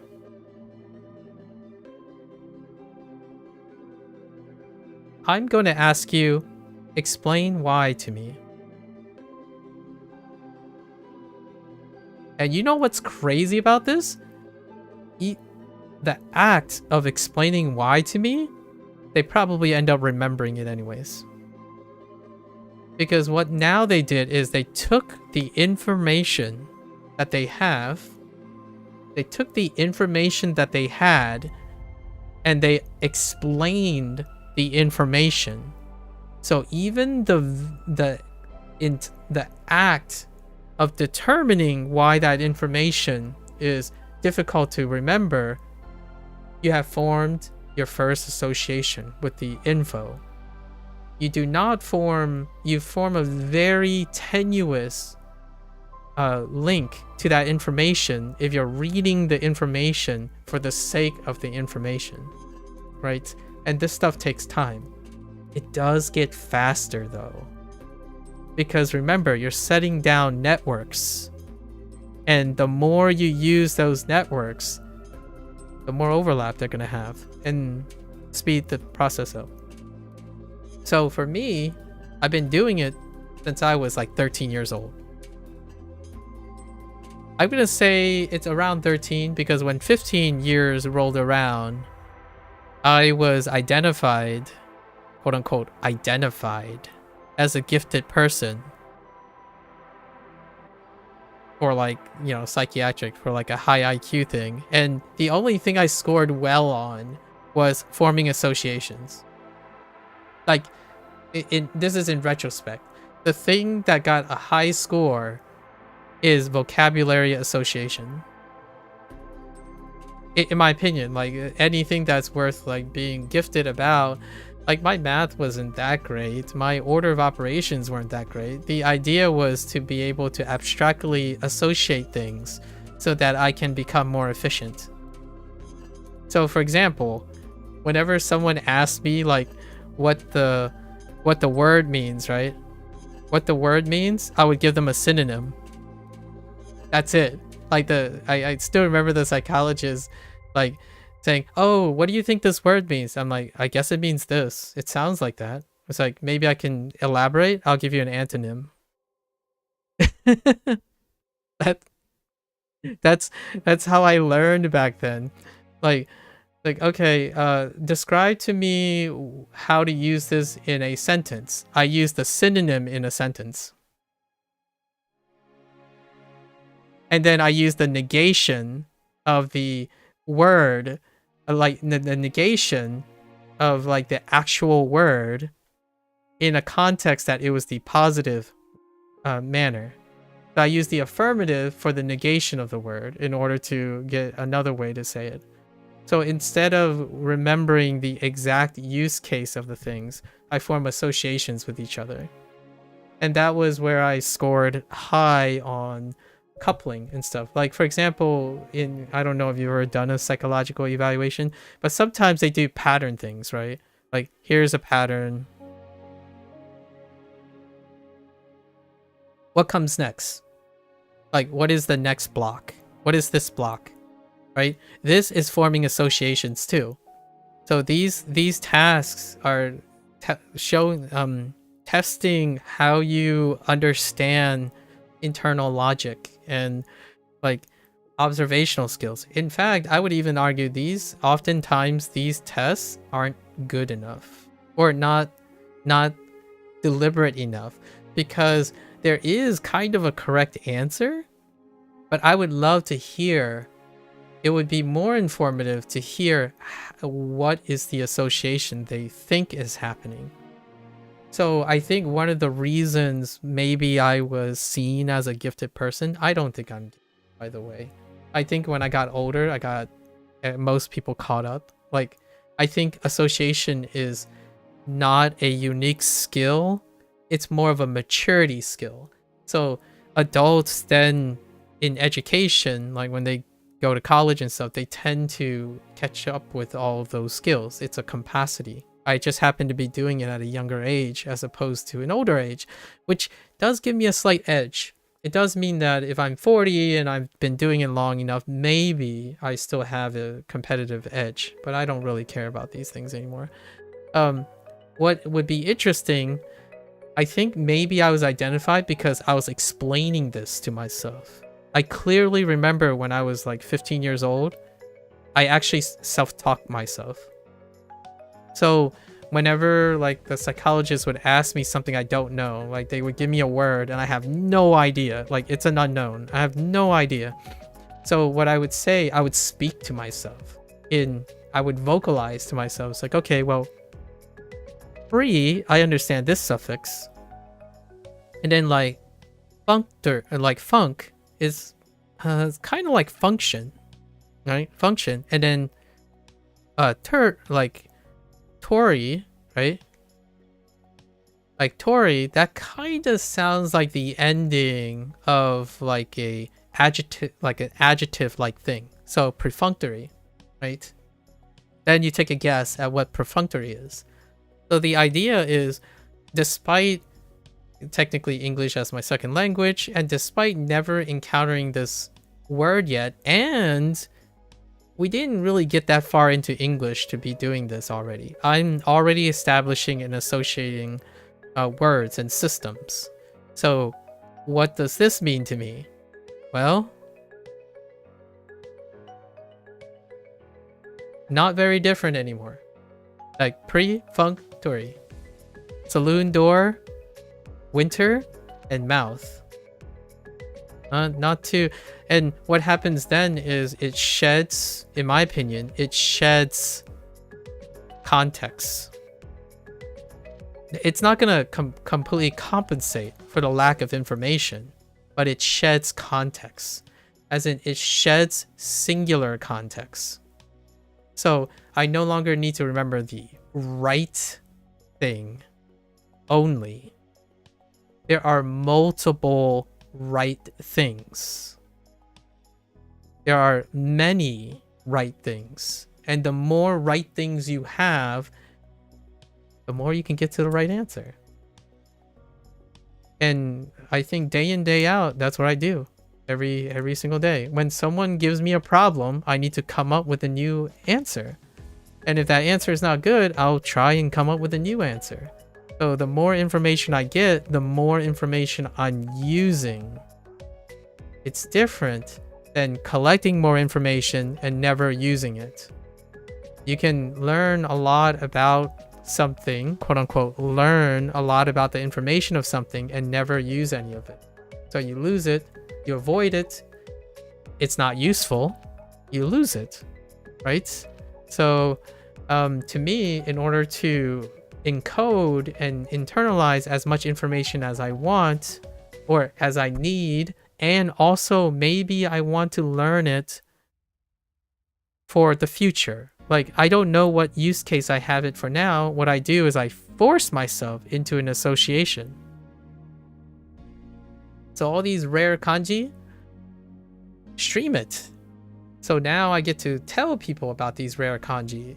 If someone is interested, it's like, hey, like someone's like, oh, what is an interesting kanji you've learned yesterday? I'll tell you what my most recent interesting kanji is. It's X, Y, and Z. It's the most recent one. And it controls the situation. It allows me to let's see. When you imagine things, it is not the perfect replication of that image. Maybe for people with that, it is way more extreme version. Like, I can visualize every single stroke Mona Lisa has. Honestly, I have no idea what... I have like this vague idea of what Mona Lisa is. I can kind of see her smile, maybe her hair and stuff. Your limit perhaps is similar to their aphantasia, but extreme. Okay. Yeah. Sorry if your message... Oh, no worries. No worries. Yeah, Wi-Fi lags. That's understandable. How much progress have I made in Japanese? We're gonna have to be a little bit more specific. I will speak for you because of the lag. So, progress. Let's go through this systematically. Progress. You already mentioned N1s, so you're probably familiar with N1 and N5. Conservatively, N4. N4 to N3. And then, since you're familiar with N5 and N5 to N3 grammar, the other metrics that typically use for progress is how many kanji, right? I would say probably 1,000 kanji, unique kanji. And like 4,000 words, vocab words. The conjugation is within the N4 to N3 things, so we're not including the vocabulary words and their conjugation. Not including conjugation, right?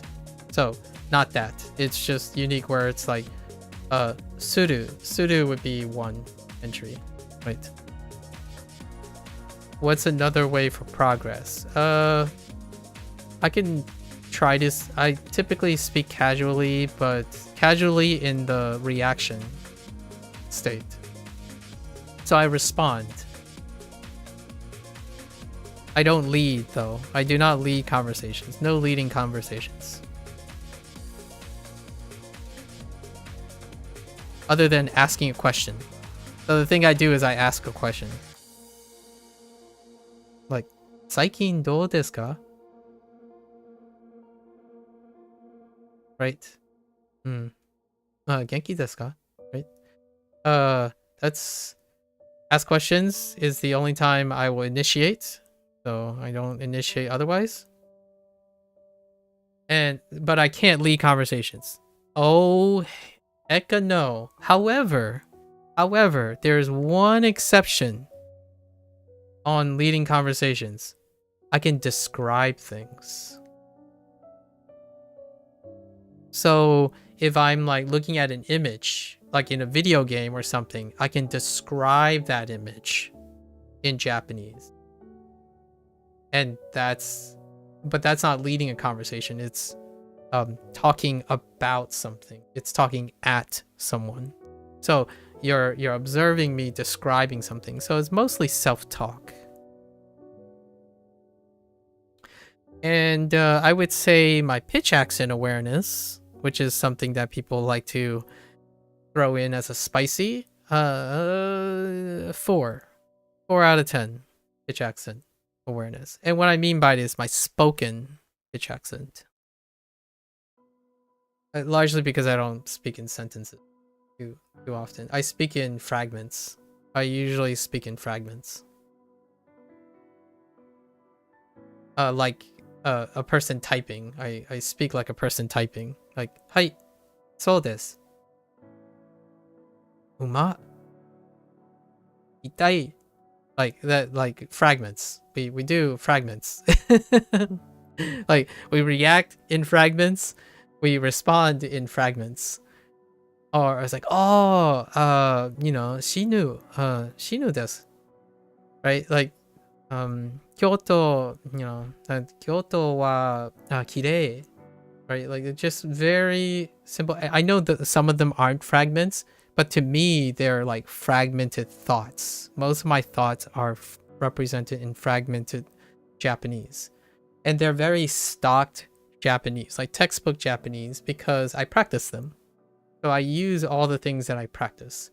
I rarely engage in things that I don't have practice in, because I don't do that. I know that other people are like, but how are you going to practice comprehensible input and whatnot?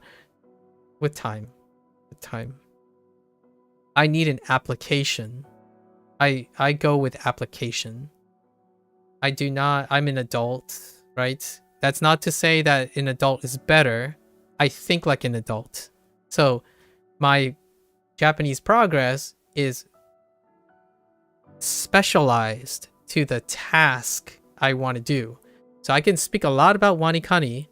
I can talk about a lot about writing, radicals, breaking down things, creating mnemonics, and then say the pitch accent of the isolated word because it's my application right now. It's the thing I do well.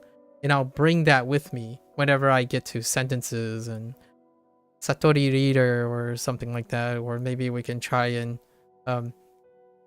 pick up a Tadoku, like ask if Tadoku developers are fine with me being on YouTube or Twitch reading their stuff, because they say for educational purposes. But if it's part of a commercial thing, when you're on Twitch and you're YouTube, it's qualified as commercial use. So things like that. Oh wow, you only know more than 500. You've gotten some already. However, with 1000 kanji, you will learn vocab all day, and I guess you need to work on that more. Is there a way you've forgotten some? Like, how are you keeping up with, in what way are you refreshing your stuff? I do a lot of refreshing. Like, I practice a lot. I tell people this, and I'm not apologetic about it. I spend 80% of my time practicing. I don't spend most of my time learning. And I'm not saying you should do this. I think an adult does this. Like, when you get older, practice is, in my opinion, king. Or kinger than learning. When you're like tight, like when you're like a like teenager in your prime and stuff, you guys soak up things like gangbusters, right? Like you're just going all about, like you don't have like quote unquote the thing that we talked about. It's like, I agree with you, mental capacity is high. Like encoding is unadulterated. Like there's less interference. The trade-off is there's also less retention. there's a very low retention rate, right? When you go through college, if you're going through college, how much of your gen ed do you remember? I'm gonna tell you now, I was an outlier. I still remember most of my gen ed classes, largely because I feel like I was a little bit older. I was already forming associations. I mentioned this, like when I was 15 years old, I was already forming associations. So I don't go to biochem class. Thinking my creative writing class has nothing to do with my biochem. My creative writing class it can be related to biochem. I can creatively write about biochem. My British literature class, I can still relate it to biochem. My Spanish class, still to biochem. My psychology class, still to biochem. So the most common thing that I focus on, most of the stuff that I learn are related to it. No matter how distant it is, The way I remember things is I practice based on the thing I do most. So what do I do most right now? It's WaniKani. So to me, I'm not upset that I have trouble finding words or finding, you know, reading and then reading in half English and half Japanese. I only know the meaning of the character, but I can't do a read of the character. It's the limitation of what I'm practicing. But I can do a lot of things that I know I can practice and do. And then when I get to learning those parts, it will be just as fast because I'm practicing how to do it. I'm not learning new things that I'm responsible for that I'm not going to consistently practice about. And I think this is not most ideal for someone who isn't sure yet. So like if you're not sure how to practice and be successful, you want to keep on exploring. So eventually it could be like 50-50, right? Sometimes it could be 30-50 or 30-70. You're adjusting so that you have enough learning that encourages you to practice. In my opinion, that's what a younger person should be asking themselves. Are you learning enough? Right? Enough to convince yourself to practice. So you need to learn enough to do something with it. Be it watch a streamer, like be inspired by a cooking channel that happens to be Japanese, repo, right? If you are not learning enough to find an application to practice, then it won't be retained. It will largely be forgotten, right? It can be rediscovered. The rediscovering process is still pretty good. Rediscovering is not as long as learning it for the first time. So when you're forgotten, do not take it as a negative thing, right? In my opinion, try not to take it as a negative thing because relearning is often faster than like new. Forgotten is still somewhat faster than new because you come back with more experience. You're gonna be able to accelerate a bit. So it's kind of like getting on a bike, right? Hopefully. And when you practice, that's when you solidify it. So it's like chicken or the egg. You have to get the practice in at some point. And for me, when you become someone who's like collected a bunch of strategies at this point, what you do is you take the information and I'm more interested in how I'm going to practice it. And that's the purpose of my streams. I take something, WaniKani, as a limited information. Right? It's very limited. It doesn't even teach you sentences. Someone asked me like, does it teach sentences? No. It doesn't. No grammar. It kind of sometimes talk about grammar. Does it have like complete native speak sentences? No. No audio, no full audio.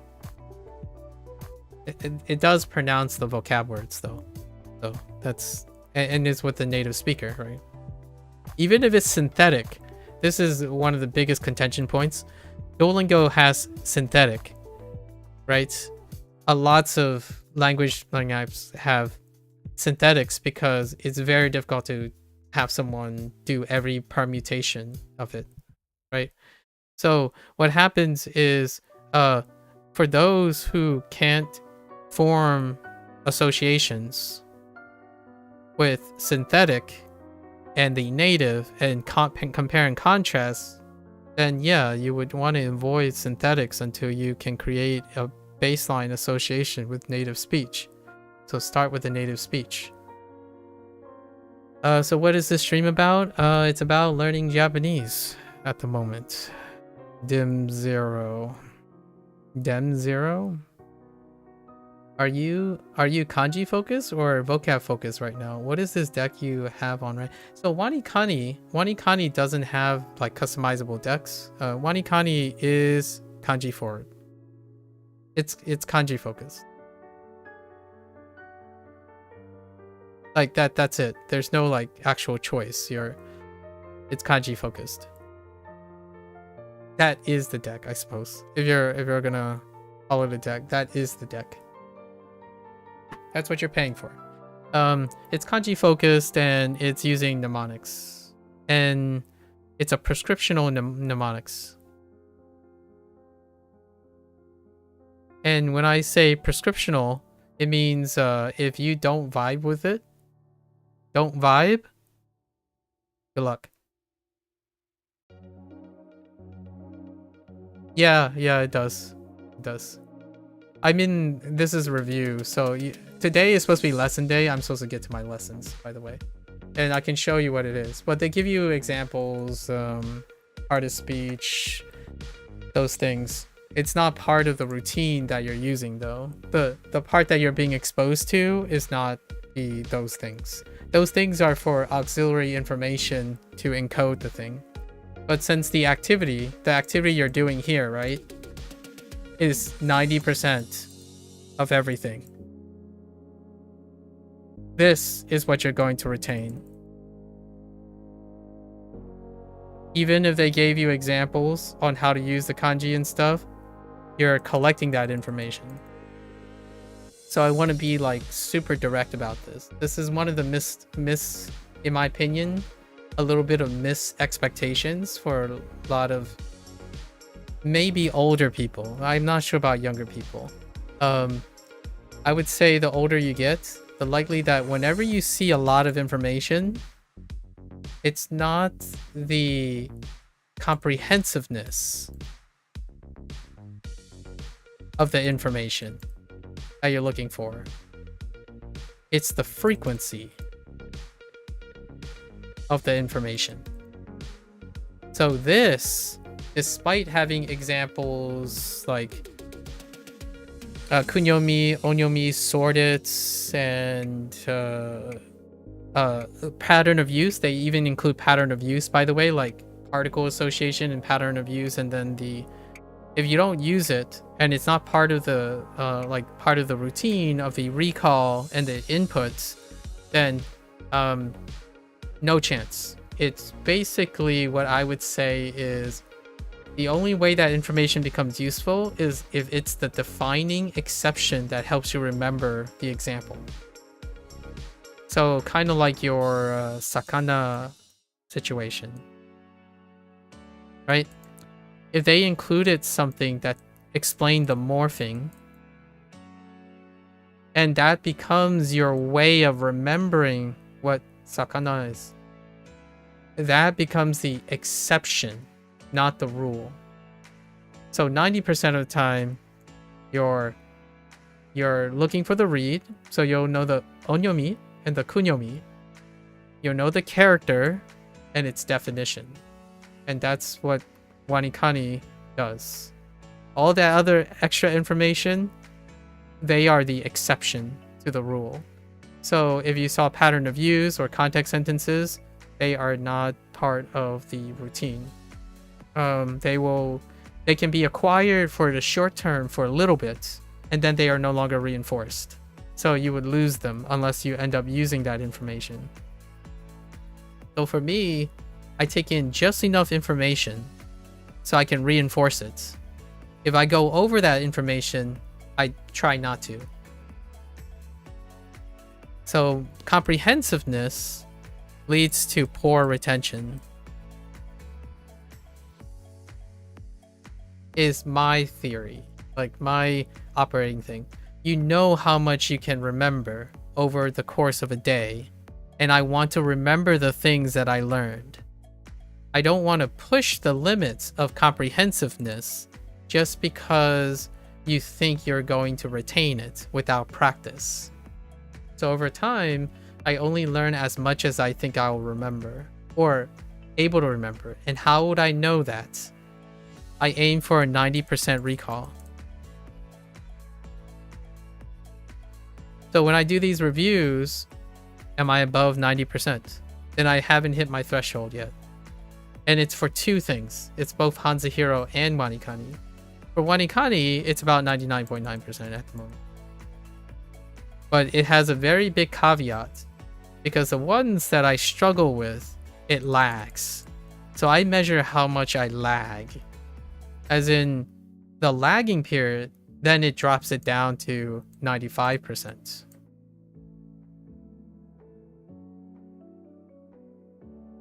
Do you give example? Would you mind if you start speaking in Japanese to or from time to time to practice? Yeah, sure. Well, I wouldn't be able to speak, but I would be able to try to read what you're trying to say, and then you can confirm to me what you're trying to say if you're ever curious. For now, though, I can't really do it right now. Because today, this lesson, I haven't started my lessons yet, and it's supposed to take 3 hours, and I'm like running out of time now. So maybe in the future, like definitely feel free. I usually set aside 3 or 4 hours for digression, and we're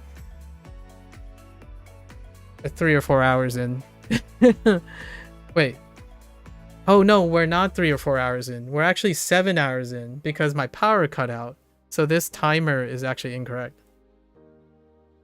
Yeah, I'm a little bit over, but in the future, for sure. I can try to read it though. Yeah. I still have 70 lessons to go over today once I complete these 23 reviews. Oh, come up with them. Like, write them down. And I would love to see them or hear from them. And then you can also write like what you think the responses are and whatnot. You can always do it anytime. Anytime. I don't actually have anyone that I know that speaks Japanese really well. So your mileage might vary. I see, you're looking forward to that. No. Anoshimi desu. Yeah, looking forward to that time. Yes, me too. Right. Right now I can pretty much say yoroshiku onegaishimasu.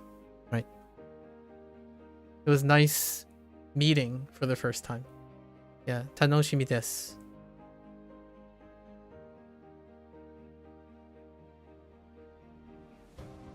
Let's see.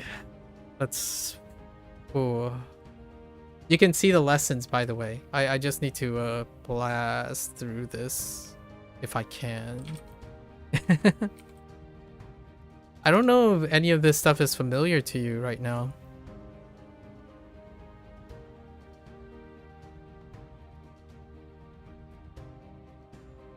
Aitsuku. Aitsuku.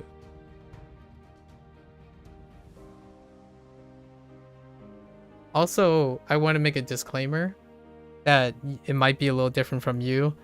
I spend nearly 100% of my time with other language learners.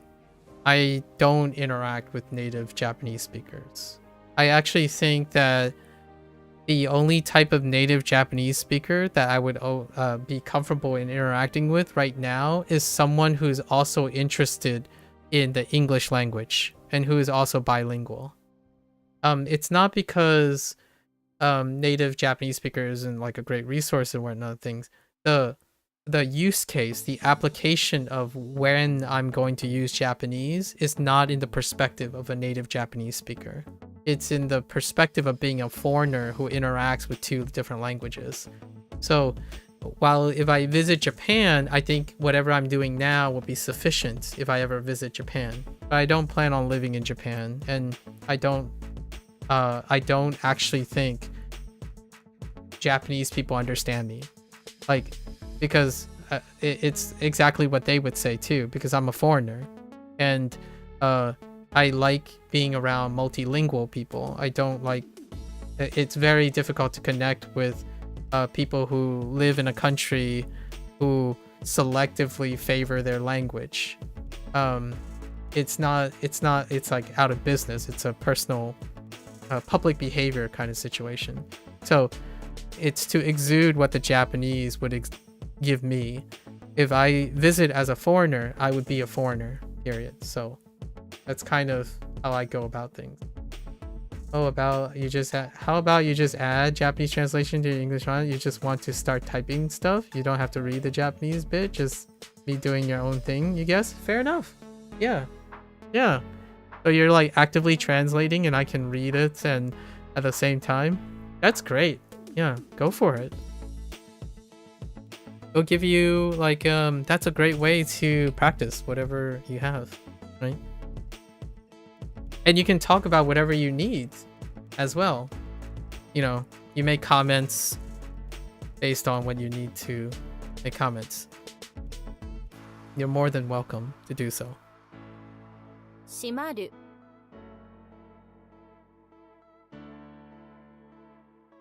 When is my next stream? Same time. Same time every day. You're not familiar with that deck, unfortunately.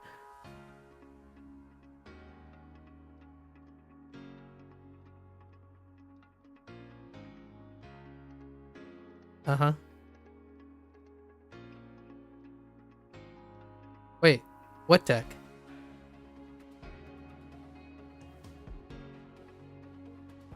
Oh, the stuff in there. 貸し Yeah, fair enough. There is a WaniKani deck actually.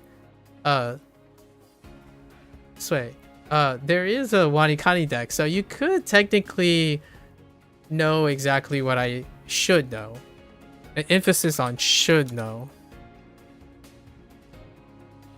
I think I gave you what I'm comfortable in saying. I don't usually like to overestimate myself. So I gave you I usually take what I think I can do on a performance test and I cut it by 10 or 20%.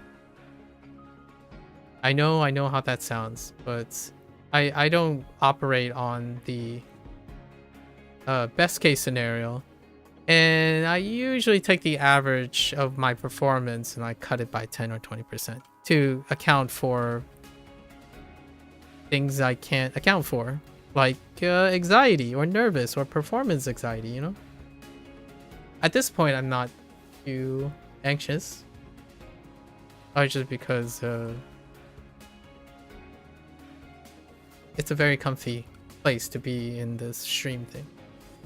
Your question earlier went pending in your head, so you commented on it so late. Oh, okay. No worries.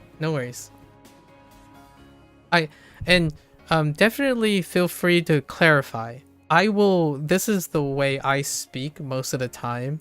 So it's, how should I express this? I don't want anyone to ever have an inconvenience of trying to explain something. So in this way, I hope that me over explaining things and asking to clarify is also a way to normalize that. So there's no effort more than the effort you place in explaining things. Confusion happens and texting happens, you know? And I speak and I'm gonna say something that's erroneous a lot of times. I think one thing that people can't stand is that I make a lot of errors. And the reason why they can't stand it is not like they hate me for learning or stuff, is they can't bear to see me consistently make errors. However, it's not like they think I would feel sad if I keep making errors. But the way I learn is through understanding those errors. So then we kind of form, oftentimes people don't hang around, that we just catch up every 3 or 4 months, you know, like maybe once in a blue moon we'll catch up. Largely because I do make a lot of errors and I spend most of my time understanding the nature of those errors and then develop something over it. So it takes a really long, I just truck along. And rarely do I ever feel sad or angry about it. Learning requires these things, in my opinion, for myself to learn. Otherwise, you'll never learn new things when you get older, because you're always going to be afraid of making errors. Sometimes I think people who grow up on the internet are already older than I am mentally, because their life has barely started and they're on this amazing journey with such amazing aptitude, and they're already worried about what if they can't be good enough. I'm like, I don't know. I'm 40. I started learning Japanese 2 years ago. I rarely ever considered the idea that I'm not going to be good enough. I'm going to be good enough for myself each and every step of the way.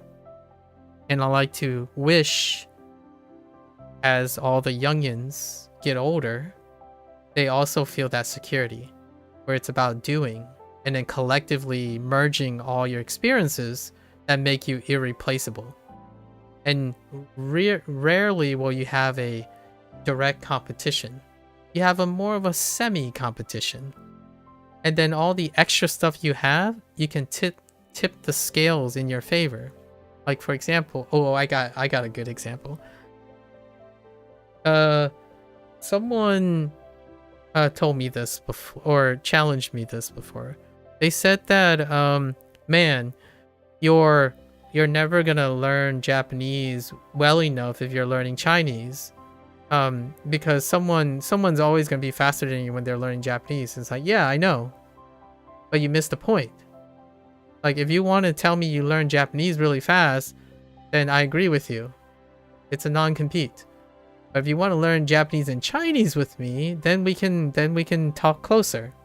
And even when you win, it's like, but I speak Fujonese. So the game keeps shifting, right? And eventually, in my opinion, when someone's trying to compare with you and them, two unique skilled people will be able to list when they have the edge, when it becomes unfair. So those are the ones where insecurities and anxieties will be forever. And if you're not comfortable with that, that really sucks. Like, for example, I'm rich, you're poor.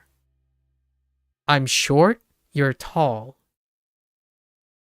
Right? Those things will eat at someone's soul for so long if you're not able to find the value in yourself collectively. So it's not necessarily about just being short, about being short and whatever that is, and a lot of it, and it keeps going. So when someone says, I'm better than you, I'm like, can you tell me a little bit about Maximum the Hormone? You often learn new words from app names, game names, and anime names too. Osu? Yeah. I played Osu before, by the way. Yeah, to push. Oh, wait. Yeah, you put game. Yeah, okay. I was like, you have to be. And then Wani, crocodile, yeah, Kani, crab. Yep, from Anki. And then Anki is memory, right? Yep, to memorize. Exactly. All those come full circle. I haven't played Osu in like in 4 or 5 years. That's where I met some goobers. I met like 2 goobers playing Os. They still play Os. The one goober was top 500, right? Do you still play Os? Os is... You're checking all the boxes here, Sway. I didn't want to put you in a box, but you're kind of hitting all the notes.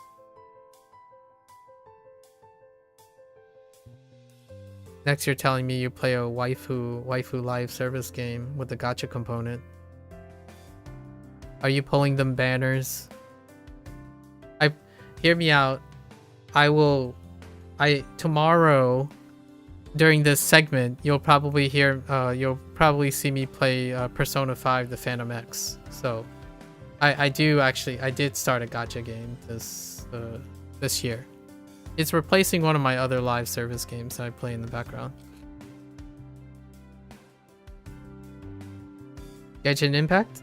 Honkai Star Rail? Maybe?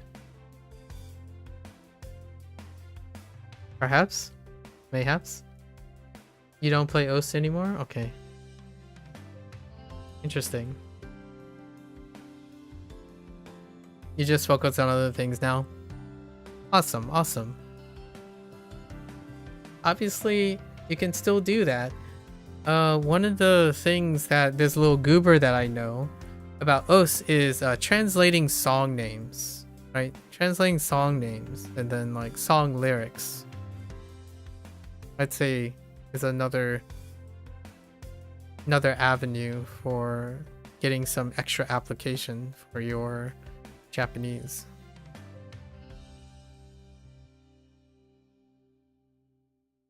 I play RGG games, so RGG and Persona. You'll probably see it in February. The next RGG game is in February.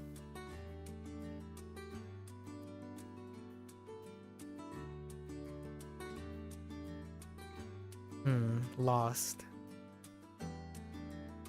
Mayoi. Oh wait, that's hesitation actually.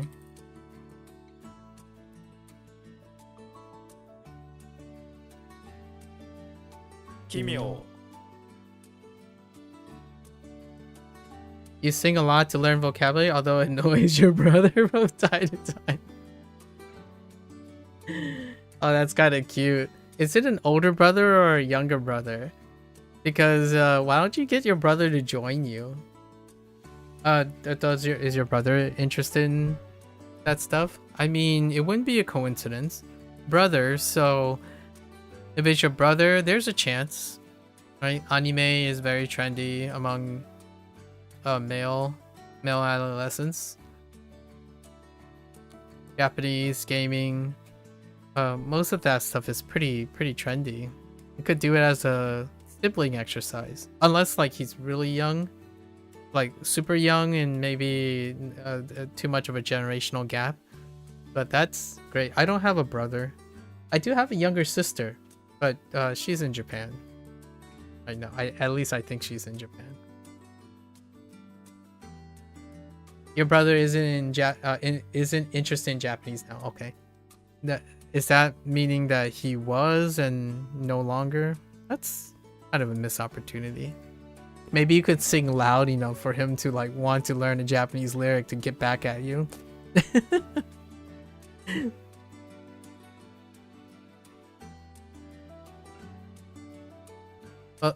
Makasu. Makasu.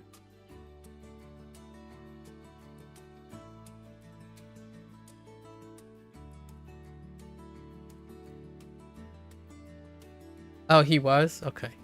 You don't know why? Okay. Friends and family and siblings, I'm telling you. Friends, family, and siblings, if you can, like, they're people, you know, they're sources of motivation that is unlimited. Like, if you need a motivation, you try to bring someone into the fold. I stream every day for until the end of 2026. This is at my 2025 project. So WaniKani for the entire year and HanziHero for the entire year. This is my SRS year. Last year was Duolingo. And then next year is going to be a combination somehow. And then the new thing is probably going to be Boompro. Apparently Boompro is okay with it. So we're going to do a grammar thing, a Japanese grammar thing. I don't quite know what I'm going to do with the Chinese thing yet. I think the Chinese thing, because of its accessibility, its grammar, we're already past the conversational grammar. We're probably going to do some AI related. Like how I would create a workflow around AI. I would be writing proses. So basically, I'm going to practice writing reviews in Chinese for the games, and like writing Chinese proses for what I said today, like all 7 hours of what I said. That type of dialogue, I would try to write it in Chinese. And then with the aid of AI. So we're just gonna practice exactly what I was saying today, where I would prepare. So when I get used to preparing my like comments and questions and things I have to answer, I would be able to say them in Mandarin as well. It's application, application, application. I'm way too old to be doing something with no application, right? So if I see something that I can use, some information I can use, that's the first thing I go to. I learn for my use case, as opposed to learn because of this. So here's an interesting thing that I've shared before, which people find is a little odd. I don't use WaniKani to remember all the kanji. I'm using WaniKani for a year to understand how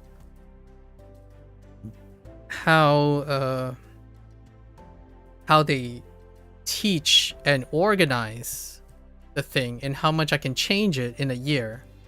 So learning the kanji is an extra. It's a bonus that I'm learning kanji. But I'm going to learn the same kanji over and over again a couple times over. Like when I learn grammar, I'm going to have to learn all of the kanji. Like I get reinforcement for the kanji, so I'm not too worried about that part. That is not the focus. However, despite all of that, I still remember that. I still remember most of the kanji. Like the thing is, the underlying matter is that if I can get the process to work really well, it doesn't... Like, I'm not saying I'm doing it not for the kanji. It's a bonus. It's not my focus. I don't focus on kanji retention because I trust in my process. My process is guaranteeing me, or is providing the guarantee.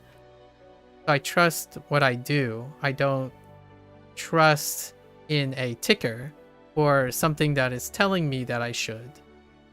AI is very bad at recognizing radicals despite knowing kanji. Oh, that's interesting. I'll have to see how bad it is in the future. Like if you ask what is the radical used for? Interesting. It will give you the most far-fetched radical. That's a radical you recognize? If you ask what is the radical you... This one? That whole thing is a radical? Dang. But what is the radical used for? I don't actually know. I'm not surprised the AI is very bad at recognizing radical despite it, because I don't even know. I don't know either. I mean, it's for clothes, or maybe. Yeah, I'm not sure. That's intriguing. I guess we'll find out in the future. Chinese doesn't have radicals, so there's also that. It would be fun to evaluate Chinese contextual understanding, but yeah, Chinese don't have radicals. You can... There are things that kind of operate like radicals, and that's how I remember them, since I'm learning Japanese at the same time. I'm a kind of the same. Most of the kanji you learn come from words, not kanji alone. Yeah. Yeah. Me too. This is tough.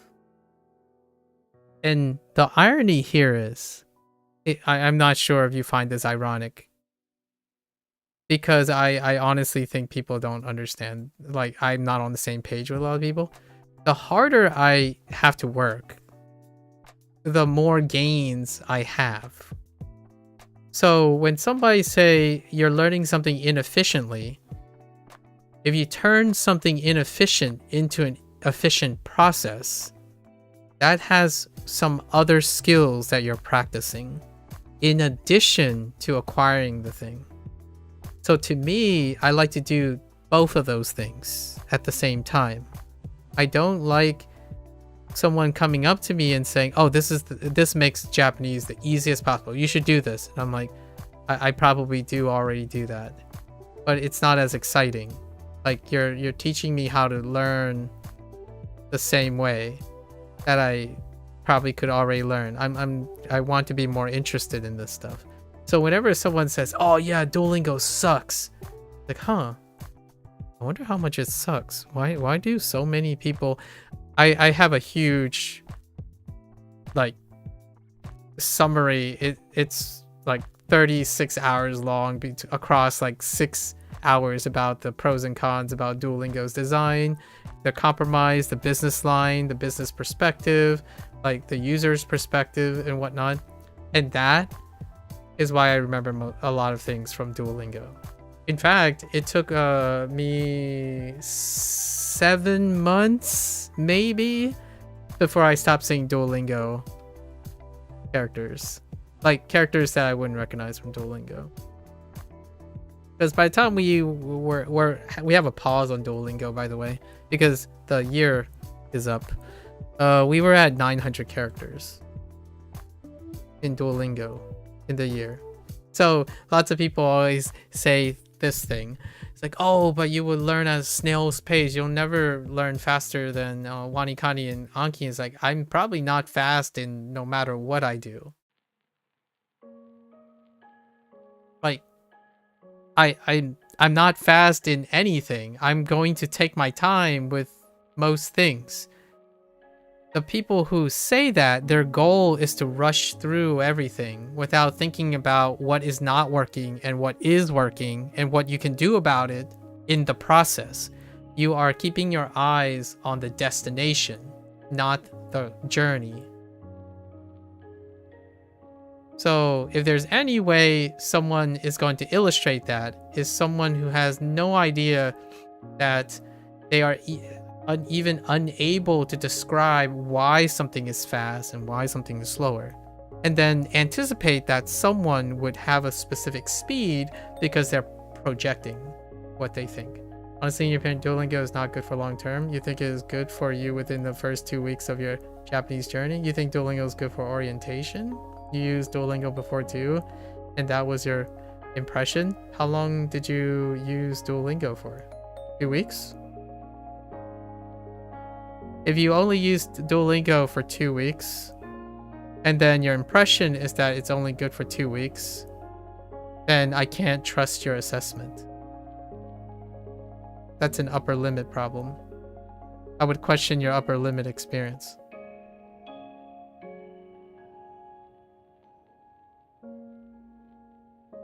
So how much diminished return did you encounter? 2 weeks or less, then that's fair. That's how you would feel. I think that checks out. Your impression only went up to your upper limit, so that's an upper limit problem. Like, I would question your upper limit impression.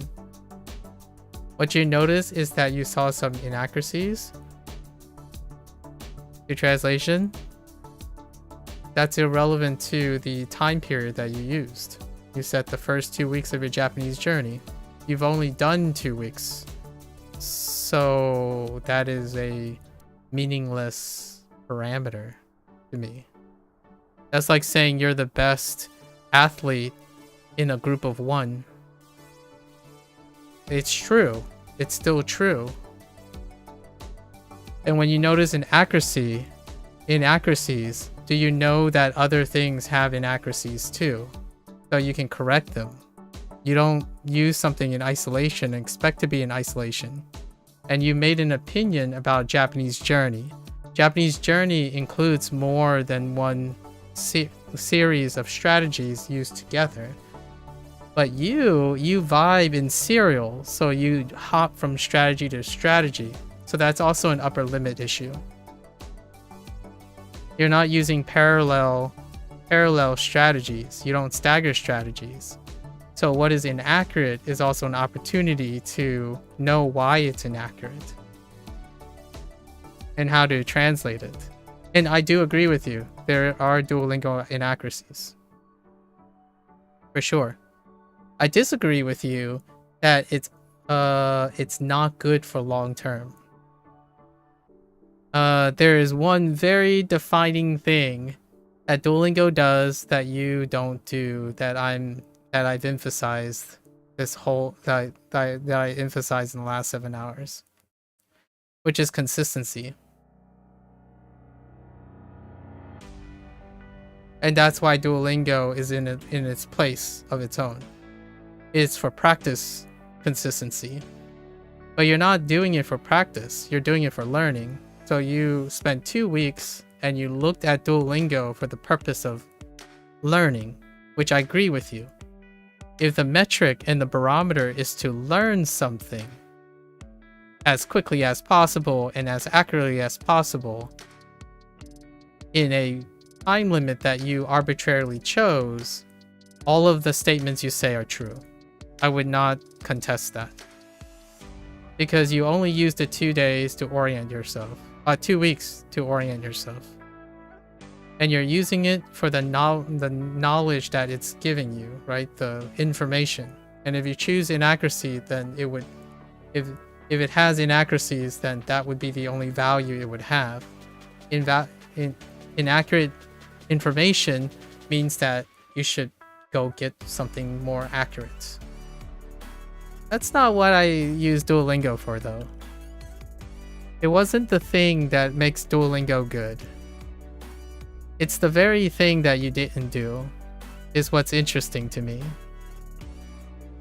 And it's to specialize and dedicate yourself to a practice regimen that you don't discontinue. Hence why Duolingo has like millions of users, because they even stop learning language in general despite being consistent at practicing. Yeah, that's the Duolingo redeemable quality.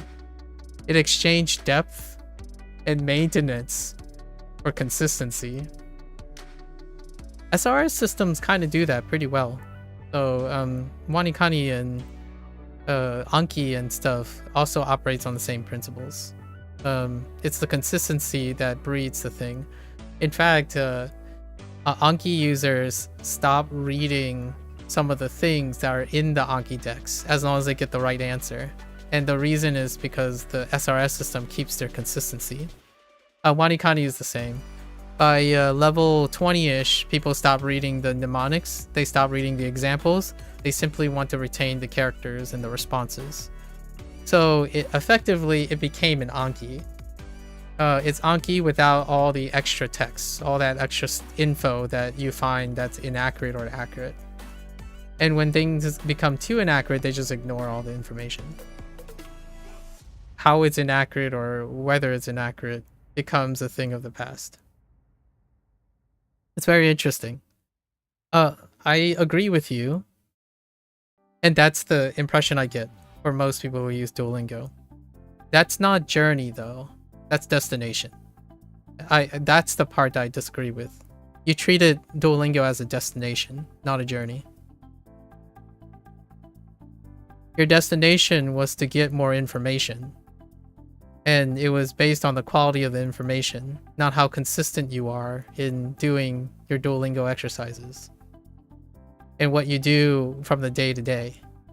You evaluated it specifically on some of its inaccuracies and the length of time you would get from the engagement, as opposed to doing the day-to-day and improving on your routine on what Duolingo is trying to do. I could probably show... Oh, well, I don't want to go into it, but there is a video of me showing you what I actually do during Duolingo. It's more like 60% me and 40% Duolingo. Duolingo provides the information for my like recall and writing process. I do a web design.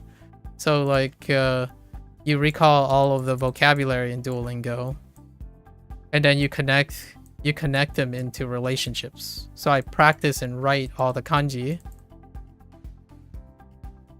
and then diagram them. And that's not what Duolingo does, but I spent the time to organize all the thoughts that Duolingo doesn't do for you, because Duolingo doesn't hold your hand in certain things. And then whenever there's a grammar thing, we integrate that into the grammar thing. So when there's a grammar that I don't understand that Duolingo doesn't provide or is inaccurate, I use a source to bring it into the model, right? The boon for Duolingo is that it gets the person to constantly think about having to do their practice. And for me, practice is 80%. Right now, I still use Duolingo for practice. So I'm not doing like the new lessons. Maybe next year I'll find some time to continue doing the new lessons. The Chinese one we complete. I guess you didn't get to see what it is good at. How do I explain this? I don't remember the specific examples, so take this as a grain of salt, but there were cases that it is not necessarily long, but it can mislead how things work in a sentence. I was misled once and you only confirmed it when improved. I know exactly what you're talking about because I did the Duolingo thing. And it's not necessarily correct, but you allowed it to mislead yourself. Now you know the correct one, but you also know how it's not necessarily wrong. So if that's the reason to stop, then I can't even imagine what it's like when someone accidentally misleads you and then you think that that's the reason to quit on the thing. That's not, in my opinion, that is definitely your prerogative to do so. I know you're probably talking about the copula. Probably wa. That's the very first thing that comes up. Wa is taught inappropriately at first. It's technically not necessarily incorrect, but it is the way they described it, which is the subject marker, and it was interpreted as was or is. Copula would be the first one that I think of. It was very immediate too, and it didn't take it took less than 2 weeks for 3 people to tell me I'm wasting my time. You know, I did Duolingo for a year, so be interesting. I'm pretty sure it's the copula.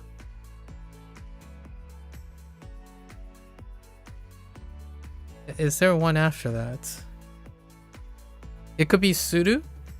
Suru is being done as not existence, or no, not existence. It's largely dealing with existence. Yeah, iru and aru probably comes next. Iru, aru, and then how Suru works as possession.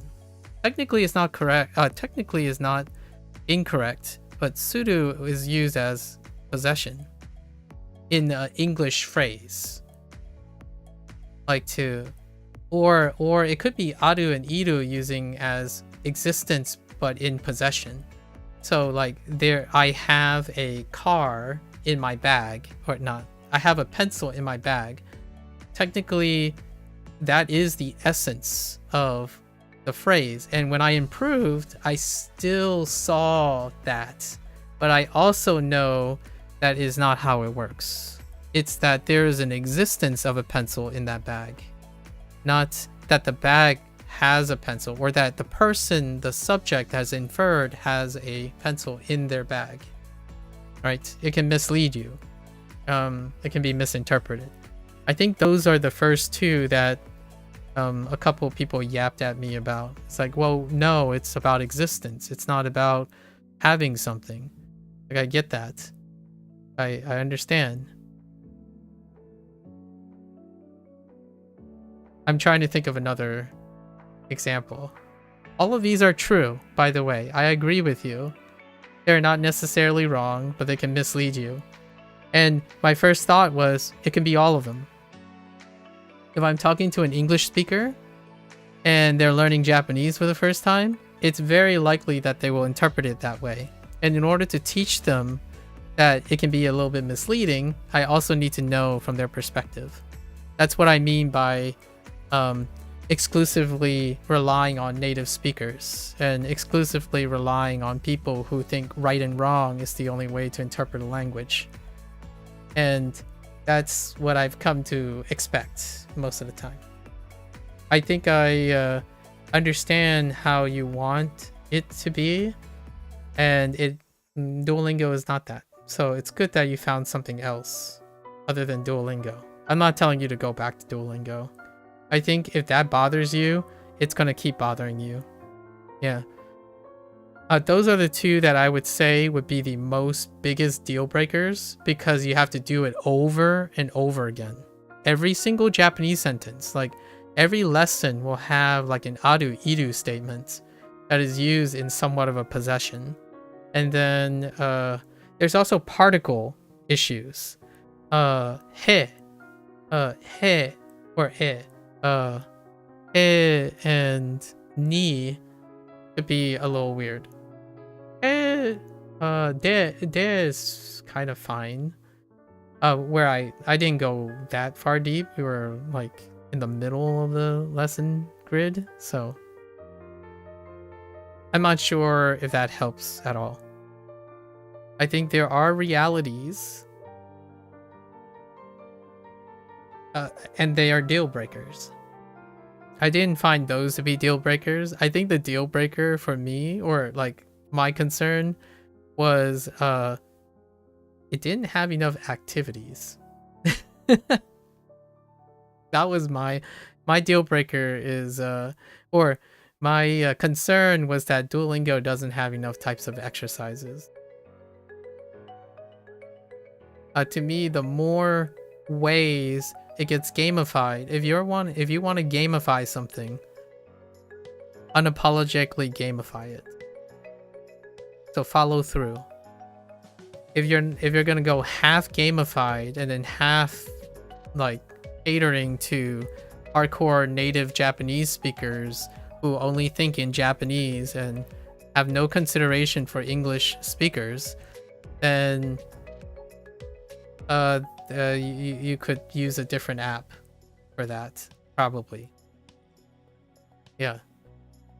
There's a point, in my opinion, that it gets to a point where it's more like expecting what you want from it without understanding the perspective of it in its design language versus finding something else.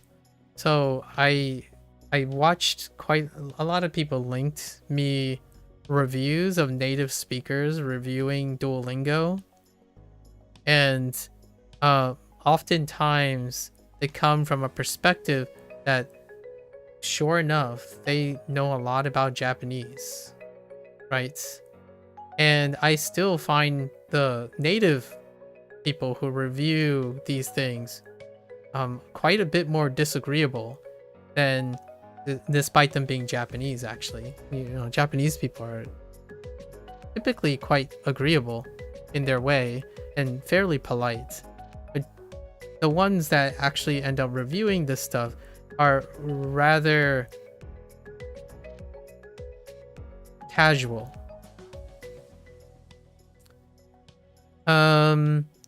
And also, the ones that I like, I respect them. They know what they. You don't know this makes sense. It's not necessary, but I know exactly what but we get the wrong idea about something. I exactly highlighted the two. Sometimes we could have carried this wrong idea for so long as we learn, which could affect. I highlighted the exact two. That is the most early versions of them. It's aru iru being possessive, and the wa, the topic marker, being seen as a subject marker used as in the copula form. That is one of the most common wrong ideas, and I disagree. It is both, because it's coming from an English speaking perspective, and it is carried so much that it's still in the Genki textbook and the you know, like things like Take Him's Guide, and the copula is one of the biggest ones. It's not is. It doesn't say anything about is, the helping verb is and being. I know exactly what you're talking about now, if you're saying it's not necessary Duolingo. The thing is, though, if I had to be really direct with you, you use Duolingo as an example, and you quit because of that. Or like one of the contributing factors of that, you knew that it happens, and you let it happen in order to give a reasonable reason or overlooking everything else. And that, to me, yes, Duolingo is not for you, as well as every other resource that does this. There are actually more. When I was using Duolingo, 5 people noted that. In fact, one of them is Hideyoshi. I know this for a fact because he studies Chinese, but he knows enough Japanese. I don't know how much Japanese with respect to his Chinese, but his Japanese, he specifically talked about how it's gotten so wrong that it gets perpetuated even in Japanese to English grammar texts. At least that's the idea that I'm talking about here. Duolingo perpetuates those same errors along with Rosetta Stone, probably Pimsleur, Babbel,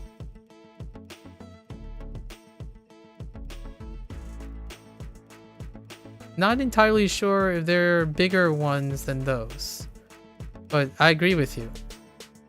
I would be surprised if LingQ has, oh no, LingQ is a different platform. And to me, when you think, here's my thought. If so many people have carried it, right? And it affects the way you learn. When is it when it's no longer wrong idea, but the dominant idea? I'm not saying it should be. And then when is it that if you know the difference, that you let it bother you or also be able to talk about? So I have one. I have a good one. When people use the word literally and figuratively, right?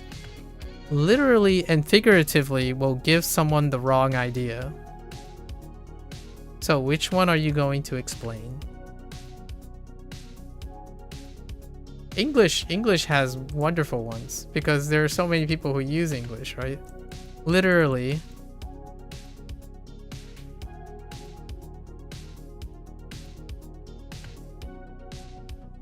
Actually, wrong is a good one.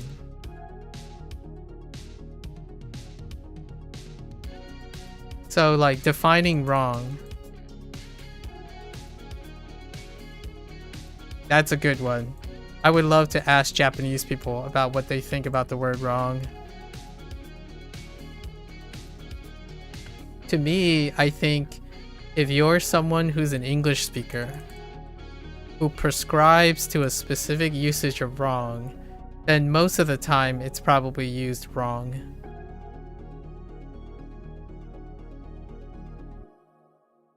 I don't know if Japanese is going to change this way. I just want to offer a here is my attempt to offer a different perspective. I guess you don't use any apps now, right? I think most of the major apps actually have those incorrect things. They do carry those wrong ideas. I did learn about it later. I do. It does. I agree. I know how to explain it too. At least the one that I think you're referring to. Or the 2 or 3 things I think you're referring to. You have to take a deep breath. Never had this kind of conversation before. No worries. No worries. I'm sorry if I'm incredibly enthusiastic about these things. Like, hear me out. Here's the deal, right? I would love for you to find the thing you're referring to and then describe it to me in like English or like describe it in Japanese, and then I can learn even more about it. Like then we know for sure what it is. For me, I think it's this. So let me know if it's this one.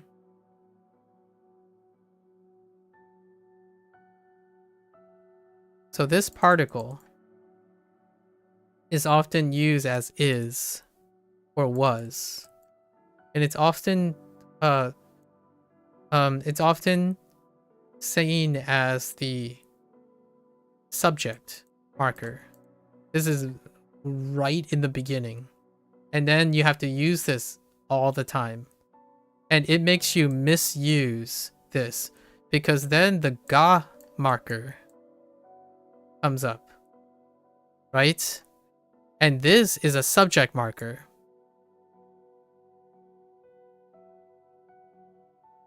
Because this is a topic marker. And to this day, there are still people who learn Japanese quite a lot, and they are Japanese. And they would translate. They would use English because they're English or secondary English speakers, and they would use the word subject as opposed to topic. And that's an English problem too, because topic and subject are not the same thing.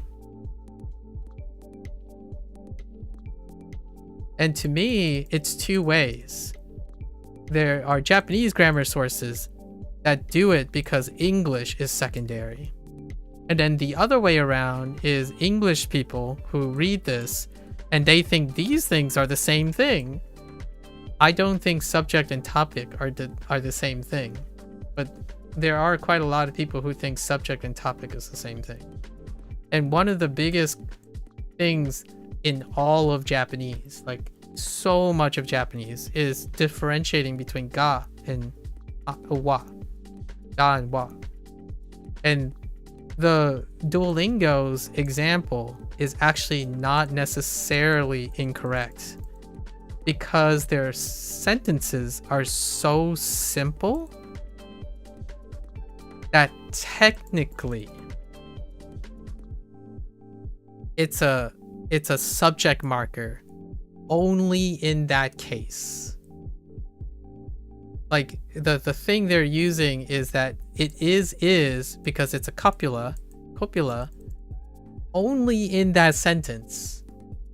If you decide to think that this is and was, it's going to mess you up every single time later down the road, or it's going to mislead you, because then you have other markers, you have other particles. All the other particles interfere with your concept of the copula system. And you know what's funny about that? One of the first Duolingo errors that are made is due to the wa when they introduced ga. So the moment they introduce ga, you have to know when to use which. And that's when the table gets flipped and someone ends up going to a grammar source. And there's a huge discussion about, wait, it still says the same thing. WTF? Like, so how do I know the difference between wa and ga? Like, when do I use ga? When do I use wa? That's the first one. This one is great. The other one is probably he. Ni.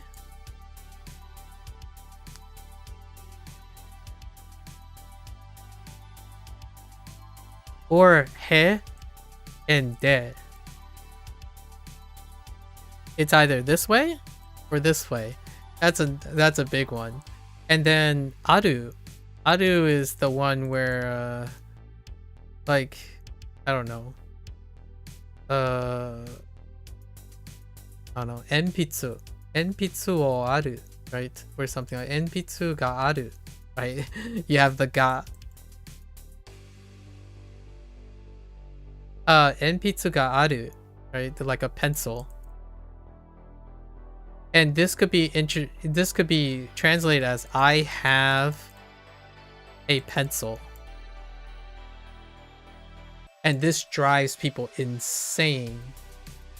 This drives people insane. All this is saying is there is a pencil. This is the second one. All like it just says there exists a pencil, right? But in a context, when you're looking from an English perspective, oftentimes the pencil is located in the person's possession. So later on, this gets whacked. Like, it gets wonky. And in fact, Duolingo doesn't cover this. But the big news is you end up finding out that it's the way they explained it. Because later on, you learn how to use aru as existence. But then you would get this interpretation wrong for a while until you get the other examples. So they start you off in an inaccuracy in some places. And then later, when they have to introduce the other concepts, the inaccuracy is made clear that, oh wait, I got misled. And it does happen later. Japanese themselves couldn't actually explain the difference between wa and ga, but they do understand it. They just know when it is correct. Yes, and I guess that's the perk of being a native. This makes me wonder if Duolingo is made by Japanese or foreigners. I know. Seriously. Guess what I did? I know you're... Sorry if this is making you breathe heavily. I actually tried looking up the Duolingo like list of people, right? Like they actually published the entire staff list. And as far as I know, the people who are making the examples or overseeing it, you know, like curating it, they're not actually writing the examples. You have to note that a lot of the majority, I think the beginning stuff were still written by people, but most of the stuff is synthetically generated, for the record. So, but they have curators, as in, presumably, the people who are listed, they overlook it. They look over it, right?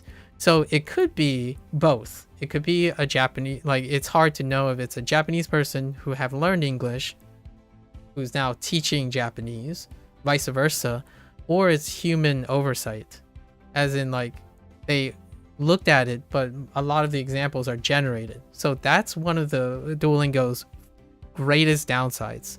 The volume that Duolingo is putting out is because most of it is AI assisted. And you already, or like it's assisted in the generation process, and you already noted that ChatGPT sucks at particles. or actually you didn't say particles, you said radicals. Particles are pretty bad. And here's the thing, it's bad because the majority, like you said, right, the majority perpetuates the wrong idea. Where do you think the sample size is coming from, right? If it's so pervasive, I think the Genki textbook might also have a problem with the differentiation. That to me is rough. And what happens, what is when you ask a native, like say a Japanese person asks a native English speaker, right? A Japanese person asks a native English speaker, why peanut butter and jelly? Why peanut butter and jelly and not jelly and peanut butter? I like using this because it triggers people. It triggers English speakers.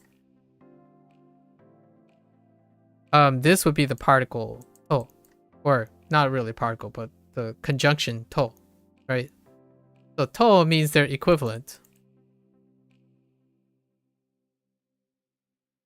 And you know what the nuance of English is? You either remember it or you just know. Because and has a nuance. It has a nuance that is it's rarely ever explained. And the nuance is that the predominant thing, it comes first most of the time if you try to explain it. But that's not true. Like, you don't know if it's true, right? Like, it's kind of clear when you say like mac and cheese. There's like more mac than cheese. You try explaining that to a Japanese foreigner, like it's not cheese and mac. So to me, the wa and the ga, that's when you have to become a native. And it's infuriating. I don't blame like Duolingo and WaniKani and all these things to gloss over these things, because I'm not even sure. Like if someone asks me, why can't you say cheese and mac? My first thought is, it sounds weird. I've troll all the time like this. When you recognize that there are a lot of English rules where universally I feel that's what Japanese is becoming. Not yet. If Japanese becomes more popular, get ready. You know English. Isn't that amazing though? Think about it this way. Think about it. If you're upset about or if that upsets you, you already have learned English. I think you can explain all of these things. It will be one of those like perks that you would understand. It's like, hey, you know what? You know what's interesting about this predicate, right? I actually refer to all Japanese things as predicates because they're not technically verbs. Not all of them are not technically verbs. So in English, the closer one is predicate. However, whenever someone says like, oh, what is this verb? And I'm like, oh, I usually refer to it as predicate because it functions as a predicate, not solely a verb. A verb is too specific. Most of your Japanese things. Oh, and here's one. Oh, here's one. Ooh, let me give you one even more fun. This is like maybe like a N2 concept. I would say somewhere around N3 and N2 is when people realize this because of the functionality of N3 and N2 stuff. In Japanese, there's no conjugation. Oh, this one is fire. This is a flame war. When you get to like a point, you've come to realize that linguistically, Japanese don't conjugate. There's no conjugation. The idea of conjugation defined by an English speaker does not fit the definition of conjugation in Japanese. So whenever you go to like a Genki textbook, right? Or even like a Japanese class, or like Japanese teaching English class, they would use this word conjugation, but it doesn't function the same way as how English is referring to like Spanish conjugation.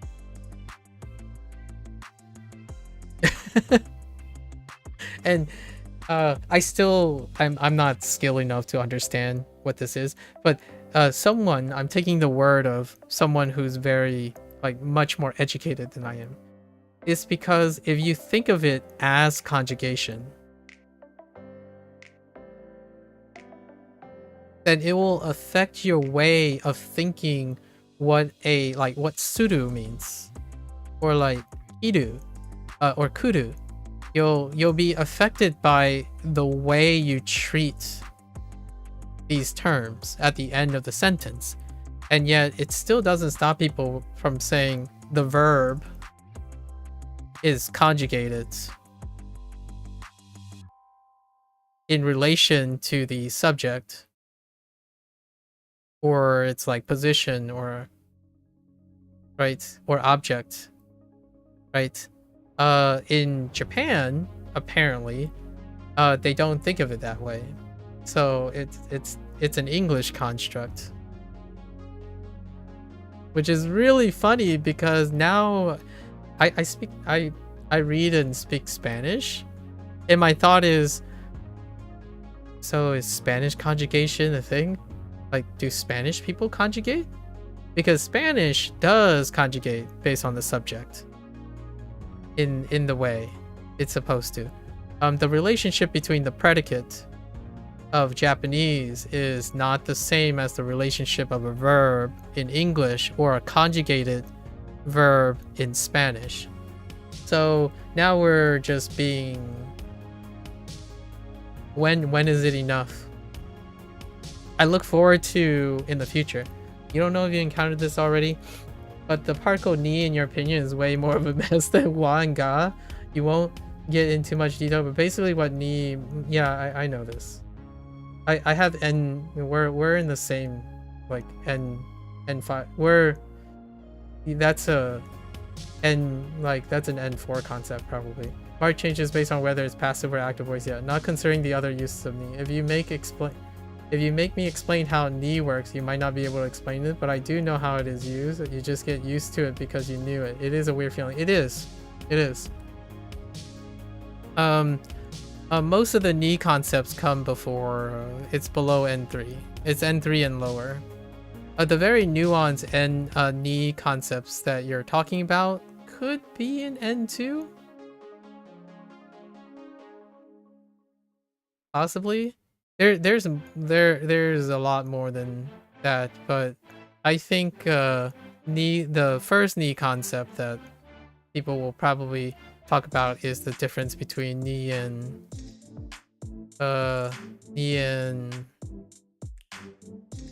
actually, here's one. Ni and niwa.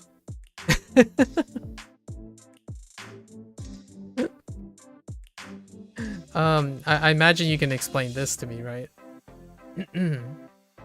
I know how to use it. I know how to use it. But it is kind of funny when you first see it. Ni and niwa as a particle. There is the other one is like de and ni.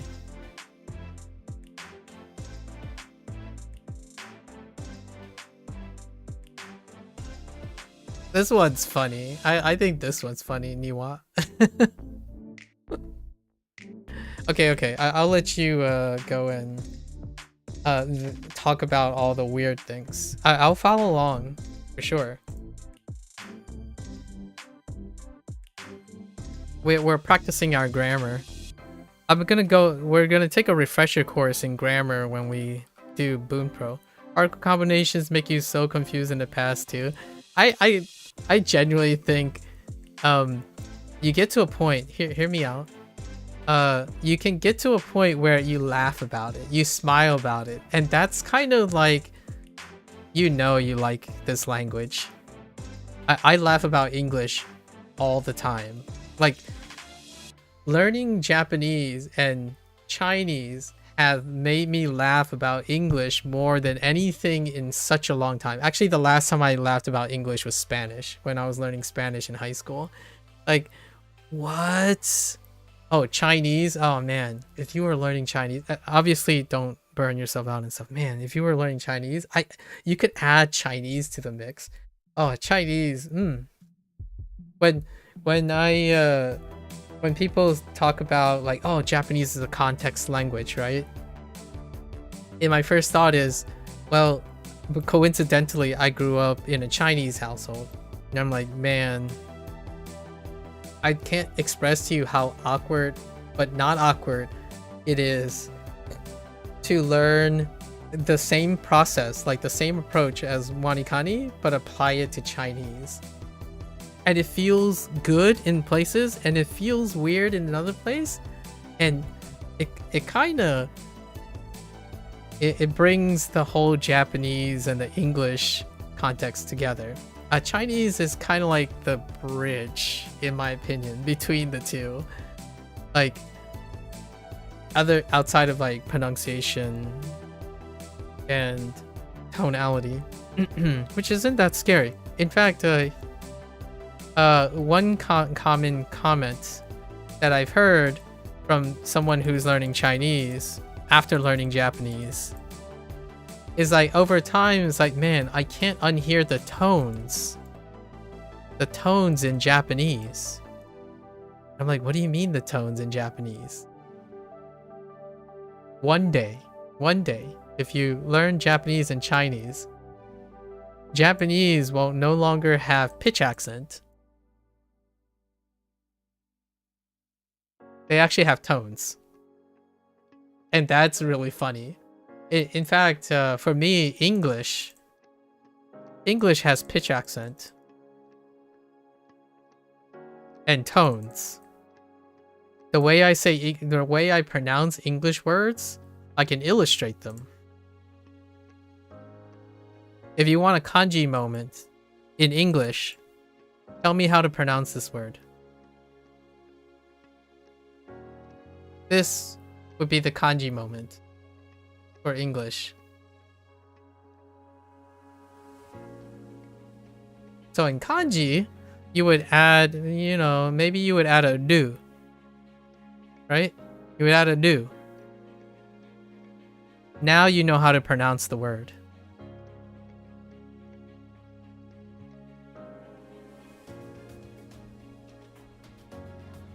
Okay, you don't want to add a do? Maybe you add a d. Now you know how to pronounce this word. Because these two words are different.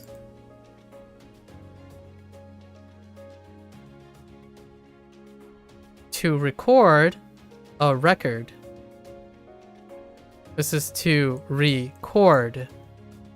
Record. This is a record. A record. To record a record. Record record. Do. That's the stuff that makes me smile when I'm learning Japanese. Like when you start relating it back to English, I'm like, yep. Yes.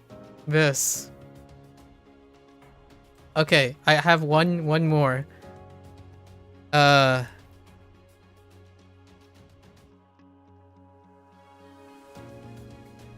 do this. Oh no, you're starting to doubt your memories. No, don't worry. You're starting to forget what was the right way. You feel like your memory is it's both. You can do both. You've never considered. By the way, all the stuff that I say, by the way, it's not hopefully you're not getting too confused.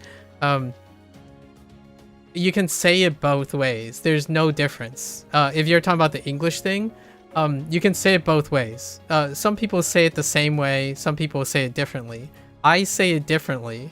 So, like, this is why language is so funny. Like, natural language is incredibly funny. Like, for this example, this is my Moda example. I don't know how well I can hear the difference between English speakers, but this is build. This is build. Build. This is build.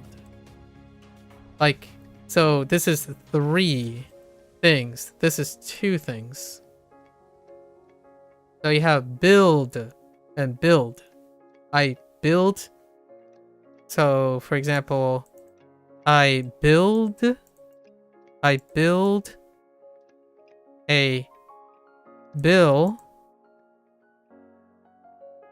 for the build.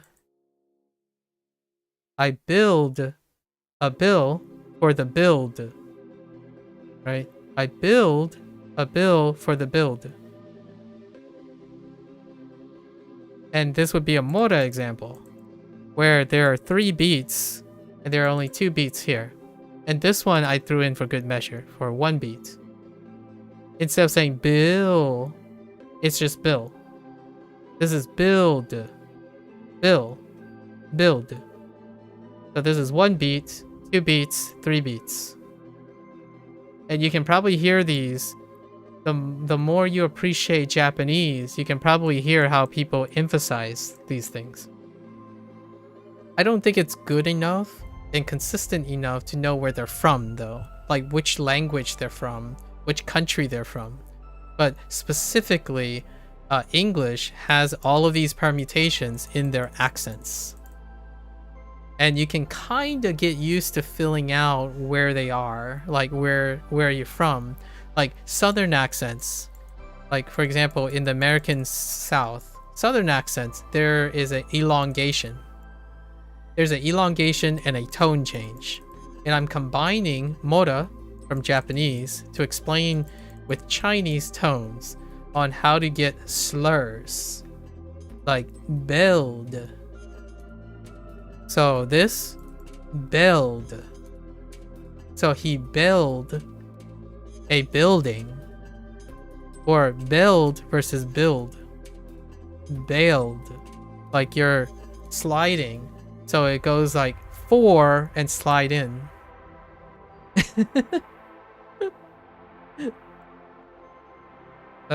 Sorry man, but you might have to leave now. Your Wi-Fi is getting very slow. Oh yeah, no worries. It gets slow at nighttime? You're watching the... Oh yeah, no worries. Yeah. This is your first time having a long one. Good luck. Again, no worries about having to come like immediately. Write down stuff. When you're doing stuff, if you're studying, actually, you can teach me about computer science if you want. Like, feel free to talk about computer science. I have a loose background in Python and some other things. Like, get excited, you know? Work, talk, laugh. Don't get gaslighted too hard. But we can try to gaslight each other if you want. The idea is all of this stuff should be interesting, right? If you're not having fun and confused and laughing about it, I think it might not be the most passionate thing that you have. So feel free. Again, that's what I do, right? The first conversation is generally always the longest, and I try to outlast the other person. I really appreciate it. If I didn't already say this, it's a pleasure. Thank you for sticking out, introducing things. We have a lot of Japanese things to discover, and it's great that you're willing to type in Japanese and translate it for me. Like, go right ahead. You can do it every day if you really want it. Just find interest. Like, in my opinion, the thing that I really like is that you're interested in the things you're sharing, right? Don't burn yourself out, of course. So definitely like whatever you have to do, good luck. It was a pleasure. Yeah, I'll see you next time. Yeah, good luck. I'll be here for as long as I can be. Like, what I mean is I'll try to live long enough, right? As far as I know, I'll be alive tomorrow and for the next couple years. So feel free to stop on by whenever. Yeah, have a great day.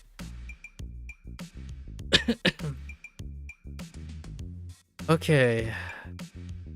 Yeah, thank you, Shay.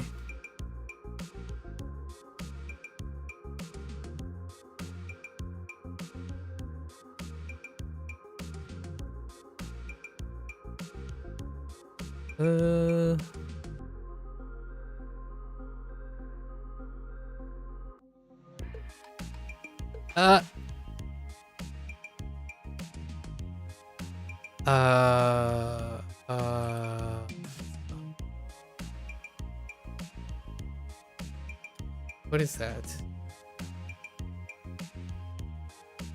Diagnose? What am I diagnosing?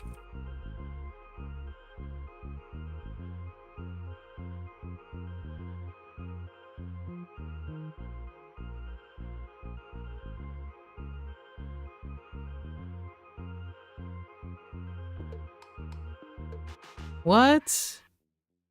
Wait, oh. 構える Oh, my voice is not gonna stand up to all of this if I continue. I'm gonna definitely spend some time in the background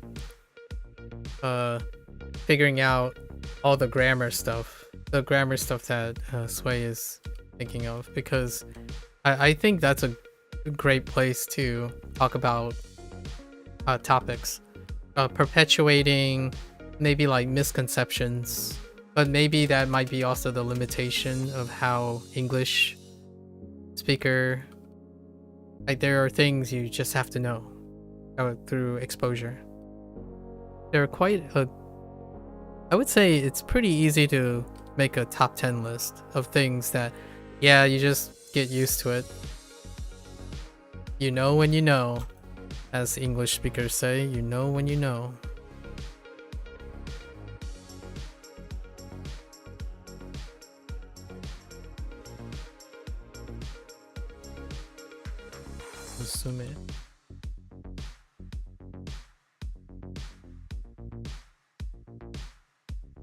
見極める 見極める。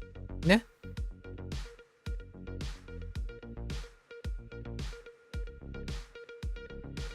痛み痛み。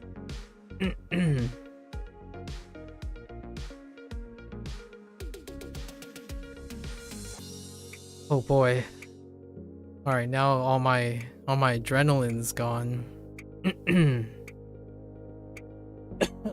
Excuse me.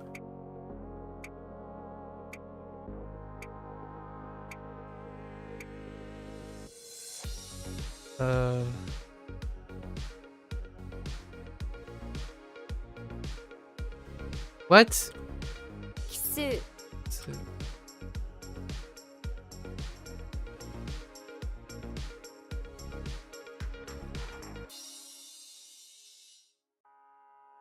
乗車券乗車券.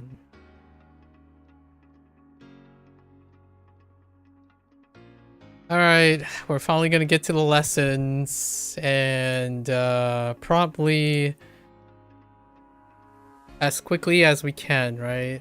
How many kanji does that lead us? 3, 6, 9? That's kind of high. It's probably like 80. I'm gonna take a quick bathroom break before I come back for lessons. This is where I usually take bathroom break. I'll be right back. Thank you, thank you.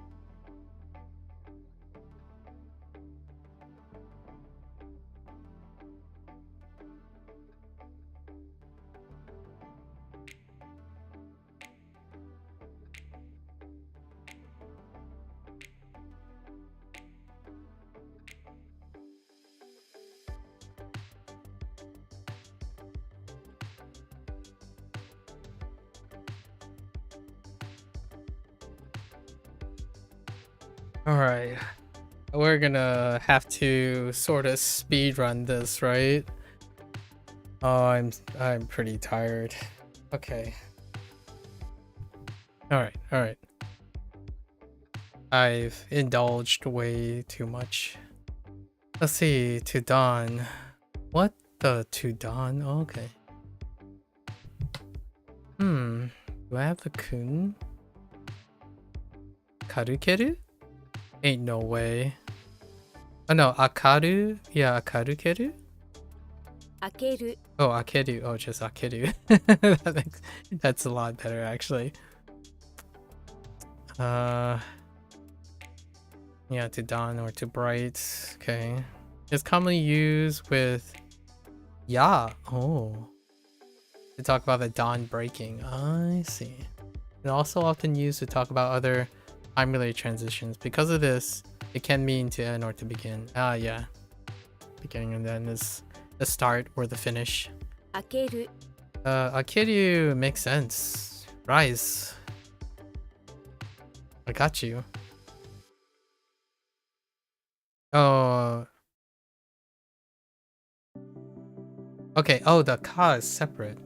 I didn't even picture it as akarui as like separate. Interesting. Okay.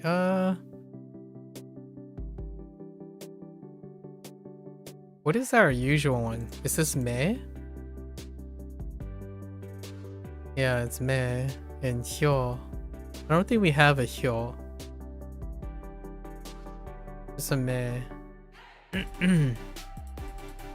I don't think I'm gonna write anything for today. We'll try to write it tomorrow. I'm very tired. Alright, oneself. That is a kana. But it's usually used in formal terms. Okay. Yeah, instead of jibun. Right, jibun. It also used as an adverb to mean on one's own initiative. Oh, okay. 自ら Mizukara. Oh my goodness. Mizukara.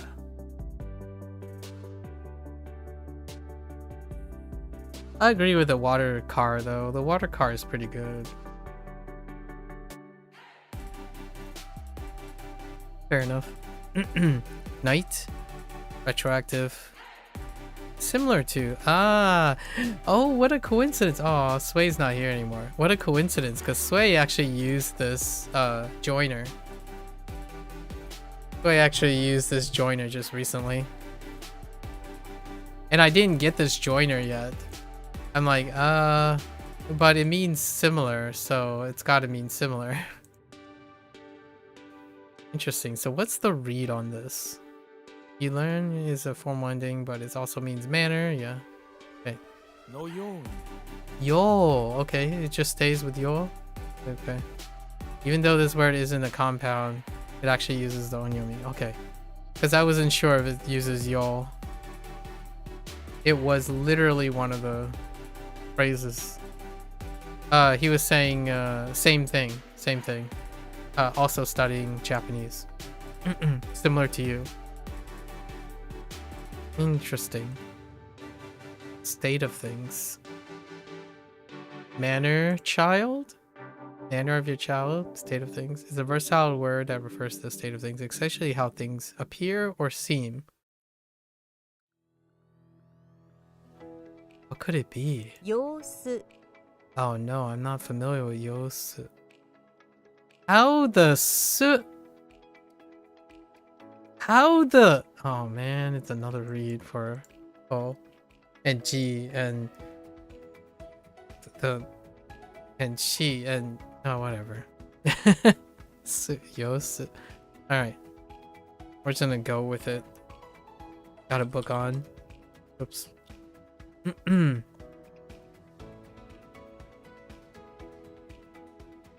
I think I can store all of this temporarily. 自ら Mizukara. Without doing our like mnemonic workaround and all that. You'll be fine. For until tomorrow. 様子 Yosu.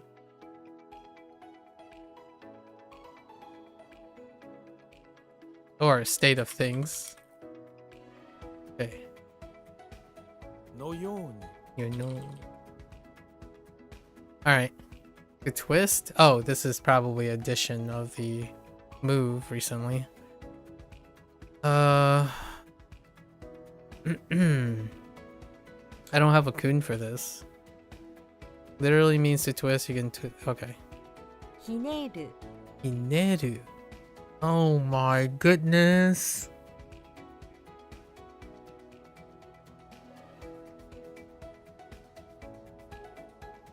Nejiru. Though this read is usually written in kana. Okay. General twisting. Oh, okay.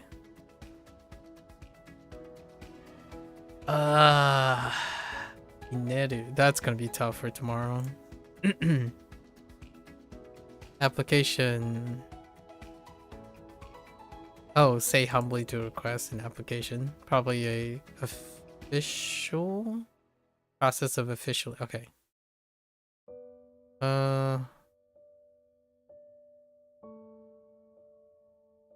Mose? 申請 Shinsei. Oh, wait.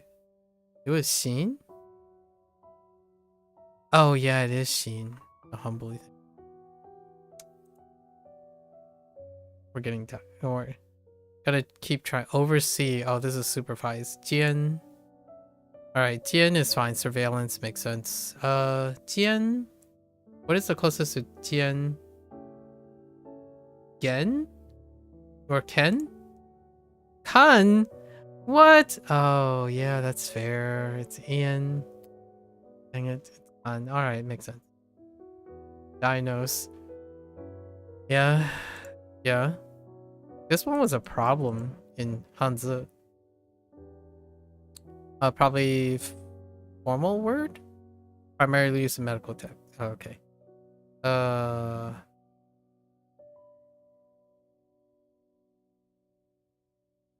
Done. So, 診断診断 not 診断 I'm still in English mode there. To urge, okay. Means to encourage or prompt, yes. Was this? No. We don't have a kun for this, right? 促す Unagasu. Oh my, unaga. Oh my goodness. What is that? Oh, this needs so much work tomorrow. Oh, but there is unagi though. Oh no, that's... Oh no, that is so disgusting. Oh, we're just hitting the crazy stuff. What the? We're just gonna rely on our emotions now. What in the world? 申請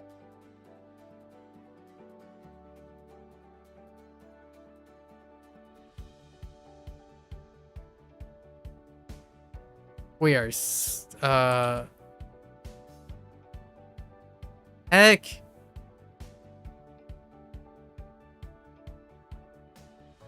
Hineru. Ineru. Oh no. Tomorrow's gonna be so cursed. Oh no. Okay.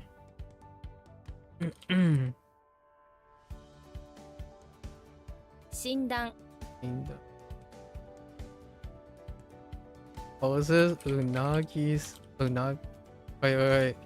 Unagasu. 促す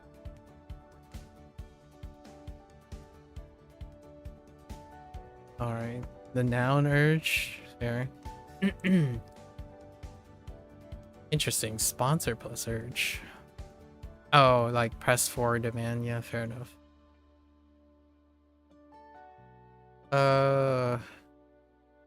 Sai. Saisoku. 催促 Okay. To break something. Okay, that's fine. Although we don't have a kunyomi. Oh, be something reasonable. 壊す Kowasu. Oh wait, this might not be the first koala.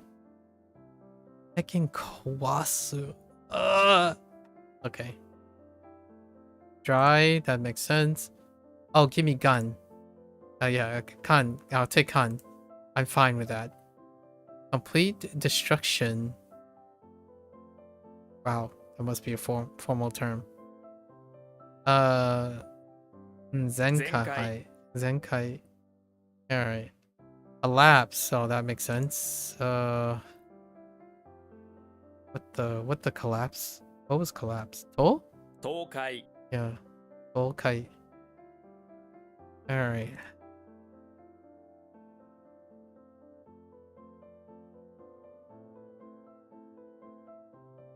Kowasu.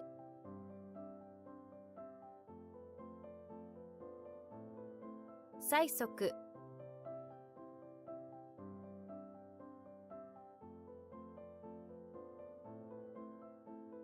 Toukai.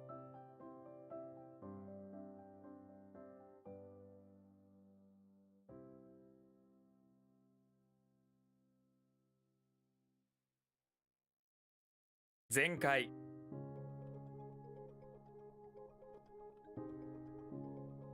What? 2 reviews? Wait, what the? Where are these 2 reviews coming from? 9 a.m. Oh, come on. Oh, it's the 2 from the beginning. All right. We'll just do these.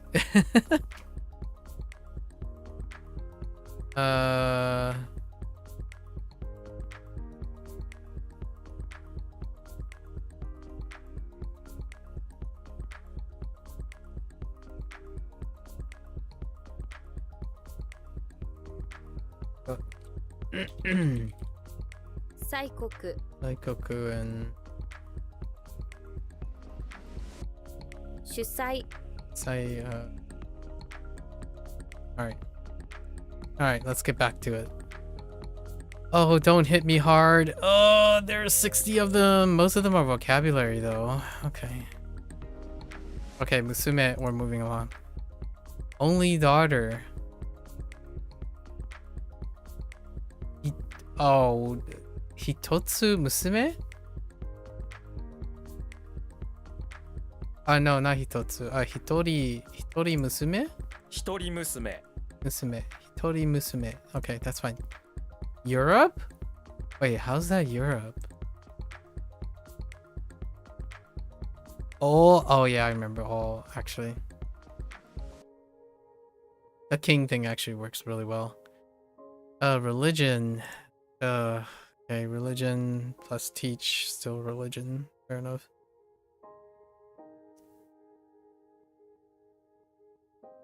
Shukyo. 宗教。 Shukyo. Ooh, going down. A sect? Okay. Religion in a section. Like a faction. Or denomination. Yeah. And this was like 宗派。 ha, right? Shuha. Okay. Alright. Just gonna ride as quickly as I can. 一人娘。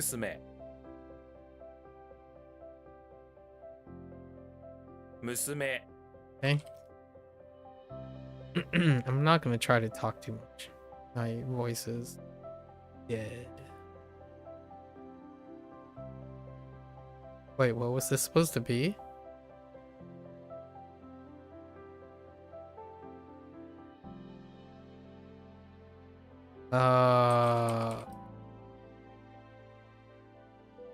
Oh yeah, Europe. Right. I didn't even look at the character yet.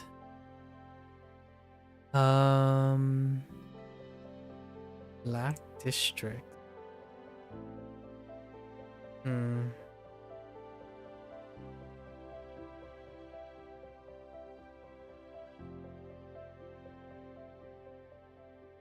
宗派。宗教。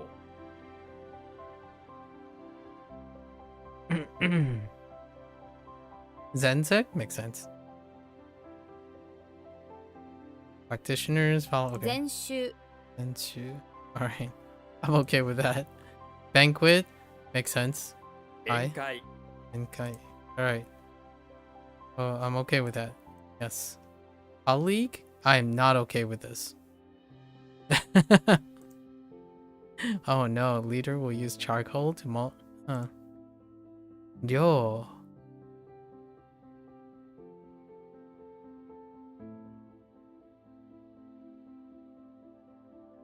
Oh, really? Interesting. That's really versatile. Yo is really versatile. The heck? is an old-fashioned word for it. Okay. Oh, be something like still be N. 宴 Utage. Oh my gosh. Utage? You also song it? Oh my goodness.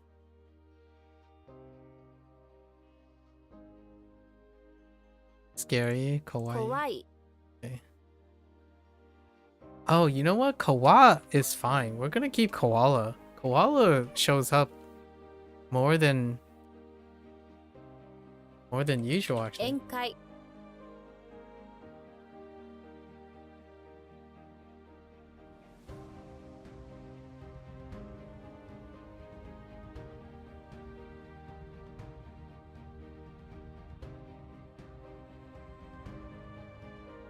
Ah! 全集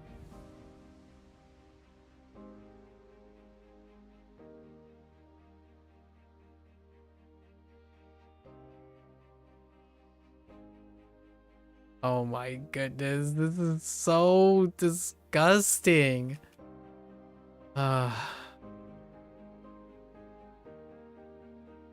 Fuck it. 宴 Oh my gosh. Can't help. 怖い Alright. Terror? Yeah, I would say. What is that? Kyofu? 恐怖 Kyofu. Okay. Phobia? Okay. 恐怖症 Kyofu.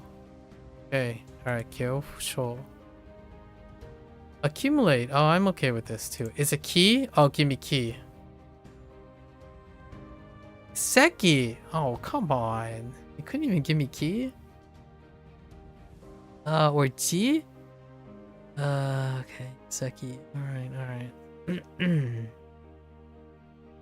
Terrifying. I know, right? Can describe something that inspires you. Okay. 恐ろしい Osoroshi. Oh man, also. I think that's gonna be a problem tomorrow. 1 cup.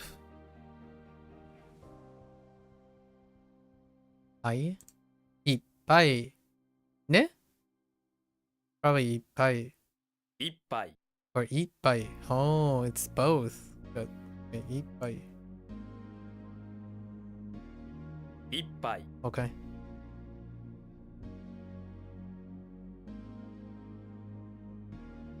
Hmm. 恐怖 A terror. ,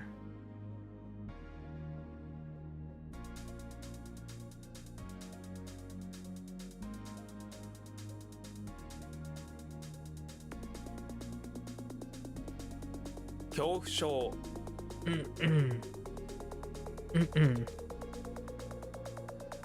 一杯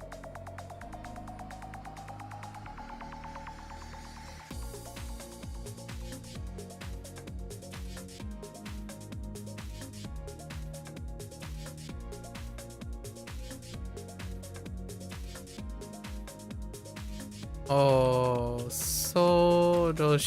恐ろしい I'm so terrified right now. Ay. Alright, I get it. It's terrifying. I know. English. Okay. 2杯 Yeah, Nihai. Alright. Sanbai. Sanbai. Okay. We're fine. Free ones. Director? Duel? Wait, is this supposed to be duel? Or, no, not duel. Shu? It kind of looks like Shu. Give me Shu. Okay, hold up. This is not what I think it is. The bottom is different, right? Director. Okay. I'm okay with this. Ban. 板 Dang you. Why did you have to start with the kunyomi for ban? Ita. Ugh. Okay.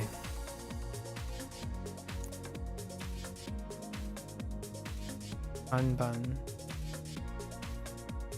看板 Yeah, kanban. Alright. 2杯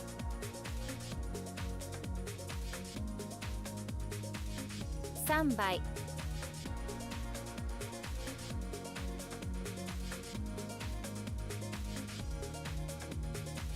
看板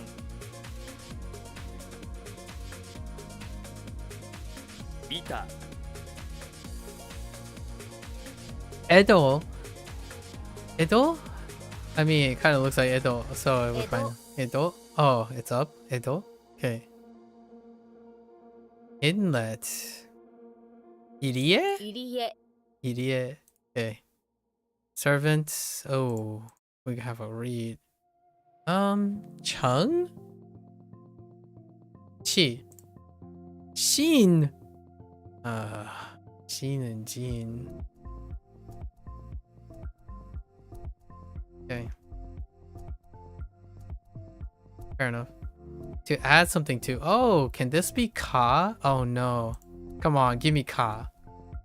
Or what is another? Or e or he. Oh no, heru is kind of weird.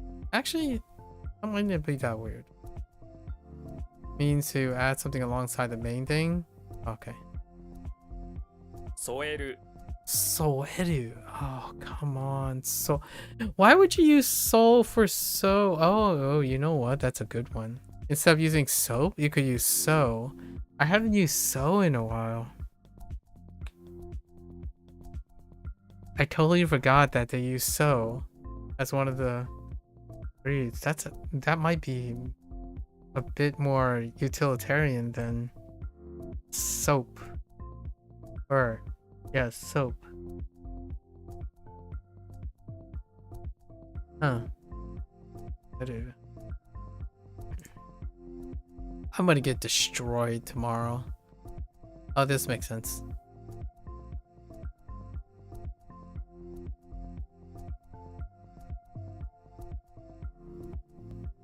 I guess tentai? 添付 Tenpu. Oh, it's fu. Whoops. Tenpu. Wait. Yeah. Yeah. Yeah, okay. Yes. 入り江 Idiot. Wait, what is this? Enter inlet? I forgot what this is supposed to be. Oh, it's just inlet. Okay. I can't spell. Then help.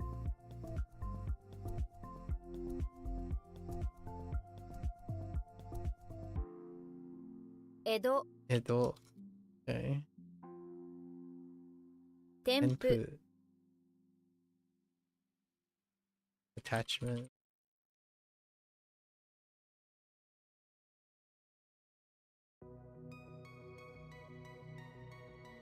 Send help.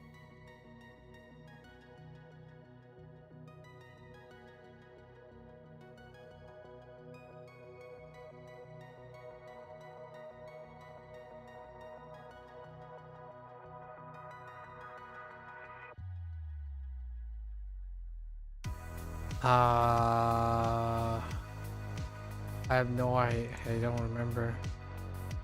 So man. 添える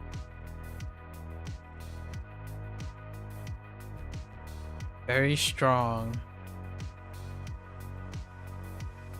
Strong, violent. Strong to the point of violence.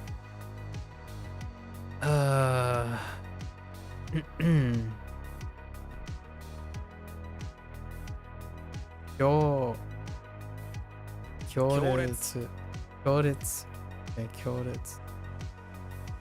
Fierce? So what?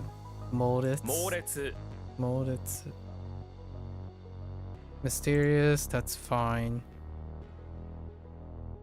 I don't know what that could be. Gun. Gen. Oh, actually, Gen kind of checks out for the mysterious thing. Oh, is the other? Oh, okay, never mind. Fervent? Heated violence? Oh, I get the fervent thing. Formal word. 熱烈 Netsuretsu. Oh, wait. Netsuretsu is fine, actually. It's mo in front of something? Mo is used to compound to emphasize fierceness or intensity. も Alright. Okay. .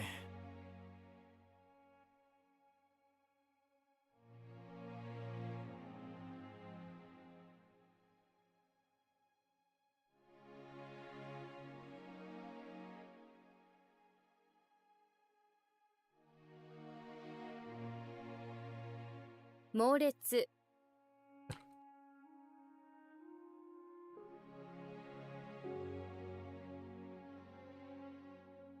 強烈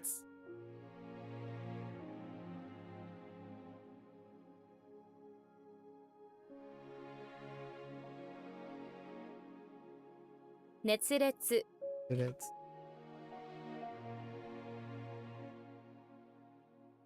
も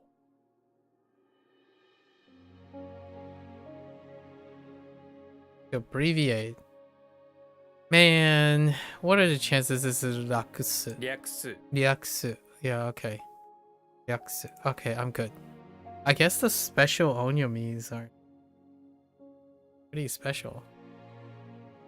Conserve.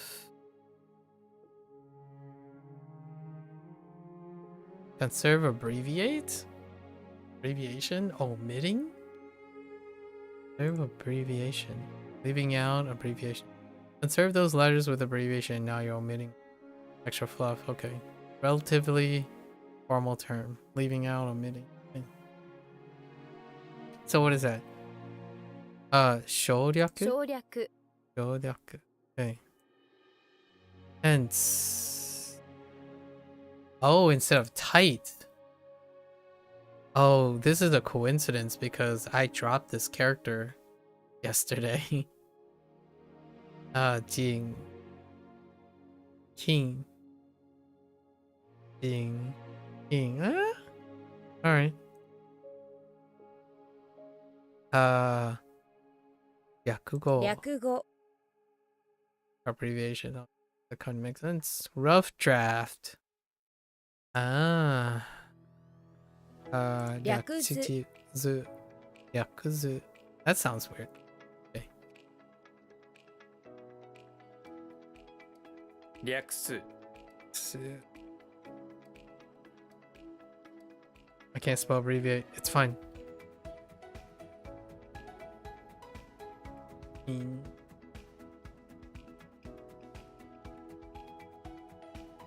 省略 省略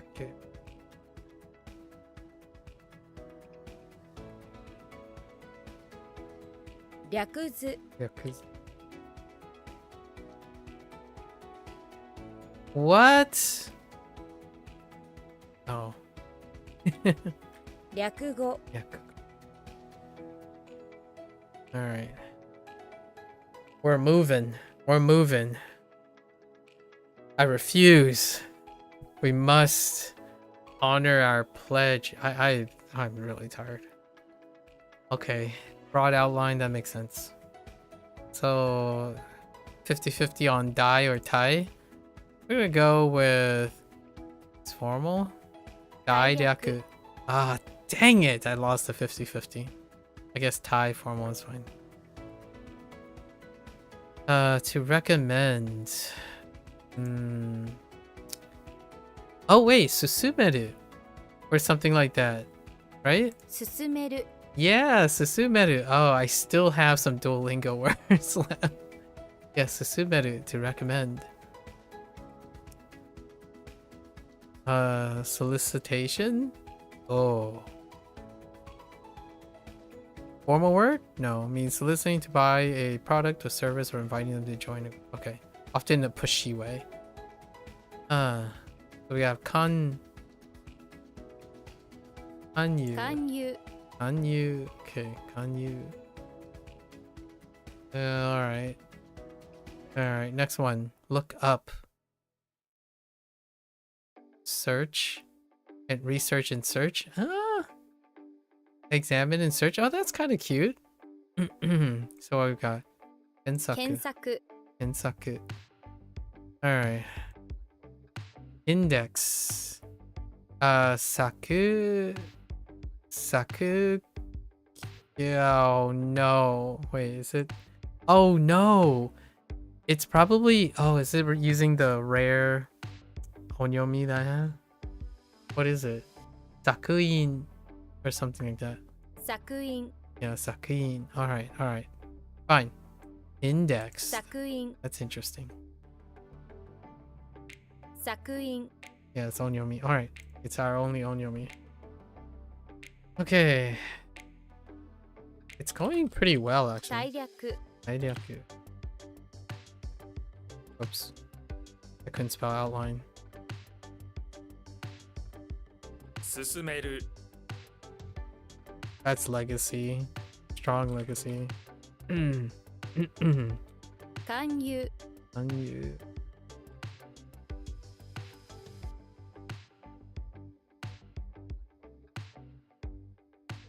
I don't know how this is like average solicitation. Ugh. I guess I do say solicitation. Well, do solicit anyways. 作員 Wait. How did this work? I don't remember. I didn't look. Oh, heckin' index. Oh, that's where the index comes from. Okay. Full insert? Interesting. It's not going so well. It's not going so hot. 検索 Inside.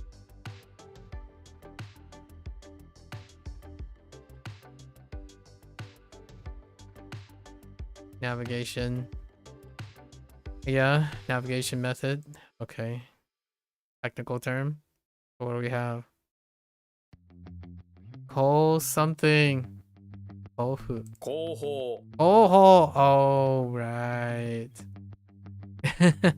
Cool. Aviation. Hey, didn't we have another aviation? Yeah. Navigating the sky. Okay. Oh, don't you dare coon this.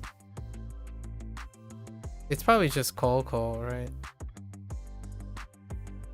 航空 I mean koku. Oops, that's ku, not call. Koku. Okay, okay, we're fine. Non-stop flight. Oh, fixed flight.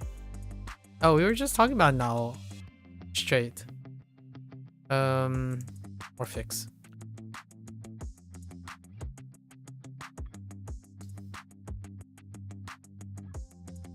Actually, I'm not sure if there's no or oh. 直行 Chok. Yes, cho. Choko. Okay. Shopping district. Shop. Streets. Okay, yeah. Okay. Merchandise shop street.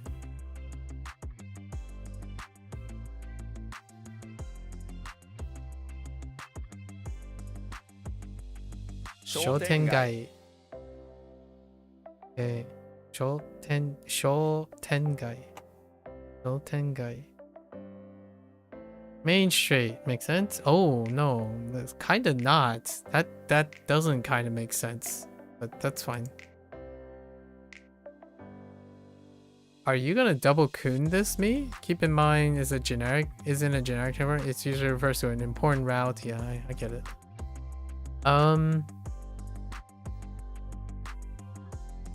Are you gonna? You're not gonna like Gaido. 街道 Kaido. Oops. Kaido. I said Kaido. Kaido. Alright. Alright.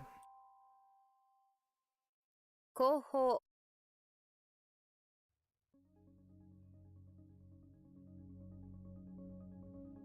Oops. 航空 Oku.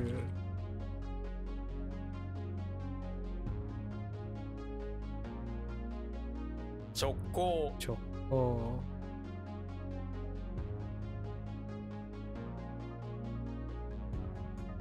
街道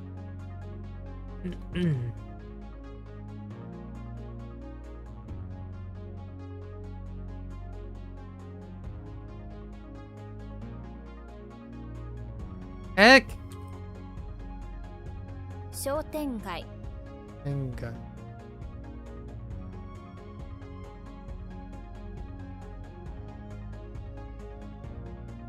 Alright. Examine a patient. Okay, to diagnose. Okay, sure. Or to examine, that's fine. I think to diagnose is fine too. We'll stick to it. 見る Miru. Oh, just a look? Oh, that's interesting. I didn't consider it as the third look. Medical exam. Alright. Diagnose, guess. Ah.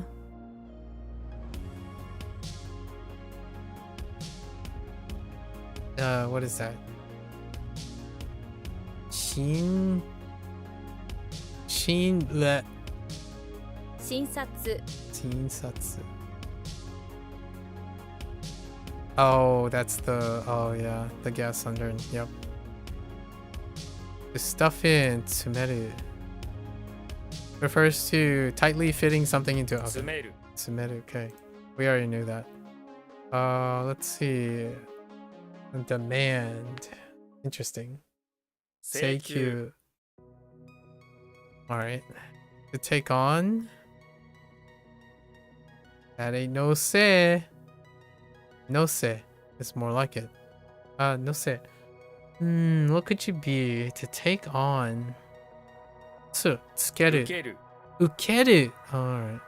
Oh, for accept. Oh, interesting. Alright, sure. Alright. 見る Miru.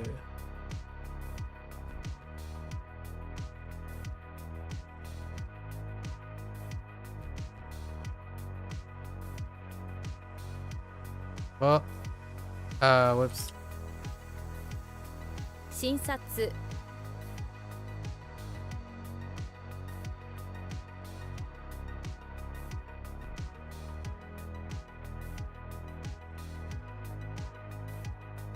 詰める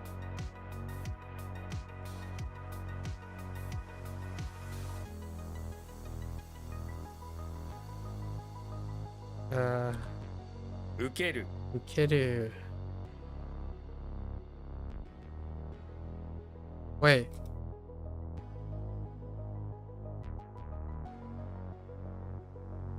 請求 Thank you. Cabinet meeting. That makes sense. The cabinet deliberation. What do we have? Kaku. Kakuji. Kakuji. 閣議 Kakugi. Oops. Not ji. Ki. Kakugi. Kakugi. Let's see. Hero. Oh, hey. Yingshong. Yingshong is... What is that? Yingshong. Yu? So... Yingyu. Yingyu. Yingyu. Oh, no, I can't. A-U. Wait. 英雄 A-U. Yingshong is gonna be A-U. A-U. Okay. A-U. Alright, South Korea. Yep. 韓 Hankoku. 国 Alright. Hankoku. Oh, interesting. Japan and South Korea. Interesting. Nikan? What? Is it bit form? 日韓 Nikan. Oh, they have a separator. Okay. Trainee. Okay, so we have sharpen your mastering of the life, which is like a student. Interesting. So what? Ken? Kenshu. Kenshuse. Ne?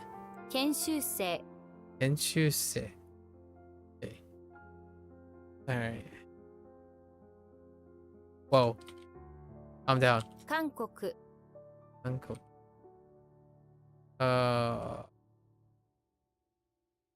閣議 Agagi.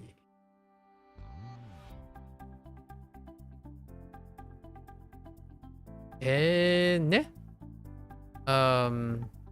英雄 日韓 Nikan.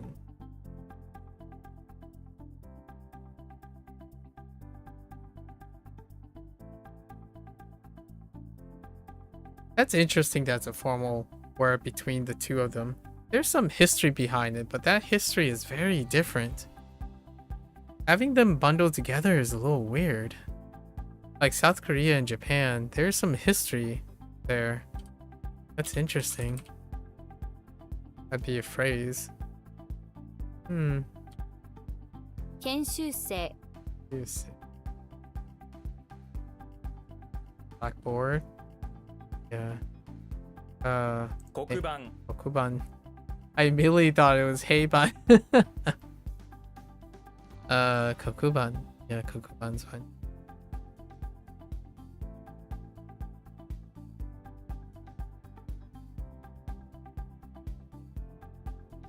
Contribution. Oh, that's interesting. It still kind of works the same way. Alright. Is a very formal word? Okay. Significant contribution in a professional, academic, and business context. So, what does that leave me though?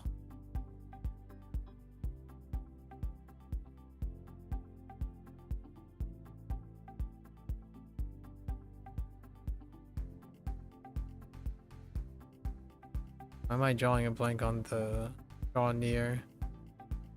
Heck.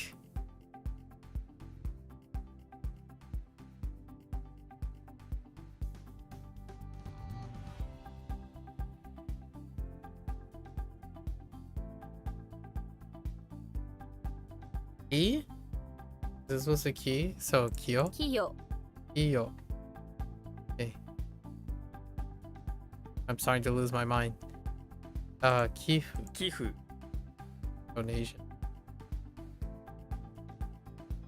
Interesting. Both of these kind of deal with on the give. That's gonna be a problem. Don't tell me this is key too. To draw near, to stop by. Su? 夜 Yoru. Oh, alright. I thought it could have been Su. Search. Search. Nice. Formal term. Sounds like Chinese. That's all I gotta say about that. Let's see. Sousaku. 創作黒板 Kokuban.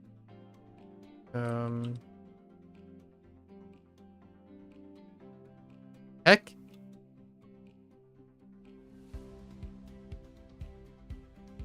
企業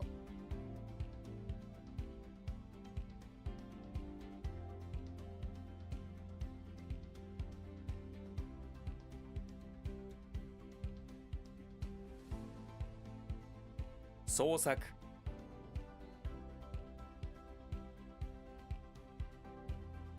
寄付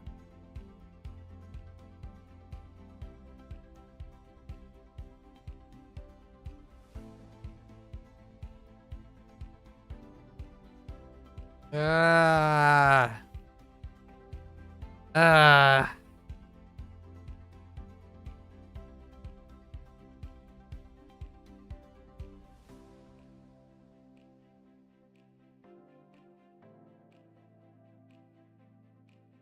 Mm,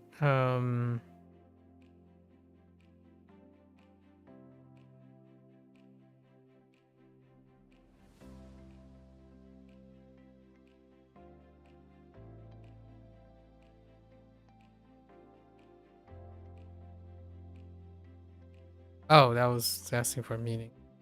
Draw near, draw near. Yoru. Yoru. I don't know. Some of the coons are gonna be a problem tomorrow. Oops. 夜 Alright, it's fine. We just need the exposure, and then we'll call it a day. See how well tomorrow goes. Do we have something in addition to tomorrow? At 5 p.m.? Where'd the other 4 go? Oh, that's probably the other stuff. 5 p.m. I think we're just gonna start early tomorrow and skip the 5 p.m. rush. What does that mean for... Oh no.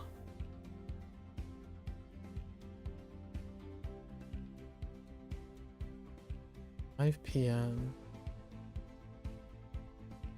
2 units. It's fine. I think we're fine.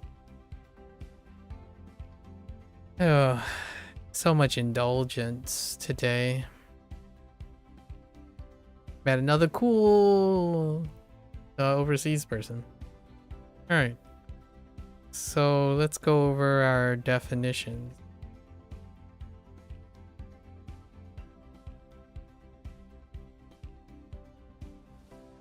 Of oversea,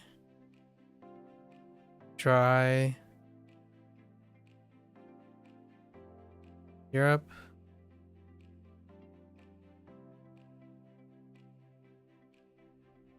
colleague,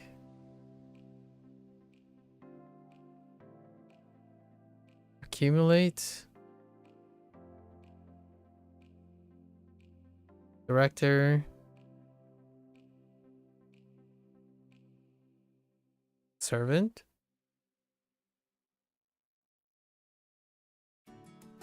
I don't remember servant at all. Mysterious. All right.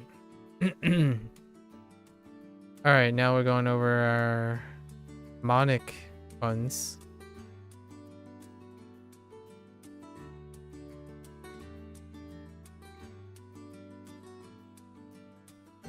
Un.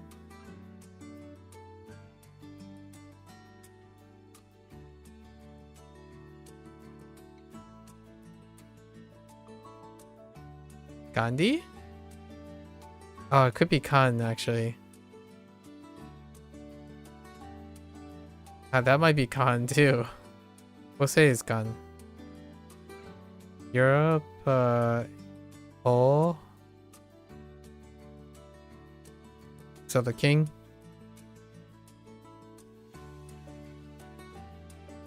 Row.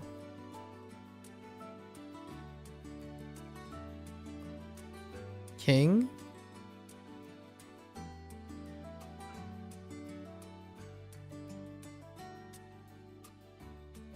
Tokugawa.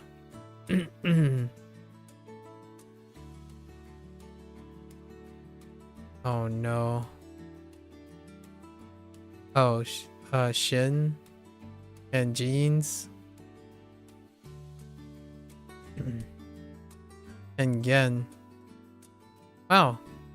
Actually, that worked out pretty well, I think. Here, now let's do our reads. We're going back to definitions.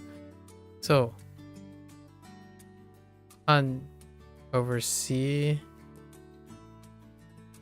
I cup of liquid, done dry, Sai sponsor, Soku urge, all Europe, it inlet, say request, you mail, kan Korea, I break, shin diagnose, kaku cabinet, roll, yo your or colleague, in accumulates, bucket, director, un recommend, Jin, servant. Ryaku, abbreviation. Ko, navigation. Ki, draw near. Percent.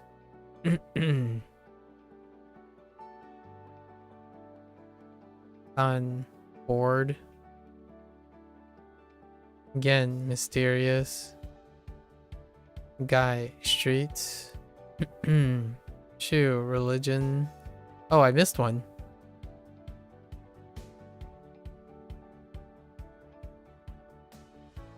Oh wait, is this Keen? Oh, I might have gotten two things mixed up.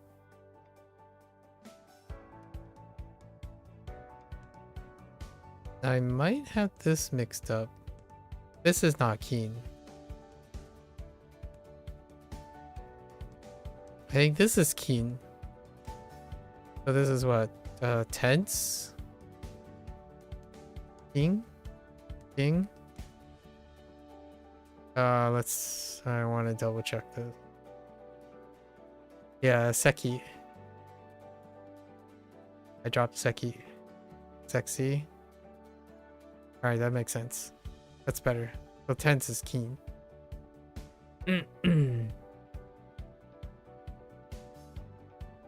Musume. Daughter. En. In. No, end. Banquet. Ooh, scary. Yo, fear. Pen, append. Mo, fierce. Retsu, violent. Saku, search. And tsu, stuff. Alright, here's to tomorrow. Alright, folks.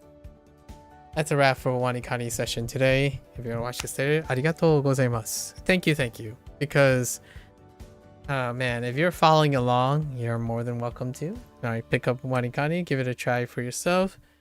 And if you're following along, you're more than welcome to come on by, yap a little, share some stories, right? Share some anecdotes. I had the pleasure of meeting another person today, once again. And whenever people stay, right, that's where the digression happens. Maybe in the future with some like AI tricks or something, some of these things are going to be highlighted. I covered a lot of topics today, and many of it revolves around communication and anxiety, right? But the greater, bigger scheme of things is about age, the concept of learning versus practicing, right? Consistency versus discovery, right? I forgot to use the discovery word. And oftentimes being younger, there's shifts, right? And I wanted to highlight that. And it does check out most of the time. Like Duolingo, that does check out. It's not gonna be known for its consistency.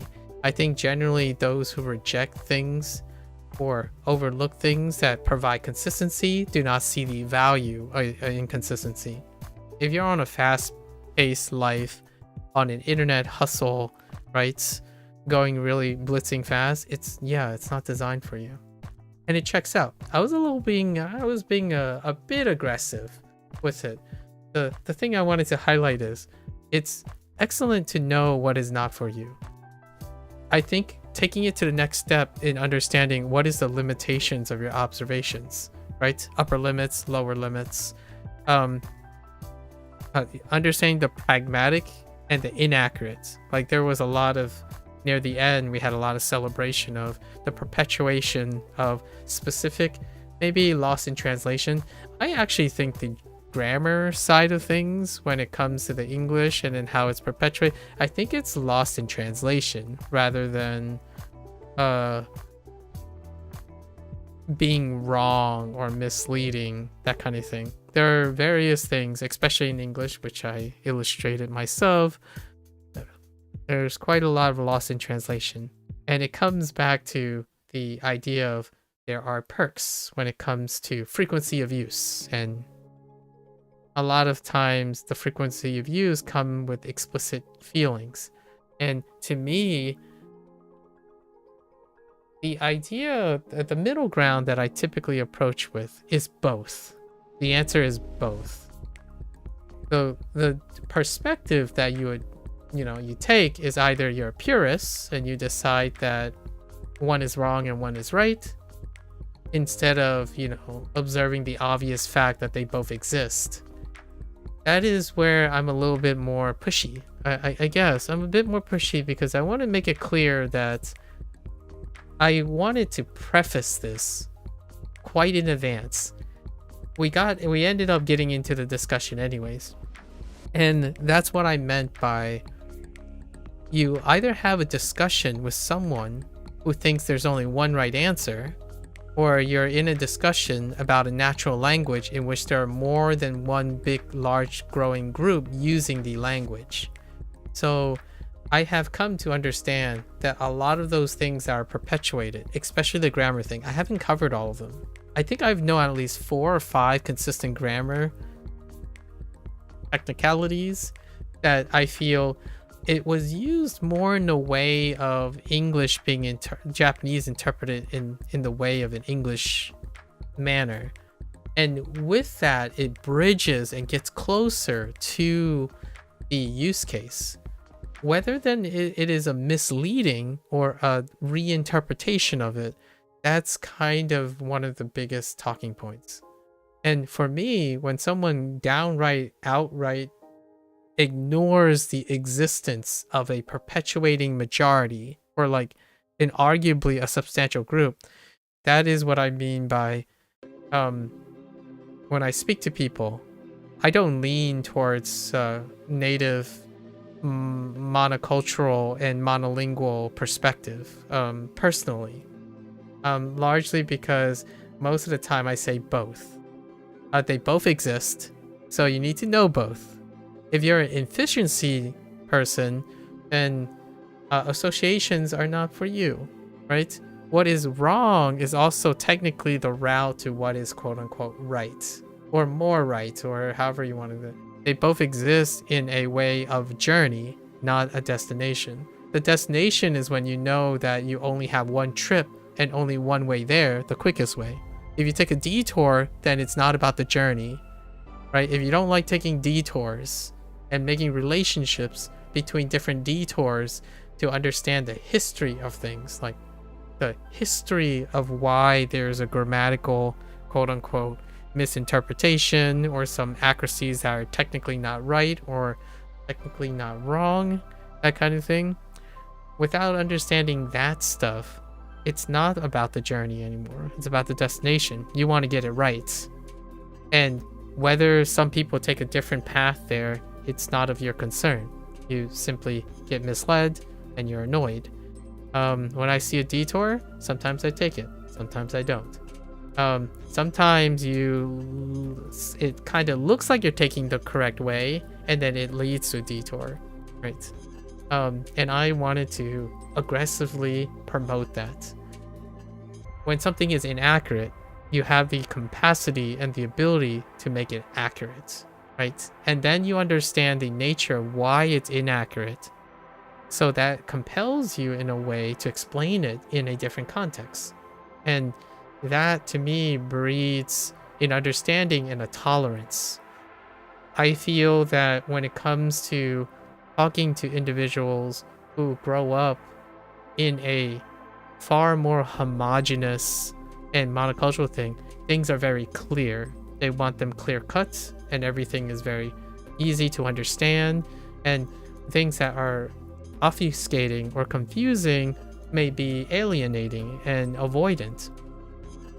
And that is definitely the choice of the user. If you associate with me quite a lot, the reason why I like listening to other people's stories, and as always, welcome all the gap, is that I like being open-minded.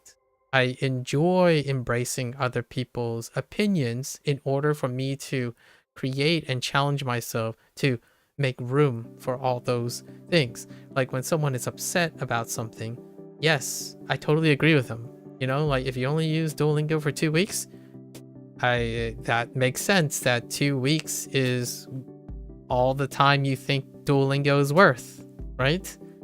It checks out.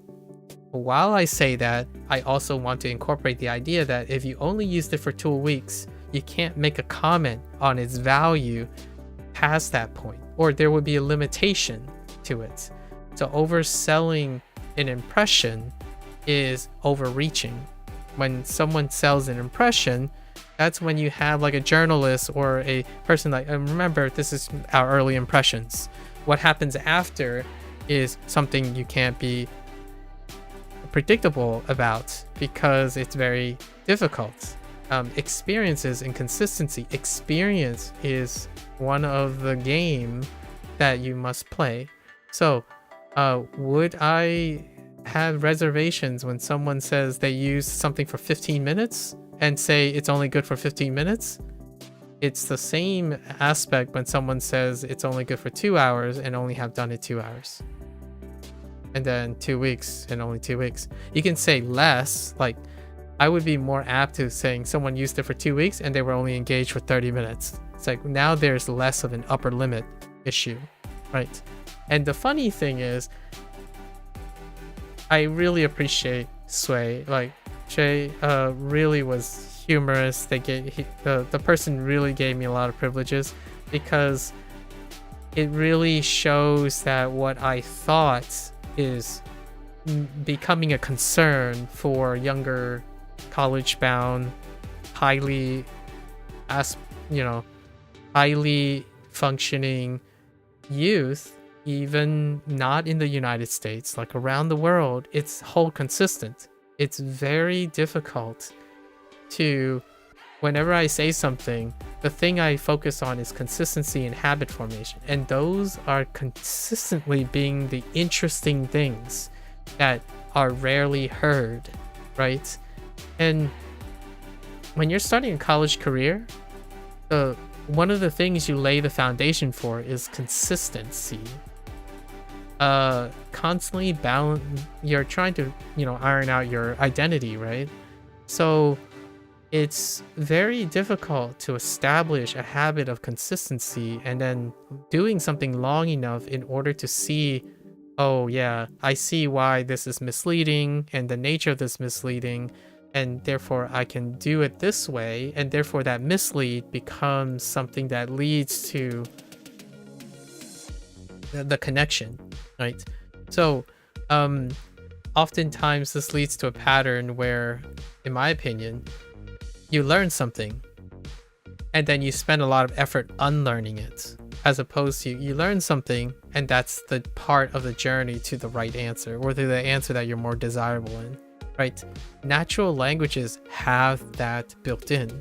Humans are not built with construction languages. They don't have perfectly paved. I mean, some things check out, but hindsight is only 2020.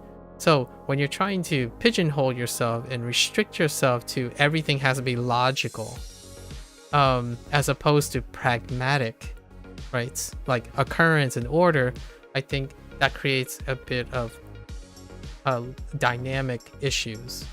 If things are ideal in the learning process of things that are naturally occurring, you wouldn't necessarily need problem solving skills anymore, which is the whole beginning of all of this. I think today was a long marathon. I think we're over 8 hours of digression, and the central core of the comments deal with problem solving skills, and then using your listening and your observational skills in order to elevate your problem solving skills and critical thinking skills over time. Because when you get older, you might not need to solve too many more problems with outrageous differences.